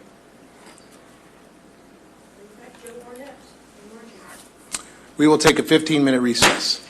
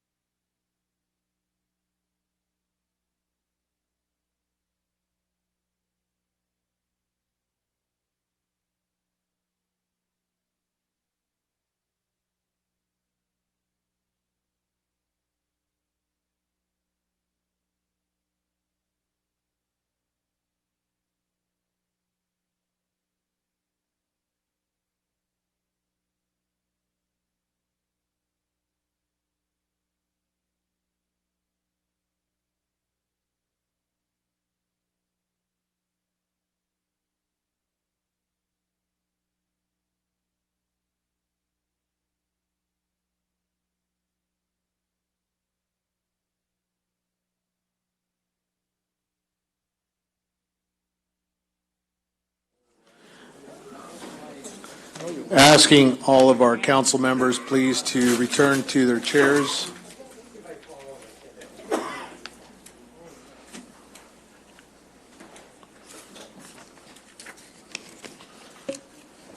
We took a 15-minute recess, hopefully to refresh and grab something to eat. We've been here since 4 and in session for about 5 hours without a break.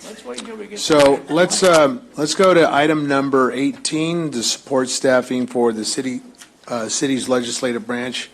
The recommendation is to review, discuss, consider, and provide direction regarding staffing options to meet the operational needs identified by the mayor and city council to support the city's legislative function. Question, sir. Yes, Mr. Charette. We've been handed an item here, and it is one option, I believe. Is that how I'm reading this? Are these all the options? Yes. This is all the options, or just the one option? Well, Mr. Charette, why don't we do this? Why don't we allow staff to present, and then we can ask our questions?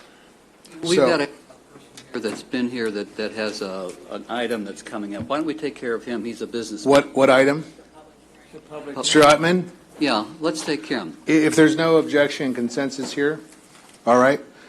Let's do the item. What is it, number 20? Yes. So let's open the public hearing. Mitigated Negative Declaration Mitigation Monitoring and Reporting Program for the General Plan Amendment 18-02 Development Code Amendment, Zoning Map Amendment 18-03, and Conditional Use Permit 1803 for the 5 Express Car Wash. And with that, I will open the hearing. Are there any members of the public that would like to speak on this item? All right, seeing none, Ms. City Manager.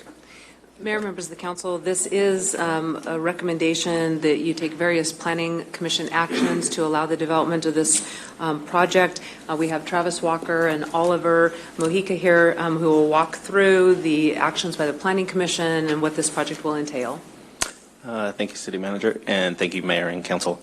Item number 20 this evening, as was mentioned, is a General Plan Amendment 1802, a Zoning Map Amendment 1803, and Conditional Use Permit 1803. This is a request to change the land use designation and zoning district of one parcel from residential medium high to commercial general, and then subsequently consolidate a total of 4 parcels, just over 1 1/3 acres in size, into one lot to allow the development of a drive-through express car wash. This property is located on 1659 South Tippecanoe between Gould and Davidson, just above Hospitality Lane. As you can see, the property right now, 3/4 of it is zoned commercial, which would allow this type of development. The remaining quarter is zoned residential, which is what we're proposing to change this evening. This is some pictures of the existing site. As you can see, all previous structures that were on this lot have been demolished over the last year or so. It's currently just a vacant lot. This is just looking east from Tippecanoe towards the site, and this is the southern corner of the site at Davidson. The property ultimately would be developed with one single structure, a little over 5,000 square feet in size, one tunnel for the drive-through car wash. It would be 2 queuing lanes that would front Tippecanoe Avenue, running down this way, and then a series of parking stalls with vacuum stations along the eastern side. The access to the site would only be from those 2 side streets, Gould and Davidson. No direct access would be off of Tippecanoe. These are some of the proposed elevations for the structure. This is the typical design for the Fast 5 Express Car Wash, a little more contemporary in nature, as kind of the pylon sign that's kind of attached with the building, a little bit more some decorative metal elements, windows along the front, along the tunnel, and then the proposed landscaping for the site. Very dense landscaping being proposed, significant amount along the eastern side to buffer the adjacent residential, and then, kind of primary call-outs at the 2 monument signs along the corners and a series of new trees along Tippecanoe Avenue. And the recommendation this evening is to adopt the mitigated negative declaration that has been prepared for this item and approve the Development Code Amendment, approve the conditional use permit, and then take a first reading on the General Plan Amendment. Very good. Or, sorry, I had that backwards. The general plan amendment, first reading on the development code amendment. Are there two more? Because according to our staff report. I'm sorry, the way it's broken on the staff report, I apologize, is different from the slide. Okay. It would be as written in the staff report. Very good. All right. I'd like to make a motion. I'd like to make a Councilman motion that adopt the mitigated negative declaration, approve the general plan amendment 1802, and introduce the first reading of the ordinance, and then schedule a second reading of the above ordinance. Second. And adopt the resolution. Very well. We have a motion and a second. Are there any questions, discussion points? All right, let's call for the question, please. Oh, let's close the hearing, right? And no public comment. Seeing none, let's close the hearing and let's call for the question. On item 20, the motion was made by Mr. Mulvihill, the second by Mr. Nickel, and the item passes 6-0. All right.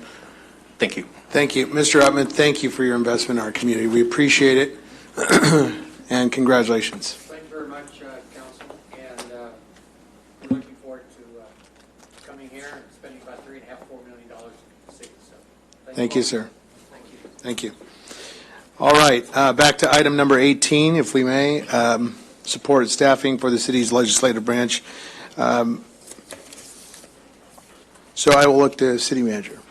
Mr. Mayor, members of the council, this item was before you at the last meeting. There was several comments that were made by council members. What we've attempted to do this evening is to address all those questions, and we did that in the form of various options.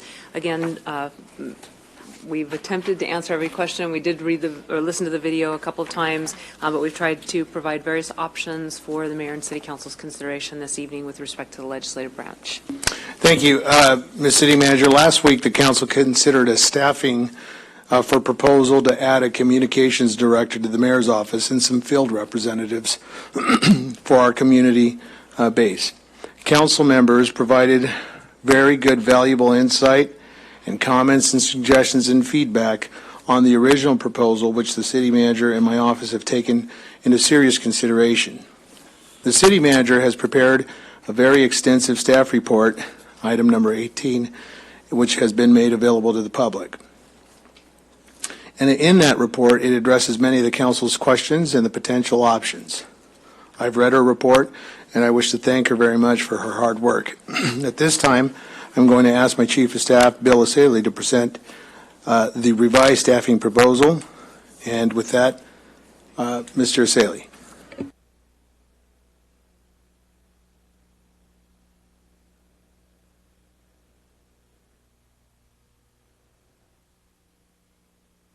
Thank you, Mr. Mayor, members of the City Council. The Mayor's office took into consideration a lot of the feedback from the various council members as well as the public, and we've revised the proposal that was laid out 2 weeks ago. The revised proposal from the Mayor's office is reflected in the staff report as option 1B, and I want to just briefly go over the revised proposal and get the information out there that we'll be asking the council to vote on tonight. First, I think it was Councilman Nickel laid out that he believed that the legislative branch should in fact be separate from the executive branch, and the legislative branch should have its own appropriate staffing that is separate and apart budget-wise and categorically from the executive branch. It's important to have clear separation between the legislative and executive functions of city government. And part of that means having adequate staffing to fulfill the duties under the charter, the legislative branch aspect of the charter, and as well as to serve the constituents that the elected members were elected to serve. We have proposed restructuring the staff under the legislative branch. First, there would be a new council staffing. There are currently 3 employees in the City Council. They would remain. There is a 4th position that is currently unfilled that would be removed. There are 2 executive assistants to the council, an administrative assistant to the council, and then we propose adding the 4 field reps under the council umbrella. The field reps, as it was discussed last week, will not just represent the mayor, they will represent the entire city council. And all 4 field reps will be available for events at various wards and to help assist the council members to attend events when they're not there. The field reps will also be interacting directly with constituents, will work on casework. A great example was the chamber reached out to us on Friday regarding an issue they were having for a certificate that the new Starbucks needed on Tippecanoe.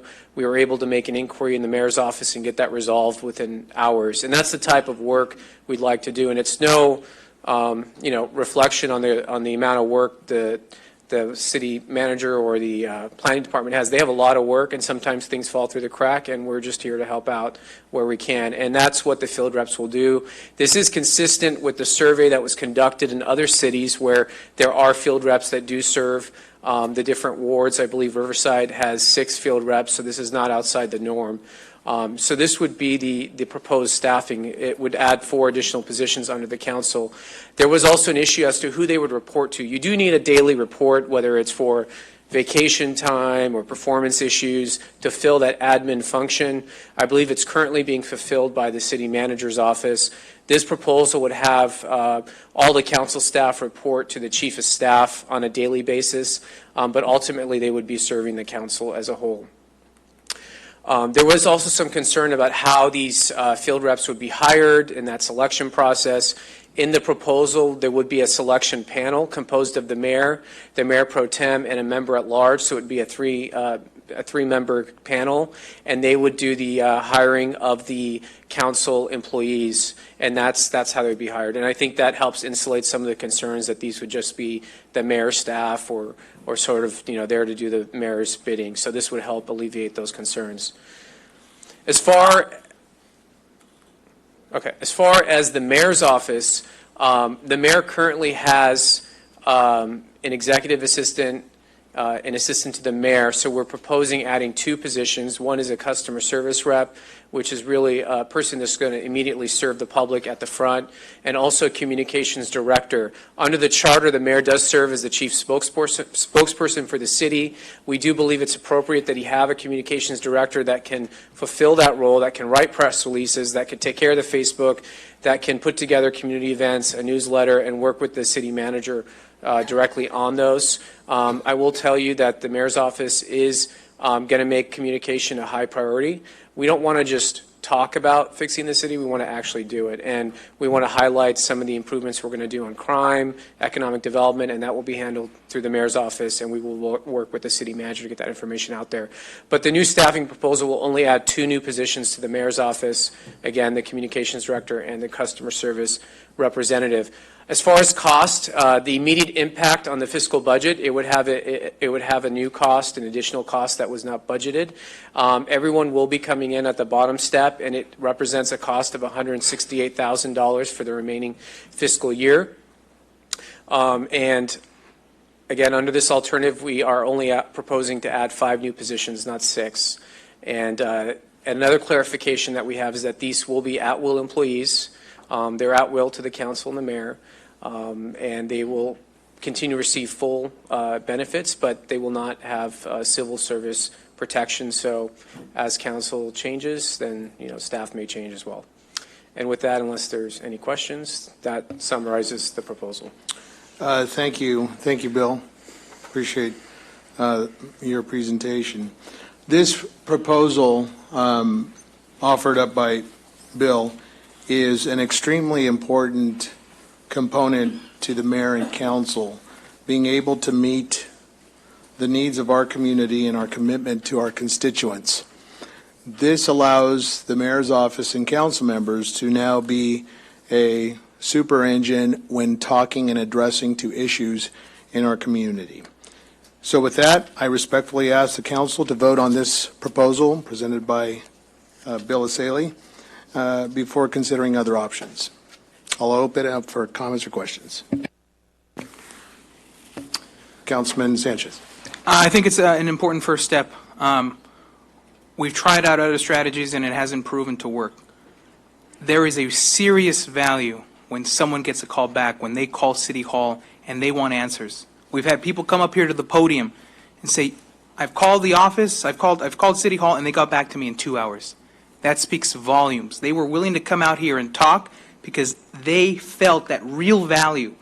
Because for so long, people have been ignored throughout the city. And this is a real step to move the city in the direction where people think that they are part of the city and that they have a say. Because when someone shows up with that city seal pinned to their coat, and they ask that person who's been complaining about a dead tree hanging over their house for months, and they get no response. But when that person shows up now and says, I can't promise you that we're going to remove this right now, but we're going to work on it. And the elected officials of your city are going to see this, and I'm going to speak to them concerning this dead tree. That is huge. That is way more than you'll ever get out of a newsletter. That is way more you'll ever get out of a commercial on TV. And I move that we take the mayor's proposal and we vote in the affirmative. I motion that we vote in favor of this of option 1B in this agenda item. Is there a second? Is there a second on option 1B as presented by Bill Asaley?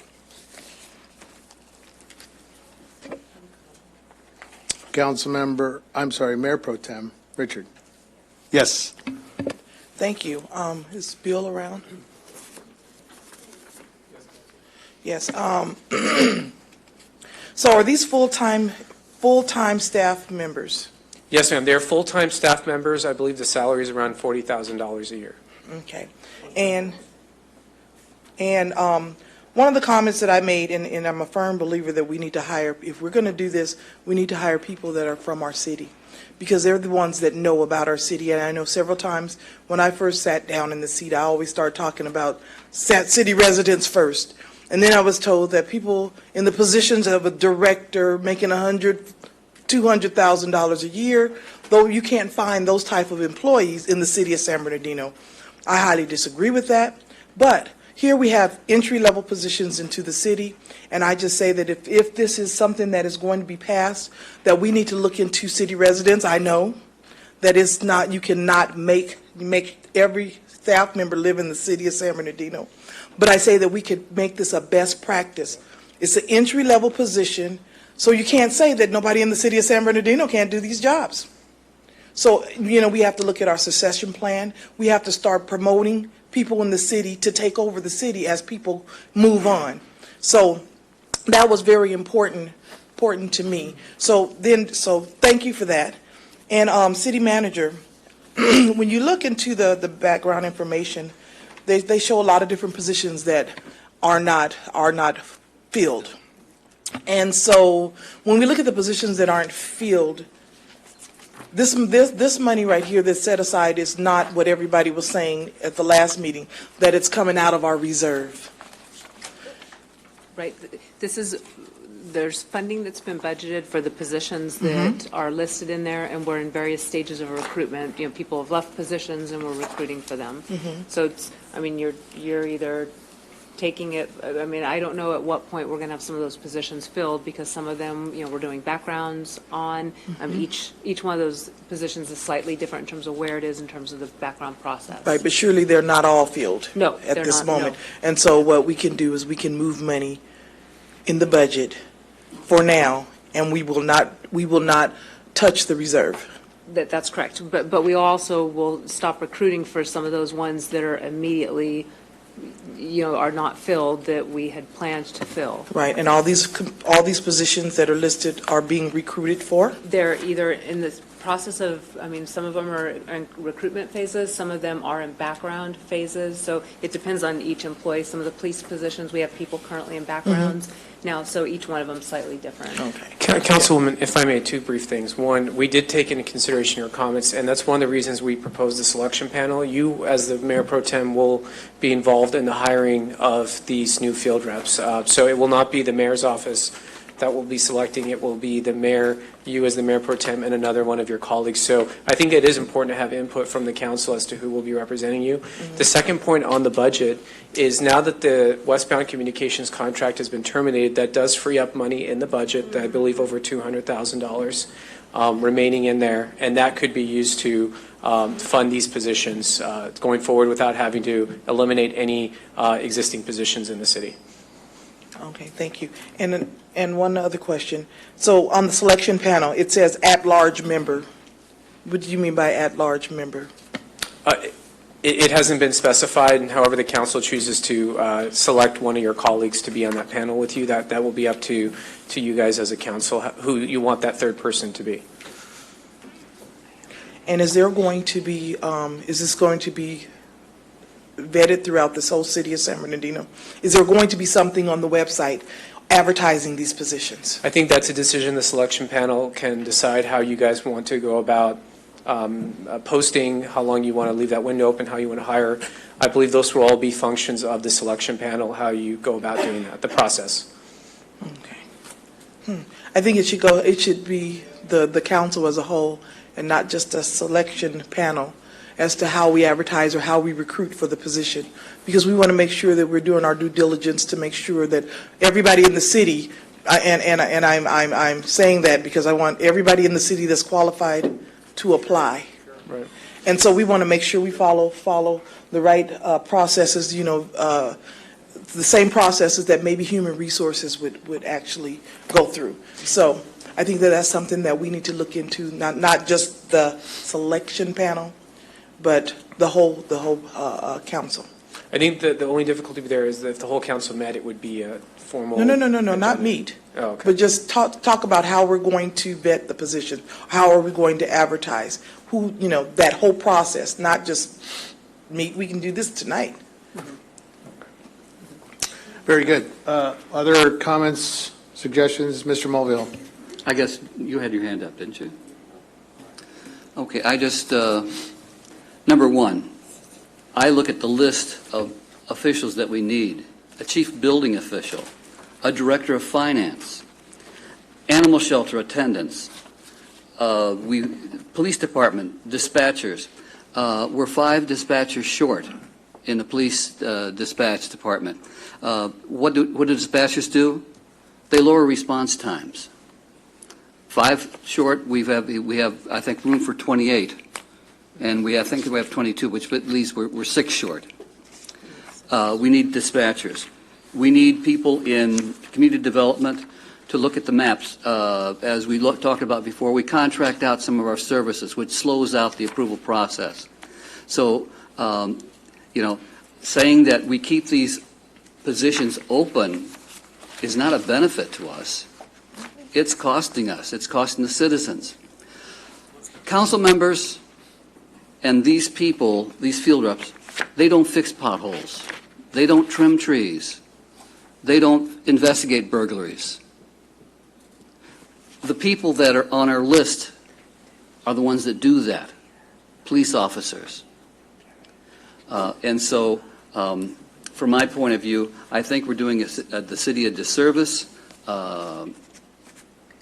In addition to that, looking at the hiring process, I'm looking at the city charter, section 508.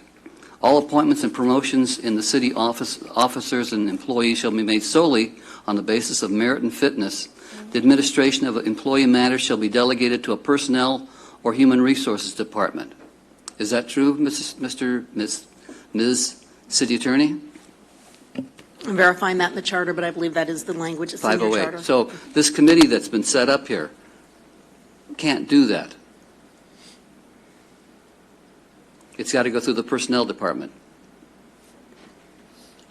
508. Yeah.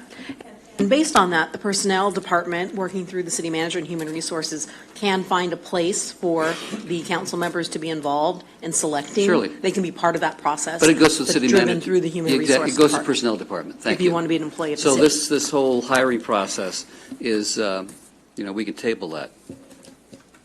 But the point is, I'm not in favor. We have more priorities.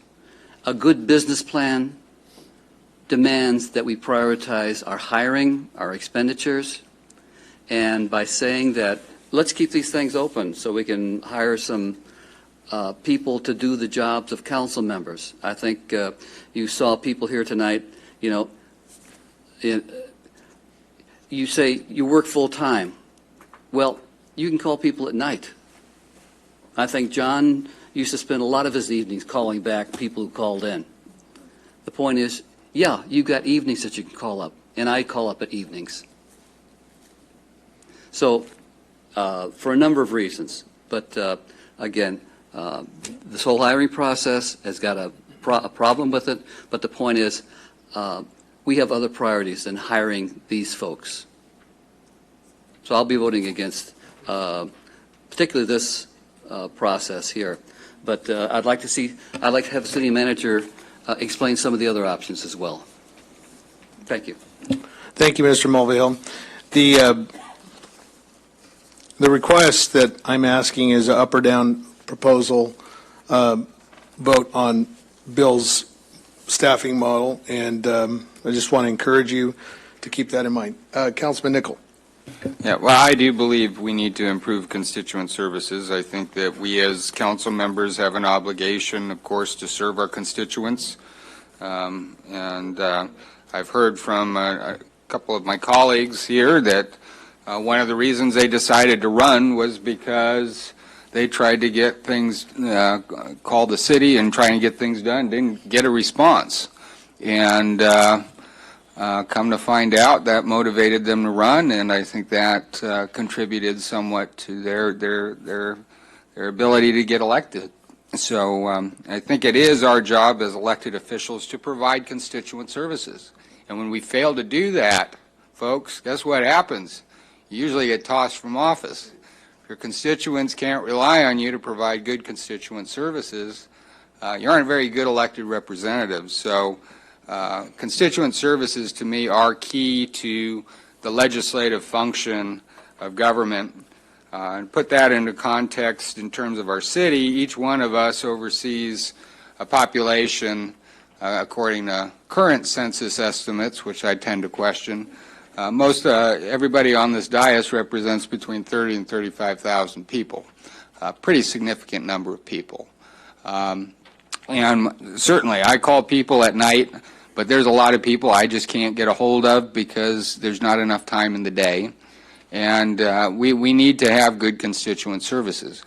That said, I do not believe it is good practice mid-year through a budget to radically change our allocation for staffing. And so my first question is, how much is currently? I do believe that I think it's a good idea to look at consolidating the mayor and council office consistent with Article 3 of our charter, which creates a city council and mayor office or branch, which is legislative. So I agree with that. I think that's a great idea. I think it's long overdue. I think it's consistent with our charter. But I do have some concern about what we have in the budget currently for the combined mayor and council staff and what is being proposed currently. I'll be honest, my constituents have told me in no uncertain terms, this budget year, we don't want to see you spending any more money than what you're currently spending on the council mayor's office. And I'm going to hold that line. That's what my constituents have told me. Consistent with good constituent services, you listen to your constituents. What my constituents have told me, don't spend any more money. Consolidate if you need to, restructure if you need to, find a better way of doing this, but do not spend any more money. So, Ms. City Manager, if you could, please, if you could enlighten me on what our current combined council mayor budget is for staff this year and what would be the combined budget under option 1B. The current fiscal year 18-19 adopted budget includes $305,692 for 3 dedicated full-time positions in the mayor's office. That includes the chief of staff, 1 assistant to the mayor 2, and 1 assistant to the mayor 3. The staffing levels for the council office include 4 full-time dedicated positions that support the city council. The amount budgeted for those combined positions is $370,378. So it's about $676,000 in combined budget for those 2 offices. In terms of item 1B, we did attempt to look at that number. Mr. Saley indicated that their intent would be to start those new positions at the entry level. He's estimating about 166. If they were at the mid-range, it'd be between 275 and 443. Again, if you found someone that you felt was maybe a little more qualified, you wanted to start them at mid-range, so we kind of gave a range for that, additional costs. Is that fully burdened? That would be fully burdened. Yeah. What's the additional cost? It would be that, I'm sorry, you asked me the additional cost between, I'm sorry, what, 1B and? Cost over what we're currently spending in the budget. And I think it's important that, Andrea, you also, if there is a vacancy in the city council, that you also factor that in. Councilman, if I may, that was in the 1B option that the city managers put together. That is reflected the elimination of that empty position in the city council's office. And at the bottom level, it represents an additional cost of $168,000. That's the price tag for the option that option 1B that the mayor's office is proposing. I would note that the council just voted to terminate the communications, westbound communications contract. So there is a void now in the budget for the remainder of that contract, which is, I believe, is over $200,000. This represents a net savings to the city, and we do need, as communications director now, to fill that void within the city so we can have effective communications and whatnot. And actually, Terry and I are doing some quick math. With the elimination of the one position, we actually come up with about 275 275 more. More. In addition to, yeah. And I think with some slight modification, we could probably get, because it looks like we're basically holding on to the existing staffing structure, and now we're adding to it. I, for one, can't agree to that tonight. I can agree to a modified structure, but I think we need to think seriously about a complete restructure. And I think we can do it and still either spend the same amount or even potentially save some money. And in fact, I've put together a proposal that could accomplish just that. So if the motion fails, I'd be happy to present an alternative to this. Very good. Thank you, Councilman Nickel. Remember that this is still a cost savings. We have terminated the contract for westbound communications for $200,000+. There is no additional burden, and this is almost what you had suggested 2 weeks ago, that we combine our staffing resources, but I could appreciate that. Again, I'm asking the council on an up or down vote on my proposal via bill of sailing. Are there any other comments? Councilman Charette. Thank you. When was the last time we heard voodoo economics? Because that's what this is, this savings of giving up a service that was providing a great service, and we needed, and we still need, and we're going to use that up by hiring more people and giving the responsibility of communications to one individual where it was being done by a staff of I don't know how many Westbound was providing, and pretty heavy resources to achieve what they were achieving for us that apparently no one appreciated, or few of us appreciated and few didn't. I'm confused here a little bit. I read this, if I was just to read this and not ask a question, I would show that there's a chief of staff in the council office and there's a chief of staff in the mayor's office. Is that what this says? Or are you suggesting that you, the chief of staff, would be overseeing our staff? Is that what this is? One chief of staff or two? Councilman, one chief of staff or two? It's one, if you let me answer the question. No, that's fine. That's fine. That's all I'm interested in. So as chief of staff, you would be overseeing the council's office. And yet, and I'm going to turn to our city attorney and ask if the charter in any way, shape, or form distinguishes between the executive branch and the legislative branch. Don't we all wish we were president and Congress and all that and had all that at the federal level? But do we have an executive branch versus a legislative branch? Your charter specifies elected officials in the form of a mayor and council members and a city manager form of government. Which would essentially be translated into a legislative body that has the mayor as the presiding officer, but that would be working in collaboration with the council. And so it seems to me that we would have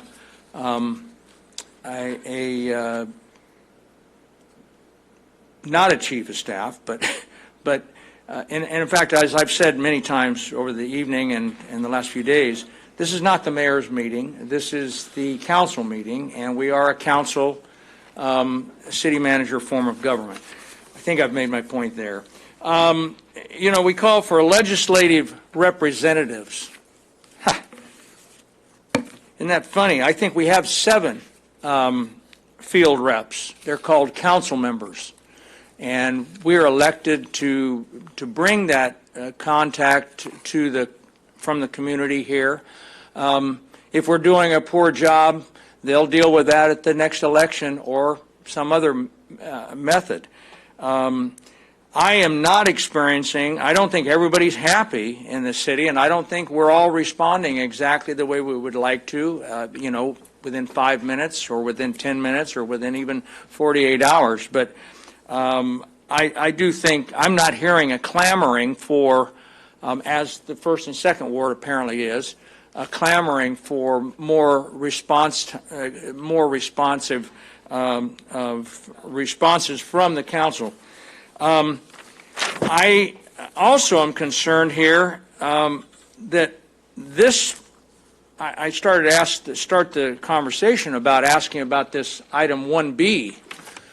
Is it interesting that the city manager, based on all of our input from a couple of weeks ago, put together an extensive plan or options, and there's actually 4 options. We're not discussing any of the other 4 options. We're just discussing Plan 1B, which isn't being weighed against some of the other options, which, though I don't really support anything at the present time, changing things, if I had to vote on something tonight and I felt compelled to vote on one of these 4 options, I would be supporting option 4, which maybe is that actually 5, because there's a 1B and a 1A, a 1B, and then a 4, a total of 4.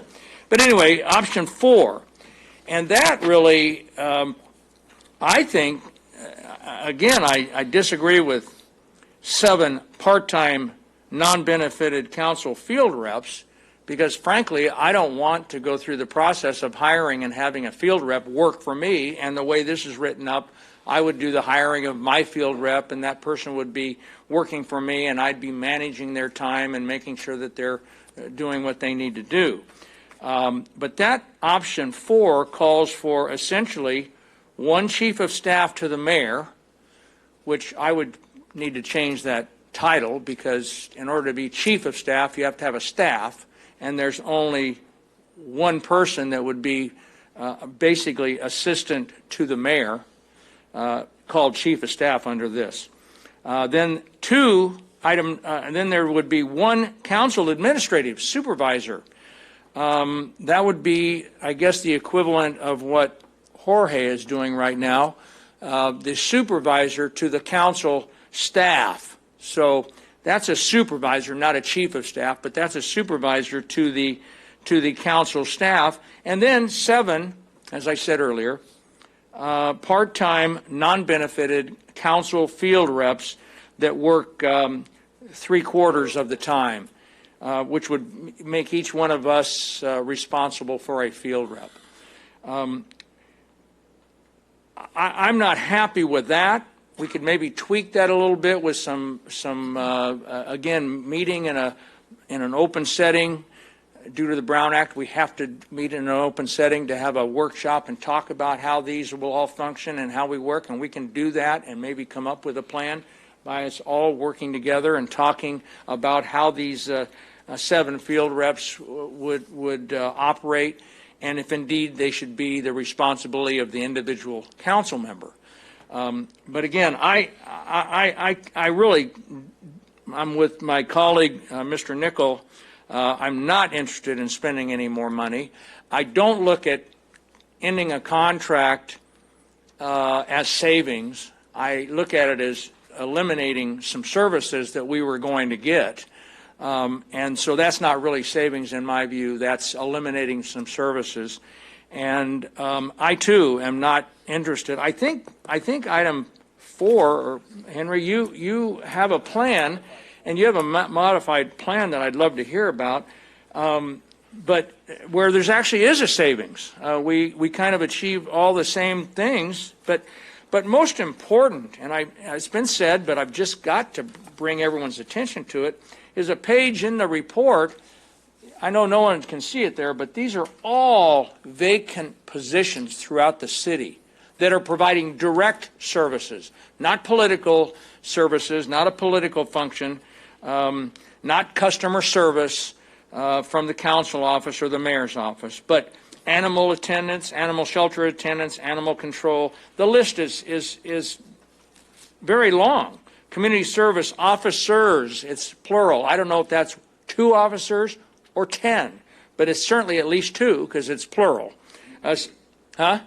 Same way with customer service representative, with an S. That's 2, 3, 4, 10. It's plural. Community engagement specialists. I guess we won't need those because we're going to hire 7 full-time community or part-time community engagement specialists. This is just not what the charter calls for, and not what I've heard from my constituents and from the people that have come and spoken against this hiring of 6 more positions in any way, shape, or form. So if we have to vote on one of these 4, which I don't think we do, and I don't support any of them at the present time, I'm all for kind of leaving status quo through the end, at least through the end of this budget year, and then getting together during that these next 5 or 6 months and talk about how we can change that going forward on next year's budget and how we can consolidate and have one legislative branch, not a legislative branch and an executive branch. But to really work collaboratively as a council and a mayor, working collaboratively with a city manager to provide the services that our constituents not only deserve, but not only need, but deserve. So I think at the risk of repeating myself, I'm going to quit, and I think I've made my point. And if thank you, I'd like to hear from Henry Nichols' option to item 4. Thank you, Councilman Charette. Are there any?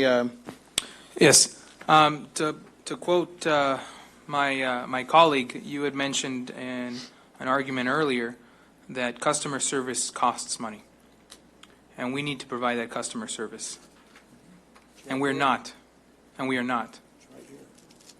So then if there is a duplicate position being created by this, then we eliminate that duplicity. That will open up some money. We have money from terminating this contract earlier in this meeting. We can keep costs, there will be a neutral cost to this. When we cut out those duplicate positions, and we use the money that's not being spent for this contracted work, then the budget remains the same. There is no additional cost. Mr. Charette, you're out of order. Continue, Mr. Sanchez. That's all. Well, there is enough duplicity with some of these positions. And City Manager, would you be able to collaborate on this? You've had a chance to study assuming you've had a chance to study the options here presented in this item. How many duplicates would we find in positions that have not been filled yet? No, these are all positions that are budgeted that we feel are necessary to provide services to residents. So these are all included in the budget. So these aren't positions that would be duplicating anything? No. So my Okay. Well, just to step back, and when we look at staffing, we look at the man-hours that are being provided. So for instance, for every full-time position, we know that that's going to result in 40 hours a work week. It's 2,080 hours in any given year, and then, of course, employees do have vacation holiday times, and so there's formulas that we use for that. And then we look at the workload that actually needs to be completed, and then determine the number of positions that we need to actually do that work. So these are all positions that we've done workload analysis of, and so they may have the same position titles, but we know that there's a demand for that work to be performed, and that's why we have multiple people in the particular position. It's like police officers. So it wouldn't be correct what my fellow councilman is saying, that some of these positions that we're proposing to create are duplicating some of the vacancies we have? Because that's what you've said. No, if I could clarify, what I was being a bit facetious. Okay, you see, that doesn't help. That's fine. That doesn't help Well, I in a apologize, robust and I will conversation. clarify. I will clarify. When you're talking about customer service reps, that, I think, is what's kind of, people are talking about us providing customer service to the public and outreach and that. And I'm just simply saying that a part-timer that's going to go out to do ribbon cuttings and do those kinds of, that's not the same kind of customer service. So no.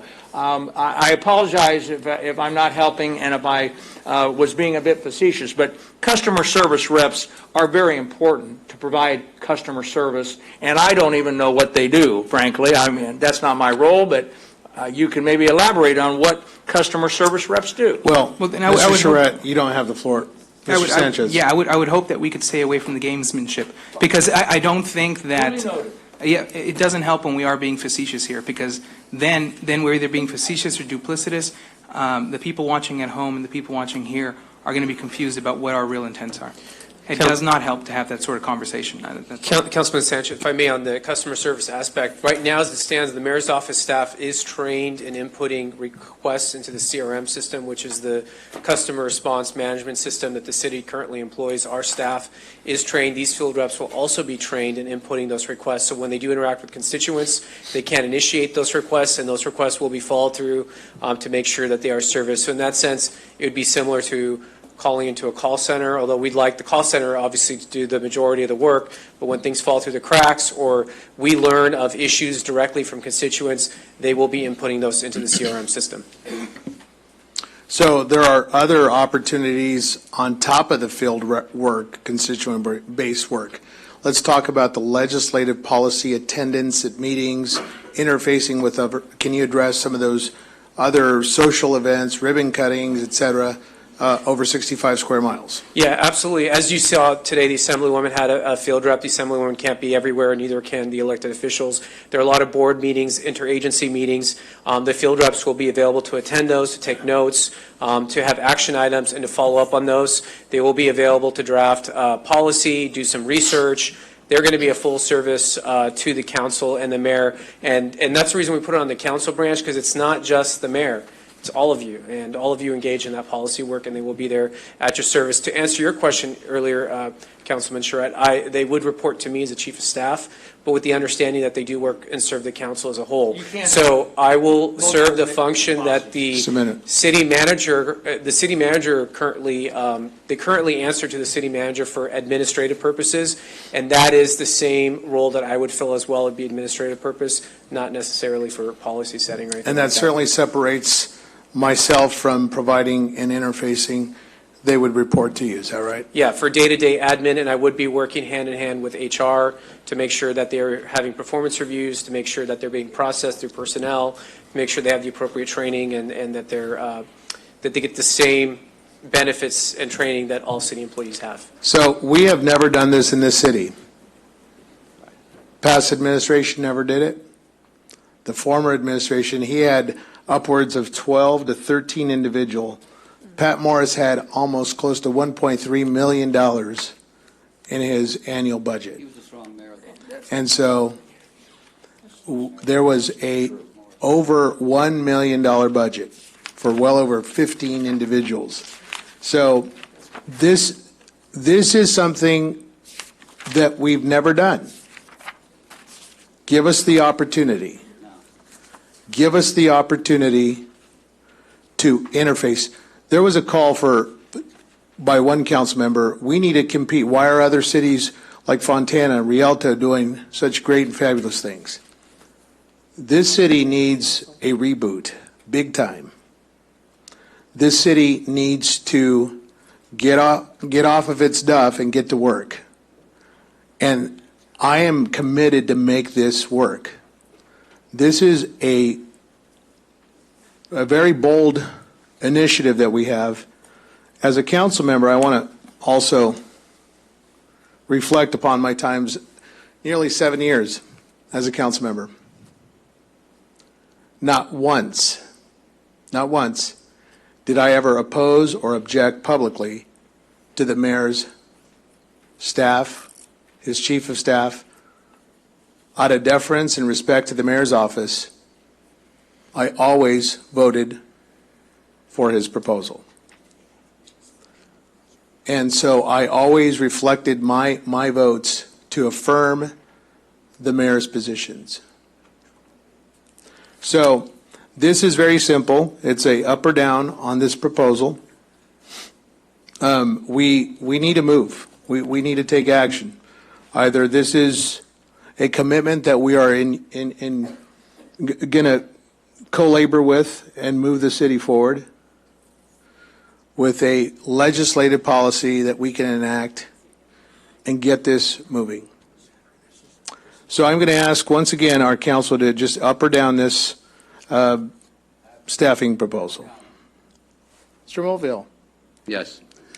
About this, the mayor's chief of staff in charge of the council's staff and saying that he's an independent voice when he answers to the mayor. You say the Mayor Morris had a department staff. He was a strong mayor. The charter has changed. The charter has changed. And by the way, he didn't have that all the time.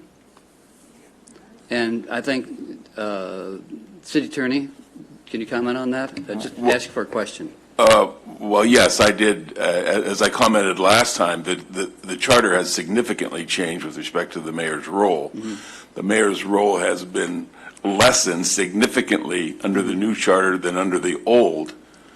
And so that when you're looking at this number of staffing, there's a risk in my assessment.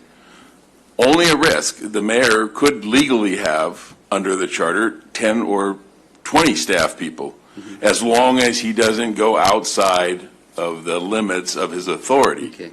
Okay? And so what I'm suggesting here is that this large a staff would seem to be inconsistent with the lessening of the mayor's role under the new charter. And again, getting back to the point, the mayor has centralized this because of his chief of staff. And, you know, Mayor, I've told you directly, you've had an issue of trust.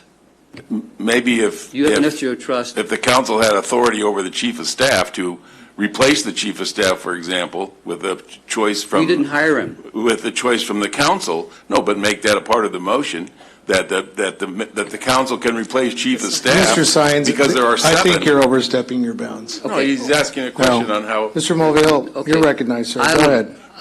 I would like to make a substitute motion, and that we step back, take a look at what Councilman Nickel is proposing. It sounds like it'll save us money, it'll save us arguing time, it'll save us having, you know, this issue. So I'd like to make a substitute motion that we take a step back, we allow time for Councilman Nickel to put together his thoughts with the city manager, do this as a team. I don't see that. We don't see it be a team. Already tonight we've had one vote where the mayor had to break a tie. That doesn't sound very good. So again, make a substitute motion that we allow time for Councilman Nickel to put together and to discuss with the rest of us. I mean, this will be a group discussion, and we all should have a visioning session. All these things fit together, so the point is to have time for the visioning and so forth, and the issue of the organization of government. Do I hear a second? Second. Substitute motion. The item before us is, Mr. Mulvihill, you're not recognized. You're out of order, sir. You're out of order. He's got a motion and a second. Sir, I chair this meeting. Point of order. Sure, Charette, you're out of order. So this is I wish to reconsider the decision of the chair. I make that motion to reconsider the decision of the chair. Second. Point of order. I have the right to opine on a substitute motion. There You is have- discussion point. You have an opportunity to have a conversation on the substitute motion, but you must take a vote on the substitute motion. I understand. Okay. So I'd like to discuss it before we take the vote. Well, This- we have I just want to ask for a point of order from our clerk. Could you please restate that? My belief is it's not a substitute motion at this point because there was no second to Mr. Sanchez's original. Right. It is the motion. Thank you. And is it the original motion that's on the floor? Okay. So this is a discussion point. So I strongly oppose the floor motion by Mr. Mulvihill, seconded by Mr. Charette. This does not address the staffing issue from the mayor's office. Mr. Mulvihill, this is a mayoral issue. This is not a council issue. This is a mayor's staffing proposal. That, Mr. Mulvihill, please. Mr. Mulvihill, please. The genesis for this entire item was initiated through the mayor's office. Absolutely. And you may disagree with it, and that's fine. You've stated your opinion. I appreciate that. We learned from it. 2 weeks ago, we rolled tape significantly. The city manager did her very best on marking up the staff report. It's here before us, folks. It's here. And this is an item that I'm requesting from our council, that we move forward with 4 field reps as presented in my chief of staff's proposal. We need to clearly understand that there is new change here at City Hall. There is, and I'm it. And we're going to move this city forward. We're going to take back our streets, and I'm going to work extremely hard to do it. Now, you can join me in that effort, but it's important that we move this item forward. Up or down, that's fine. And I'll work to gain your trust if it fails. Mayor Pro Tem. Yes, thank you. Yes, this is you're a new mayor. We have 2 new council members, third one coming. Once again, I always say that when other mayors have come before us, they've changed their staff. John's here, he's trying to change the staff. I'm going to say that I'm looking at Henry's substitute here, and one of the things that I see that really makes a lot more sense to me is that he's asking for maybe not necessarily 4 full-time staff members, but maybe 4 part-time, to be equivalent to 2 full-time staff members. Therefore, when you have part-time members, you don't have to deal with PERS cost, and so that is a big cost savings as we can still move the city forward. And then maybe when we have our next budget session, we can look into it and see how successful that is and the needs that we may have, and then maybe add additional. But when we're talking about PERS cost and all of that, we need to really think about that and save some, and look into savings.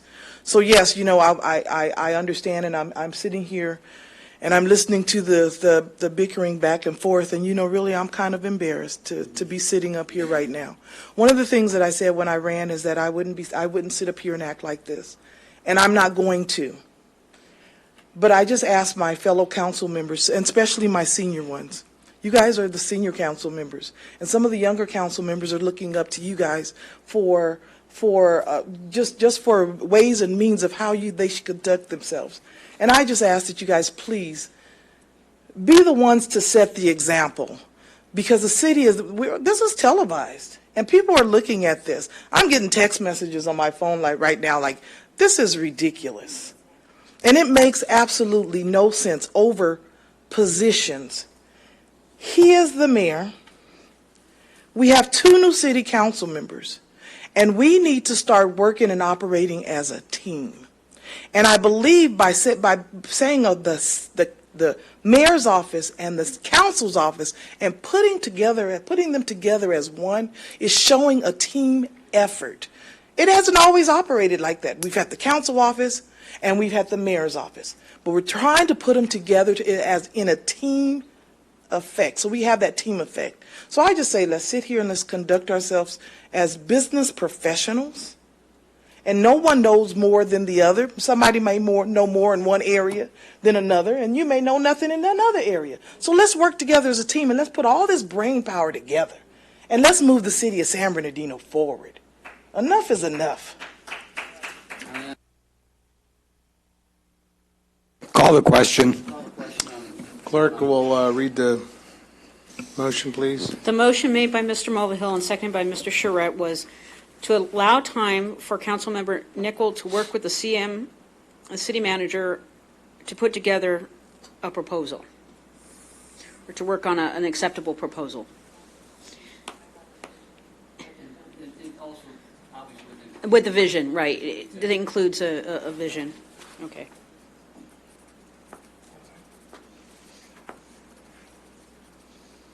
And could we bring that back perhaps next council meeting? Get that done? Yes. Yep. Is that, are you amending, are you willing to amend? I'm ready to It's a roll. little more than 2 weeks this time because of the council. Yeah, I'll be a little more, it'll be 3 weeks. Yeah, yeah. At next council meeting? Next council meeting. Okay. Yep.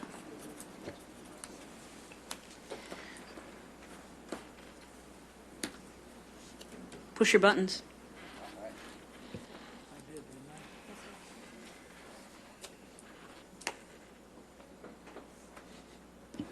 Ms. City Clerk, can you repeat the motion? Kept going back and forth on, sorry. To allow time for Councilmember Nickel to work with the city manager to put together a proposal that includes a vision and bring it back at the next council meeting. Thank you. You want a visioning workshop. Can you have, Can't be done in but 3 weeks. Yeah. Let's just limit it to just this item. so do you want me to take out the vision part or just say a visioning workshop Let's have a visioning workshop in February. in the future? We can agendize that under new business, Jim. Vision. Okay. Would you like me to read that again, Ms. Ibarra? Okay, allow time for, Ms. Ibarra. Why don't we just agendize it, the vision workshop for Friday? Let me do that. Let's say, would you like the motion I just wanted to read? know if you want me to read it again. We can work on the I'm vision. fine, thank you. I'm not looking for a judgment. Would you like to take the visioning workshop out of the motion? I would like to leave it in. Okay. Have a visioning workshop in February. Got it. Not necessarily by our next council meeting, but in February, let's get all the council members, their dates that are available, and have a meeting. Okay. And then what I will do is work with the city manager to have an item prepared. Now, will that visioning workshop allow for a vote if we have a proposal that we can vote on? Yes. I would propose that we have that vote at the visioning workshop, and I'll work with you So between this now and is then. going really off the rails, folks. No, it's not. A mayoral staffing issue turns into a visioning workshop. Let's hear the vote. This is, I am not supportive of this. The clerk will call the roll or announce the vote. The motion made by Mr. Mulvihill, seconded by Mr. Charette, and clarified several times, passes 5-1 with Mr. Sanchez voting no. Moving on to number 21, the read by title only waiver, waive the further reading and introduced ordinance number Municipal Code 1511, amending section 2.58.010 of chapter 2.58. Mayor, members of the council, at the last meeting, you gave direction regarding the day of the week and times of your council meetings. You have that ordinance before you this evening. We're recommending that you waive further reading, read by title only, waive further reading, and introduce the ordinance. So we're recommending that you do that. The other item, though, that I'm requesting feedback on is there was also some discussion about changing the meeting location. And as I thought through that, given the fact that the ordinance will not take effect, I can actually bring that resolution back at the next meeting. So I didn't provide a draft resolution to you today. We did, as you requested, though, identify various possible locations to relocate the meeting. There was some discussion initially about the IVDA and the costs related to that, and the council members gave suggestions on other locations that you want us to look at. You have that included on packet page 814. And again, we just need direction so that we can bring at the final reading and adoption a resolution also changing the location if you wish to do that. We have had some follow-up conversations with IVDA. We think that there are some things that we can do in terms of us being able to utilize their equipment, train on their equipment. So, I think $1,800 would be the highest amount. Again, we're anticipating that we can do some things to reduce that cost. The mayor had also suggested that he would like to see some recesses and only one meeting a month during certain times. And so, again, that does help with the cost impacts to us. So, again, we're just seeking direction, asking you to introduce it, waive it for first reading, but also provide direction. Very good, thank you. Discussion.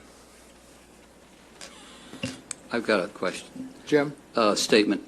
And I think I've said this before. If we moved over the IVDA, it's way over in the airport. We have to move city staff over there, and we're going to be meeting probably at 7 o'clock at night. I think that because of budget issues, we should stay here. We don't know what's going to happen with City Hall. We don't know what's going to happen in the future, but the point is, we're here. There may be standing room only at some times, but that's because we do have to deal with important issues. But whatever it is, it's going to cost us quite a bit of money, and I think we really need to funnel that money into those positions that we've been talking about. So I'm for staying here, but that gives you direction too. Thank you. Fred? Yeah, well, I was going to say pretty much the same thing. I don't really support changing the time, but that it looks like that's going to change or has been voted on, and certainly, again, what time is that? So now we would be. Yeah, it's not quite 12, it's 11. We'd be now at 1 by changing 2 hours later. So I don't support that. I also think it's harder on staff. And with, as Jim mentioned, moving staff, those are maybe hidden costs that we're not really showing here in the staff report, the $1,800 a month or whatever it is. That's one cost. But it's just it's a burden on staff to have to move over there and come back and finish up. The timing, that's a done deal, I think. But as far as moving the venue, I don't support it. I do support finding out as soon as we can what we're going to do with City Hall. Maybe we can even have that as part of the visioning discussion, because it is going to require a robust discussion. Just the one follow-up comment I would make, I think we've talked about, and I appreciate Councilmember Mayor Pro Tem Richard's comments about professionalism and conduct. There are facilities that are much more professional than what we've been able, we've made this work, and I appreciate everyone's accommodation, but there are some limitations, and there are also some security issues that we have at this facility. So that was, I think, one of the reasons why there was some discussion about trying to find an alternative location was, again, to elevate that professionalism as we strive to be a much more professional organization. Sometimes having facilities and dressing the way you want to be perceived, has an impact on how you are actually perceived, so. And you're absolutely right. But one of the things that I spend a lot of time, I think my TV watches me, but it's on HGTV. And I think that if we want to do something, this is our building. Let's upgrade our own building. Yeah. If that's what we have to do to make this building, this chamber look professional, let's do it ourselves. But we own this. We own this and not pay somebody else. That money that we're spending to pay somebody else to host our meetings, we could put into making this look a lot more appealing. More seats up. Right. Knock out this wall. And then we own it. This money is invested in our own. and I apologize to the two newer members, but, one time when we first moved here, remember, there was a discussion about knocking that wall out, and the only reason why we didn't pursue it is the cost, and we were hoping we weren't going to be here for very long, and so we, but that, we do have plans that would accommodate the knocking out of the wall. Yeah. Thank you. Mayor? Well, since we're talking about walls, elevating ceilings makes the room much larger. So might as well go for it. So you want me to rip out that? Yeah, well, we got council members with vision here that want to knock down walls and improve things, and that's wonderful. So raise the ceiling too. But along those lines, Councilmember Ibarra.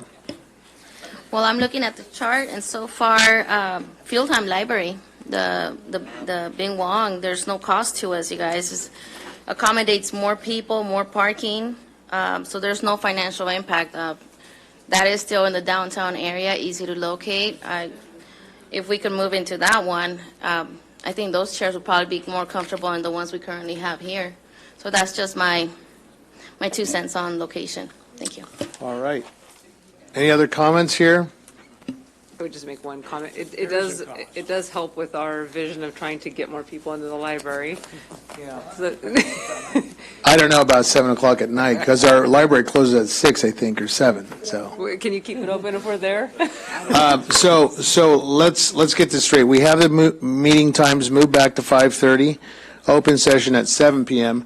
Now, the discretion is the council location. So let's address that and get some direction clearly here. What is the sentiment of this council? How would you like to proceed? And please make your comments short and sweet. I think I've heard from Councilmember Mulvihill. He'd like to stay here. Councilmember Mayor Pro Tem would like to stay here. Sentiments, Mr. I like Sanchez? Feldheim Library. Okay, I think there's some room here with Councilmember Ibarra also suggesting Feldheim. Fred? just real quickly, Feldheim, you're right about that, and there's no cost, hard cost. There is going to be a cost associated with staff and moving back and forth. And it'll be minimal, and so again, it really doesn't matter to me, but I'd rather see us be able to do it in one of these locations here. I think it's easier for staff because of the proximity to City Hall. Very good. I think there's consensus that we should stay here. I support Feldheim too. Oh. It's got more space. I think it's. Wait, so what do we have, 3-3? Or is it 4-3? If it's a vote, Well, there's no consensus. We're sensing Feldheim. I And we got 3-3. Okay, I apologize, but I thought, this is what I wrote down. I wrote down TS, SIFS, and HN. Am I wrong about Feldheim? I thought you all. No, Fred did not say Feldheim. I'm sorry. I thought you said it was good. No, it was Nickel, Ibarra, Sanchez. So it's 3-3. 3 stay here, 3 Feldheim. Let's stay here. Knock out the wall. Well, I don't know if we have to knock out walls. Let's move it forward to stay here. So. And then the other thing, we do need to have someone make the motion to read by title only, waive further reading. I will make that motion. Very good. Second. Let's cast your votes. Wait, what do we cast? For the first reading. For the first reading. Yeah. And then I will address it in the subsequent meeting when you do your final reading of the